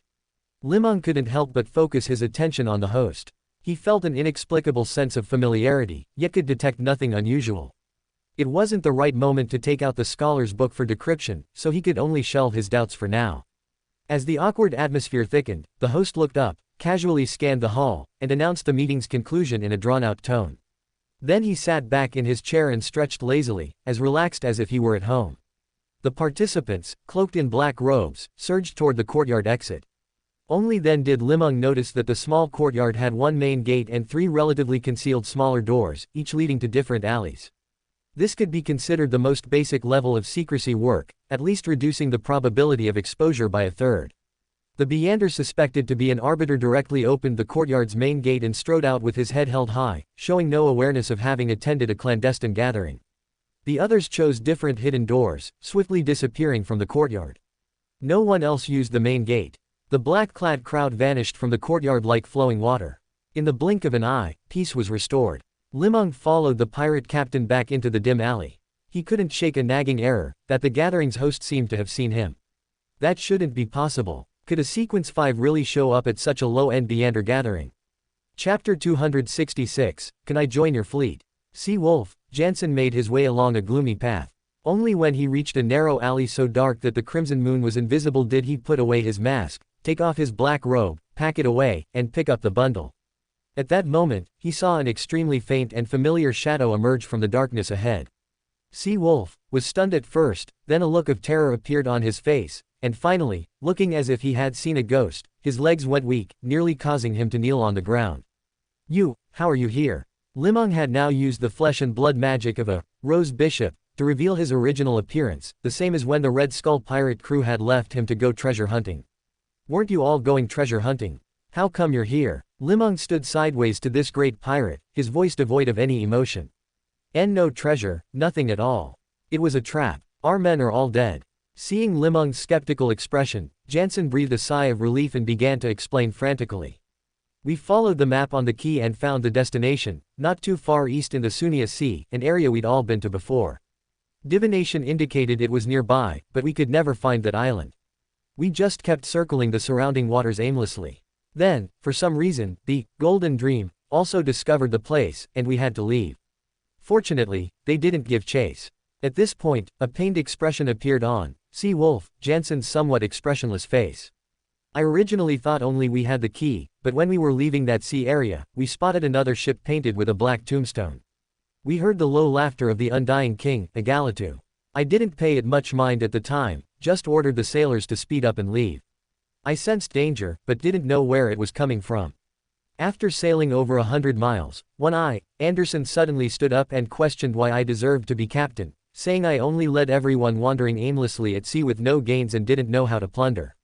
Before I even understood what was happening, everyone stood up, accusing me of not making them rich.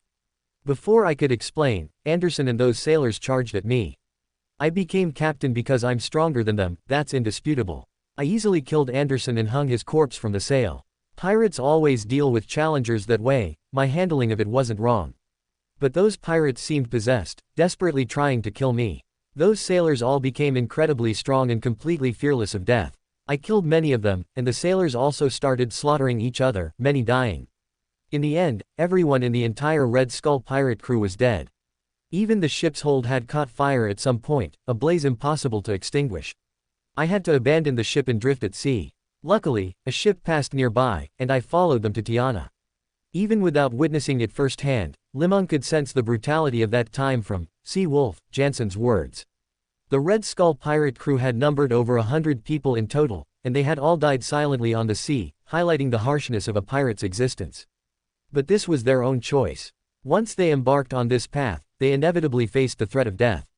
So how did you get here, and how did you end up like this? Mentioning this, Sea Wolf, Jansen's voice changed again. The owner of that, Red Shark, tavern is an informant for a pirate general. He didn't recognize me, but I recognized him. After coming ashore, I found I couldn't use my Beander abilities anymore. I couldn't even have severe emotional fluctuations, or it felt like my soul was being torn apart. I worked as an attendant at the tavern, lying low temporarily, trying to find some Beyonders to help treat this injury. Seeing Li Meng's slightly amused smile, Jansen hesitated, then continued recounting what happened next. I managed to find a Beander gathering, but discovered nothing. Moreover, I suspect that gathering has already been targeted by official Beyonders. Not suspect, definitely. Li Meng added this in his mind, gesturing for him to continue. I bought some potions claiming to treat this symptom, but none worked. Now this mental affliction is getting worse. I can't even fall asleep. I wake up from the pain caused by emotional fluctuations even in my dreams. As he spoke, Jansen saw Li Meng's right hand, clad in a red glove, lift slightly, with rings of gray light gently spreading out. Within that dreamlike gray mist, Jansen saw the scene of himself fighting the Red Skull pirate crew, saw those pairs of eyes with crimson pupils, something he hadn't noticed before. In the reflection of swords and blades, he saw his own eyeballs, also blood red. His spirit gradually relaxed, and he saw a scene further back, the low laughter of a Galatu. Listening to that sound, the pirate's eyes gradually took on a reddish hue, as if an invisible chain had been unlocked. He remembered he too had felt his desires surge, trying to kill everyone on the ship he was dissatisfied with. He just hadn't acted yet when, one eye, Anderson made the first move. This was all caused by the Undying King's laughter. Jansen felt shock mixed with a trace of relief. He had actually escaped with his life from a pirate king. This kind of luck isn't something just anyone has. Instantly, he wanted to go to his favorite, Swordfish, bar for a glass of his beloved Zarha. Bah, what am I thinking about cheap beer at a time like this? I should have a glass of Ormir red wine. While despising himself, Jansen was surprised to find that the tearing pain brought on by desire had disappeared. Only then did he connect the person before him with the recently prominent pirate general discussed at the Beander gathering, remembering that this was the great pirate whom even the authorities were helpless against. Only such a pirate king could so easily undo the harm caused by a Galatu. At this moment, Jansen was suddenly filled with immense regret. Why had he slipped away so hastily back then because of treasure? Otherwise, he would have been a subordinate of a pirate general now. At the very least, he'd have a bounty of several £1,000s, his wanted posters plastered all over the streets, becoming a topic of conversation for pirates in their leisure time. That wouldn't be like now, without even a ship. Is it too late to join now? Remembering the news he'd just heard at the gathering, Jansen suddenly had a brainwave.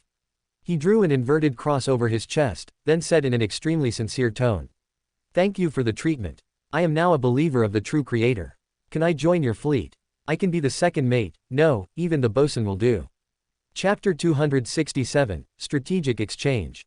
You've probably got the wrong person. I don't even have a ship, let alone need a first mate or bosun. Li Meng was just about to correct this mistake when he suddenly realized this was also a good opportunity for his acting. I could act as a pirate, then digest the potion by doing this cost-free business on the high seas. He felt no psychological burden about this at all. After witnessing the extravagance of Backland's great nobles, he clearly understood that 90% of the wealth on these seas came from plunder and fraud. In fact, those pirates often had the backing of Backland, Trier, and Asara City's respectable nobles and philanthropists. For example, everyone knew that Dusk Admiral Dubrav Ivan's pirate fleet was actually the Fasak Empire's naval force used to rob Loan merchant ships, but everyone remained silent. Because the pirates dispatched by the Loan authorities and the Church of Storms accounted for 1/3 of the Sunia Sea. Their targets were the Fasak Empire's treasure ships and some nobles and merchants without such strong backing. Those ships often carried gold, jewelry, precious metals, and materials looted by the Fasak Empire from the southern continent, which after several transfers would end up in the treasure vaults of some Backland noble. This was a tacit understanding at a strategic level. Because certain great nobles and merchants of the Loan Kingdom had grown so wealthy that even His Majesty the King and high-ranking church officials couldn't stand it, they could only engage in a strategic exchange with certain individuals from the Fasak Empire. The industrially impoverished Fasak Empire obtained the supplies they desired, His Majesty the King and the Church of Storms obtained the wealth they wanted, and everyone was satisfied. Hell Admiral Ludwell from the southern continent's numinous episcopate and Admiral of Blood, Seigneur from the Rose School of Thought had direct conflicts of interest with them, so these two sides replaced their respective national navies in fierce battles across the Sunia Sea. Almost every major pirate fleet had its own backing, otherwise, it would be difficult to survive at sea. And, King of the Five Seas Nast, who always claimed to be a descendant of the Solomon Empire, and the mysteriously originated Queen Mystic, themselves represented an order, an organization. Their existence had long transcended the scope of pirates and entered the realm of nations. This was also why Nasty's bounty remained at the top of the wanted list for years. He was the godfather of all pirates in this era. Thoughts racing through his mind, Li Meng quickly set his goal, to continue digesting the potion using the name, Julius. Although this was somewhat dangerous, as long as he had a ship and entered the high seas, he would be completely free. Seeing Li Meng remain silent for a long time, Sea Wolf, Jensen seemed to understand something. I still have 2,000 pounds in savings in Bayam. I'm willing to offer it to the true creator to show my piety. Only after a long while did he hear Li Meng's voice. In Tiana, you must know many pirate captains, right? Jensen hesitated slightly, then replied with great certainty, I used to know many captains, but after I was injured, I never went looking for them again. Good. Then do you know where their ships are docked? Jensen, somewhat puzzled, said, usually in some private ports. I know quite a few, I used to dock there myself. Wait for me here tomorrow afternoon. We'll set sail together. An ethereal voice drifted through the air. Sea Wolf slowly looked up to find the figure before him had already vanished. September 27th, morning, Bayam City. Li Meng bought 2 suits of formal wear, 2 sets of jackets and wide-legged trousers commonly worn by locals, and 2 pairs of leather shoes at a nearby clothing store. He then bought a leather wallet and a suitcase at a sundries shop. Afterward, he browsed around herbal shops, flower shops, jewelry stores, and accessory shops, purchasing large quantities of various animal and plant powders, gold and silver foil sheets, and gemstone powders in preparation for various ritual magics and auxiliary materials. All sorts of items bulged out of the suitcase, especially the gold and silver items and crushed gemstones, which cost Li Meng a full 70 pounds, briefly stimulating the economy of the entire street. Sigh, what a hard life. Just arrived in Bayam, and already heading out to sea again. But digesting the potion in Bayam would undoubtedly lead to a quick death without even thinking about it.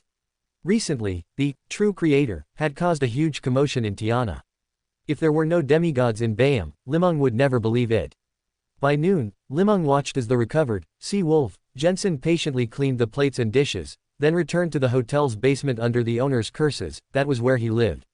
The hotel owner angrily followed him down, intending to give this diligent and honest employee a lecture and deduct a few pennies from his wages, only to see a huge fist shimmering with blue light. Jensen expertly searched all the pockets on the hotel owner's person, then changed into a brand new set of clothes and strode out of the hotel with his head held high. He hadn't gone far when he saw a rented carriage stop in front of him. A familiar voice rang out. Get in. Without any hesitation, he took his luggage and boarded the carriage. Blue Mountain Island, a private port quite far from Bayam City. An ancient sailing ship flying a blood-red flag was docked here. It was about 70 meters long and 9 meters wide, its entire hull painted with various deep red patterns, appearing bloody and somber. This was the flagship of the Blood Moon pirate fleet. Its captain was Mad Dog Marat, with a bounty of 1,900 pounds.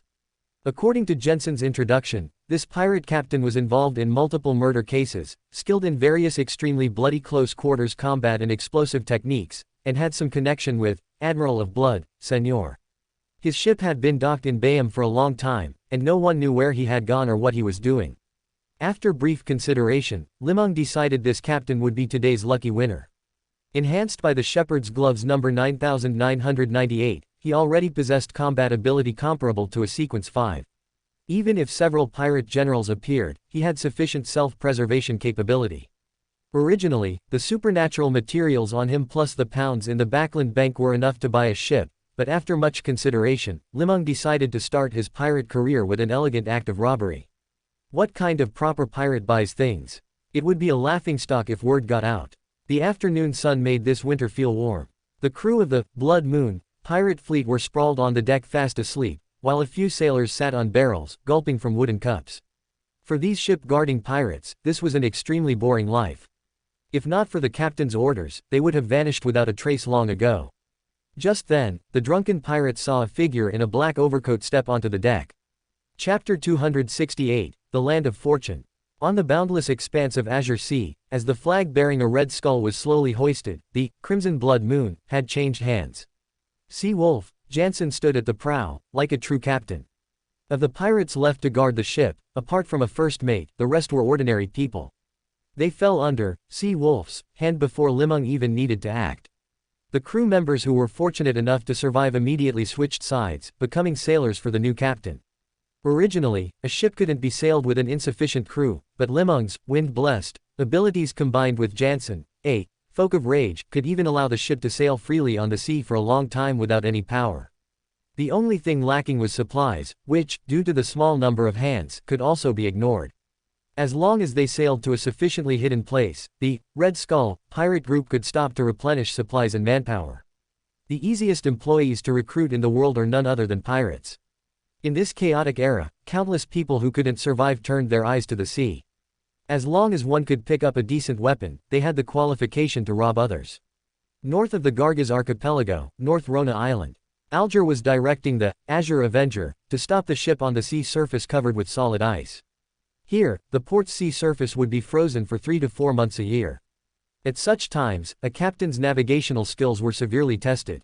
If a suitable mooring spot couldn't be found, by the next morning, the ship would be immovable, only to be retrieved the following summer when the ice melted, or at the exorbitant cost of hiring a professional icebreaker or manpower for ice breaking. As an outstanding seafarer, Alger could avoid such dangers by discerning the water temperature and air currents to predict the next day's ice conditions. And stopping at such an island perfectly avoided any potential pursuit. After arranging the duty sailors, he finally led the remaining crew onto this extremely remote island. Although Bishop Georgie hadn't held him responsible for losing the sealed artifact, he knew his career prospects were likely gone. In the future, wanting to be promoted through internal channels would also be highly improbable. Above Sequence 7, even with sufficient contributions accumulated, one would need to queue for promotion due to a lack of materials. Many people queued for a long time, even a lifetime, and remained at Sequence 7. For a half-blood like Alger who had also made mistakes, his ranking generally wouldn't be near the front. And this small island called North Rona held his hope. It was Alger's land of fortune. When he was still a folk of rage, during a chance voyage, he encountered a truly big fish. It was a merchant ship belonging to a Fossic Empire noble. After staying a night at North Rona Island, the ship was frozen in place on the sea by unpredictable weather and couldn't start, forced to seek help from others nearby. He was a warrior who worshipped the god of combat, had a fiery temper, and stood a full 2.3 meters tall. Wielding a whip, he drove all the villagers drinking in the taverns out into the cold October to chisel open the ice for him, so he could quickly return to St. Milon with the wealth plundered from East Bylan. Among those idle drinkers happened to be one of Alger's informants, who discreetly notified the pirates not far away. Alger led the sailors of the Church of Storms, disguised as helpful shipworkers, and with the aid of the island's residents, successfully ambushed this noble. His gains were immense. After sharing the wealth with the island's residents and his informant, he still offered thousands of pounds to the Church of Storms. This made him a favorite of the church at the time, able to sail the seas as a captain and even possess a ghost ship. Of course, the most valuable treasures were cleverly hidden away by Alger. These included several gold cast idols and an extremely bizarre sacrificial offering. Although he hadn't denied his faith in the Lord of Storms at the time, he instinctively felt he should prepare a retreat for himself, at least some wealth to live more decently in old age, or a fallback for the day he could no longer roam the seas freely. It was just that mysterious person who stole his Wrath of Thunder made him feel as if he had been targeted by some evil god. This increasingly made him feel his situation was extremely dangerous, necessitating the early use of this wealth to enhance his strength and protect his life. Although the church's inspection claimed there were no issues, Alger trusted his intuition. He had to do something. He strode across North Rona Island through the swirling snow, past the port's taverns and red-roofed cottages, heading towards the distant mountain peak, his pace growing faster and faster. This was an undisturbed paradise. The swirling snow quickly covered his tracks. Alger walked for a full 2 hours before nearing the extremely steep mountain peak at the island's center. He looked up at the sky. The snow fell heavier and heavier, even making the approaching night appear brighter because of the white snow. Tightening his sealskin coat and bearskin hat, Alger downed a large bottle of raunchy liquor, stretched his body, and then slowly began ascending along the path. The nearly meter-deep snow essentially obscured the path, but each step he took was still steady, as if he were extremely familiar with everything. A long time later, Alger finally reached the mountaintop. He looked towards the distant mountain village and the Azure Avenger, moored on the sea. His deep blue pupils pierced through the snowy, stormy night. The ship, dozens of meters long, appeared smaller than a grain of rice in his eyes. Alger sighed. Blue scales appeared on his arms. Then, quickening his pace, he leapt down the steep cliff on the other side of the mountain peak. Relying on the sailor's exceptional sense of balance, this near-suicidal act turned into an extraordinarily brilliant magic performance. Alger descended along the steep cliff face, tumbling a few times before falling into a cave almost impossible to detect from the outside. He hurried a few steps, fully entering the cave, before taking out a candle and lighting it. The cave instantly danced with flickering light, making the pitch-black cavern appear extremely serene and deep. Holding the candle, he walked along one side of the cave for 10 minutes until he reached a relatively flat stone slab. After checking left and right for any signs of others having been there, he finally set the candle aside with relief and pushed open the slab with both hands. Behind the slab was a narrow cave less than a meter high. Alger picked up the candle, bent his back, and crawled into the cave. As he inched forward, he counted the cracks around him. Only after reaching 17 did he kneel down and move aside a stone blocking a crack. Dazzling golden light instantly filled the cave. Inside were a gold phoenix statue used by the ancient Bailan Empire to worship death, a miniature gold coffin symbolizing eternal life, a gold statue with strange patterns, and a crescent-shaped ornament inlaid with pearls and gems. These were things the Alger of the past had loved most. He believed these gold and jewels alone could allow him to live a decent life. Chapter 269. Let me free myself from the gaze of an evil god.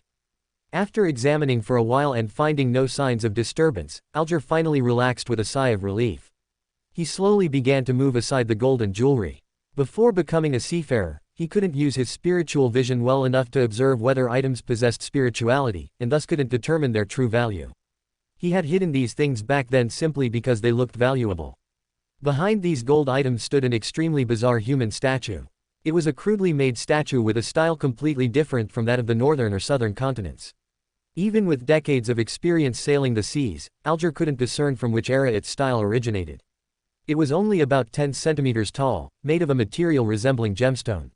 Upon closer inspection, one could see it was filled with nearly transparent, twisted, and clustered worms.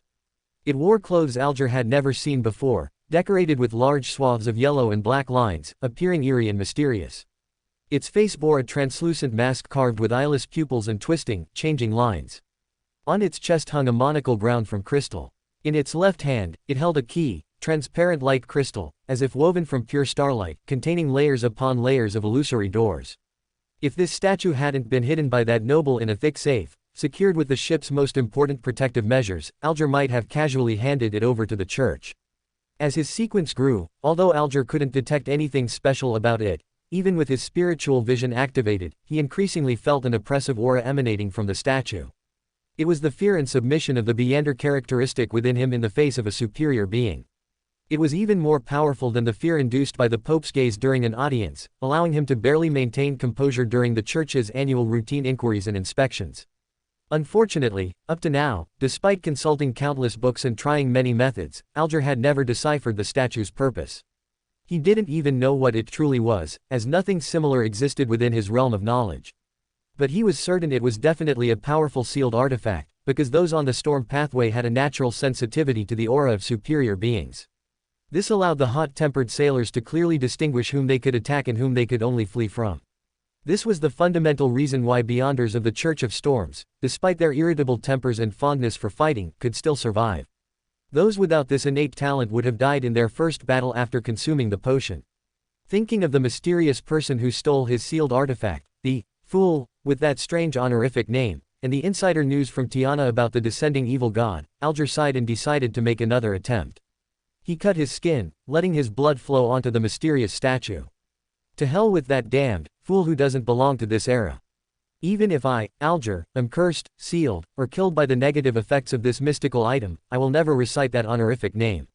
With great determination, Alger, who had cut his wrist, found that his blood was not absorbed by the strange statue. Not a single drop remained on its rough surface. He even sensed a hint of disdain. The statue was dislike his blood. This isn't mystical. Aren't powerful sealed artifacts supposed to require blood to activate? Especially blood imbued with spirituality, that's what those eerie sealed artifacts love most. Frowning, Alger pondered for a long time before suddenly having an idea. Since blood doesn't work, I can use my mouth. There are many mystical items in the world with extremely strange methods of use, especially those possessed by certain cult organizations. They often have sealed artifacts that speak, some chatter incessantly, some love to curse, some enjoy praising deities, and some are taciturn. As long as I use the appropriate method, I can communicate with this sealed artifact and make it serve me. But what should I say? Hello, respected mystical item, great sealed artifact. What am I thinking? Alger suddenly began to question his own intelligence. When it came to communication, members of the Church of Storms truly weren't adept, they preferred persuasion with their fists. Although Alger was meticulous in thought, this kind of communication seemed to be beyond his capabilities as well. Thinking of this, he suddenly had a flash of inspiration. Mystical item not of this era. Great existence from the Bailan Empire. Sealed artifact adorned with yellow and black. I beseech your attention, let me free myself from the gaze of an evil god. His name is, the Fool. I am willing to offer my faith. Alger recited it once in Ruin language and found no effect. He then chanted it again in Hermes language and was astonished to discover that the sealed artifact seemed to emit a faint red glow. The red worms that constituted the statue seemed to be imbued with life, ready to begin wriggling.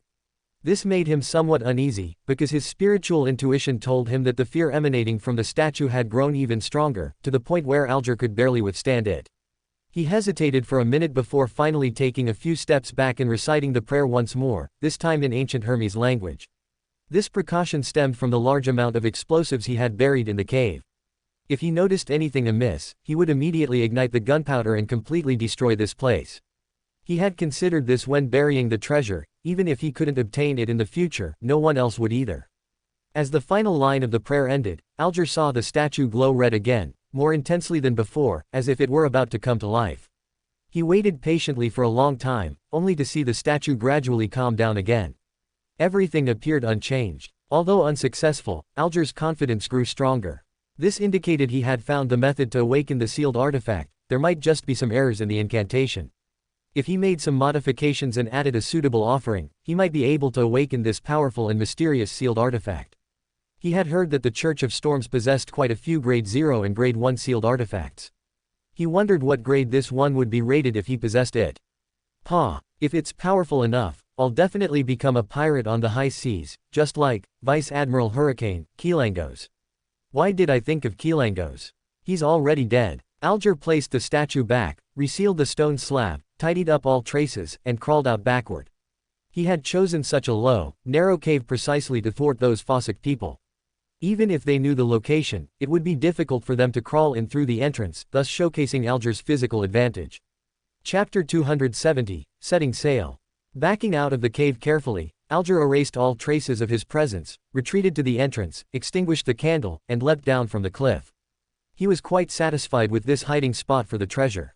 Unless one possessed an exceptionally strong physique as a Beander, even knowing the treasure's location, others would find it difficult to retrieve safely, likely ending up shattered to pieces. Now that he had a lead, as long as he kept trying, he would surely be able to use that sealed artifact. When that time comes, the Five Seas would gain one more pirate general. Alger returned to North Rona Island, strode into the port's only bar, and a satisfied smile appeared on his face as he looked at the sailors already thoroughly drunk. East of Oravi Island, near the Toscat Island area, the rebuilt, Red Skull, pirate crew had quickly grown back into a large team of over 100 men. They had stocked the ship's bow with ample provisions, fresh water, beer, gunpowder, and everything else needed for a long voyage at sea.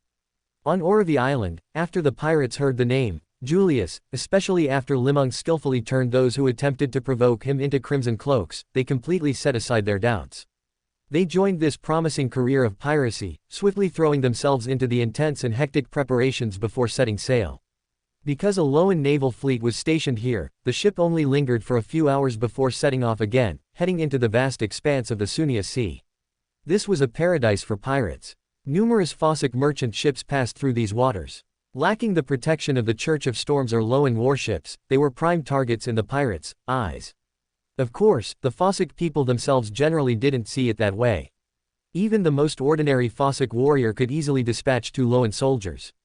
Though it was already the age of firearms, a considerable number of Fossick people still harbored this pride and would not easily submit to those shorter-statured pirates.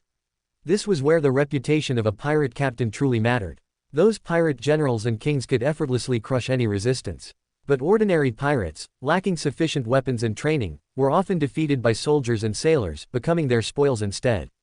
In such cases, an exceptionally powerful captain and a sufficient number of beyonders were necessary to guarantee the success of a raid. This made life, even survival, exceptionally difficult for smaller pirate crews lacking beyonders, while those pirate generals became embodiments of wealth. In this era, following a powerful pirate captain was equivalent to having a steady income. Many ships, upon merely hearing the fearsome reputation of a pirate captain, would surrender immediately, minimizing losses for both sides. Conversely, those less renowned pirate captains often had to engage in fierce battles to secure their plunder, and could even face total annihilation upon failure, a kind of loss pirates deeply despised. And the name, Julius, was undoubtedly one that guaranteed a respectable income on the high seas. As Li Meng was lost in thought, he suddenly heard cheers erupt from the pirates. A steam-assisted sailing ship, its hull painted with crossed yellow swords, slowly rose into view from the horizon. On the open sea, the worst misfortune wasn't a failed raid, but failing to encounter any ship worth raiding at all. This voyage seemed to have fairly decent luck. The crossed swords symbolized the power of the god of combat, marking it as property of the god of war church. Li Meng recognized its origins at a glance. Unlike Loan, Intis, and other nations with a separation of church and state, the god of war church in Fossick was deeply intertwined with the state, influencing every aspect of the country. Right-pointing arrow. A large number of the church's vessels plied the seas, bringing immense wealth to the god of war church, allowing them to train more warriors to deploy on the front lines of battle. This made Fossick the nation most eager to wage war among the 4 countries of the northern continent. The pirates grew increasingly excited, their gazes turning towards Sea Wolf, Jansen and Li Meng, who were manning the ship's helm. After a moment's consideration, the massive sails of the Red Skull billowed fully, and the ship shot forward like an arrow, pursuing the Fossick vessel. The advantages of a wind-blessed at sea were fully displayed. Within a dozen minutes, Li Meng's ship had closed in on the Fossick merchant vessel. Deep beneath Street Samuel's church in Backland, Klein, who was on duty guarding the Charnus Gate, suddenly heard a layered, illusory sound of prayer. Cautious by nature, he showed no outward reaction and instead continued reading the materials issued by the church. After reaching Sequence 7 and reporting this news to the church, his life had suddenly become much busier and more fulfilling. Among the Nighthawks, reaching the mid-sequence was a significant threshold. Especially for someone like him, on a special pathway and at the mid-sequence, he could be appointed as the captain of a regional Nighthawks team or join the Red Gloves as support personnel at any time. Many previously classified documents were now fully accessible to him, revealing many things he hadn't understood before and granting him extensive knowledge of the mystical. This included various sacrificial rituals, secret prayer ceremonies, summoning rites, and so on, allowing his mastery over the gray fog to reach a new level. Amidst his busy work, he had learned quite a bit of news about the former Tingen Nighthawks team through Lady Daly. After fully digesting his potion, Captain Dunn, having accumulated sufficient merit, had been promoted to Sole Assurer and transferred to the Holy Cathedral. He was being groomed as a future Red Gloves team leader. Once he fully mastered his potion, he could assume the role of a diocesan bishop or Red Gloves captain. After the stimulus of the true creator's descent, Leonard claimed he was ready for promotion at any time and requested to join the Red Gloves. He had now gone with Dunn to the Holy Cathedral for training. Having been exposed to the acting method early, Frey had also fully digested his corpse collector potion and advanced to Gravedigger. Midnight Poet, Sijia Tian, after digesting her potion, consumed the Nightmare potion and succeeded Dunn as the captain of the Tingen City Nighthawks. Thanks to Klein's timely dissemination of the acting method, the entire Tingen City Nighthawks team underwent a tremendous transformation, with nearly every member achieving a promotion. He also wrote letters to Benson and Melissa, telling them about his life in Backland. He reminded Benson to prepare for the upcoming civil service exam and sent half of his income back home. He now enjoyed treatment at the captain level, a weekly salary of £20 plus a £5 housing allowance, allowing him to live quite comfortably even in Backland. But at such times, he would recall old Neil's words, "For beyonders like us, who frequently need to explore the secret, practice, and attempt rituals, the salary is never enough." Sigh, why hadn't he paid more attention to the hanged man's warnings back then? Why hadn't he been more vigilant about the eyes behind old Neil, allowing him to lose control and turn into a monster? For more thrilling fanfiction stories like this, check out my channel Fanfic Audiobook. Dive into epic adventures, mysterious realms, and legendary journeys brought to life through immersive storytelling. Don't forget to like, share, and subscribe for more amazing audiobooks.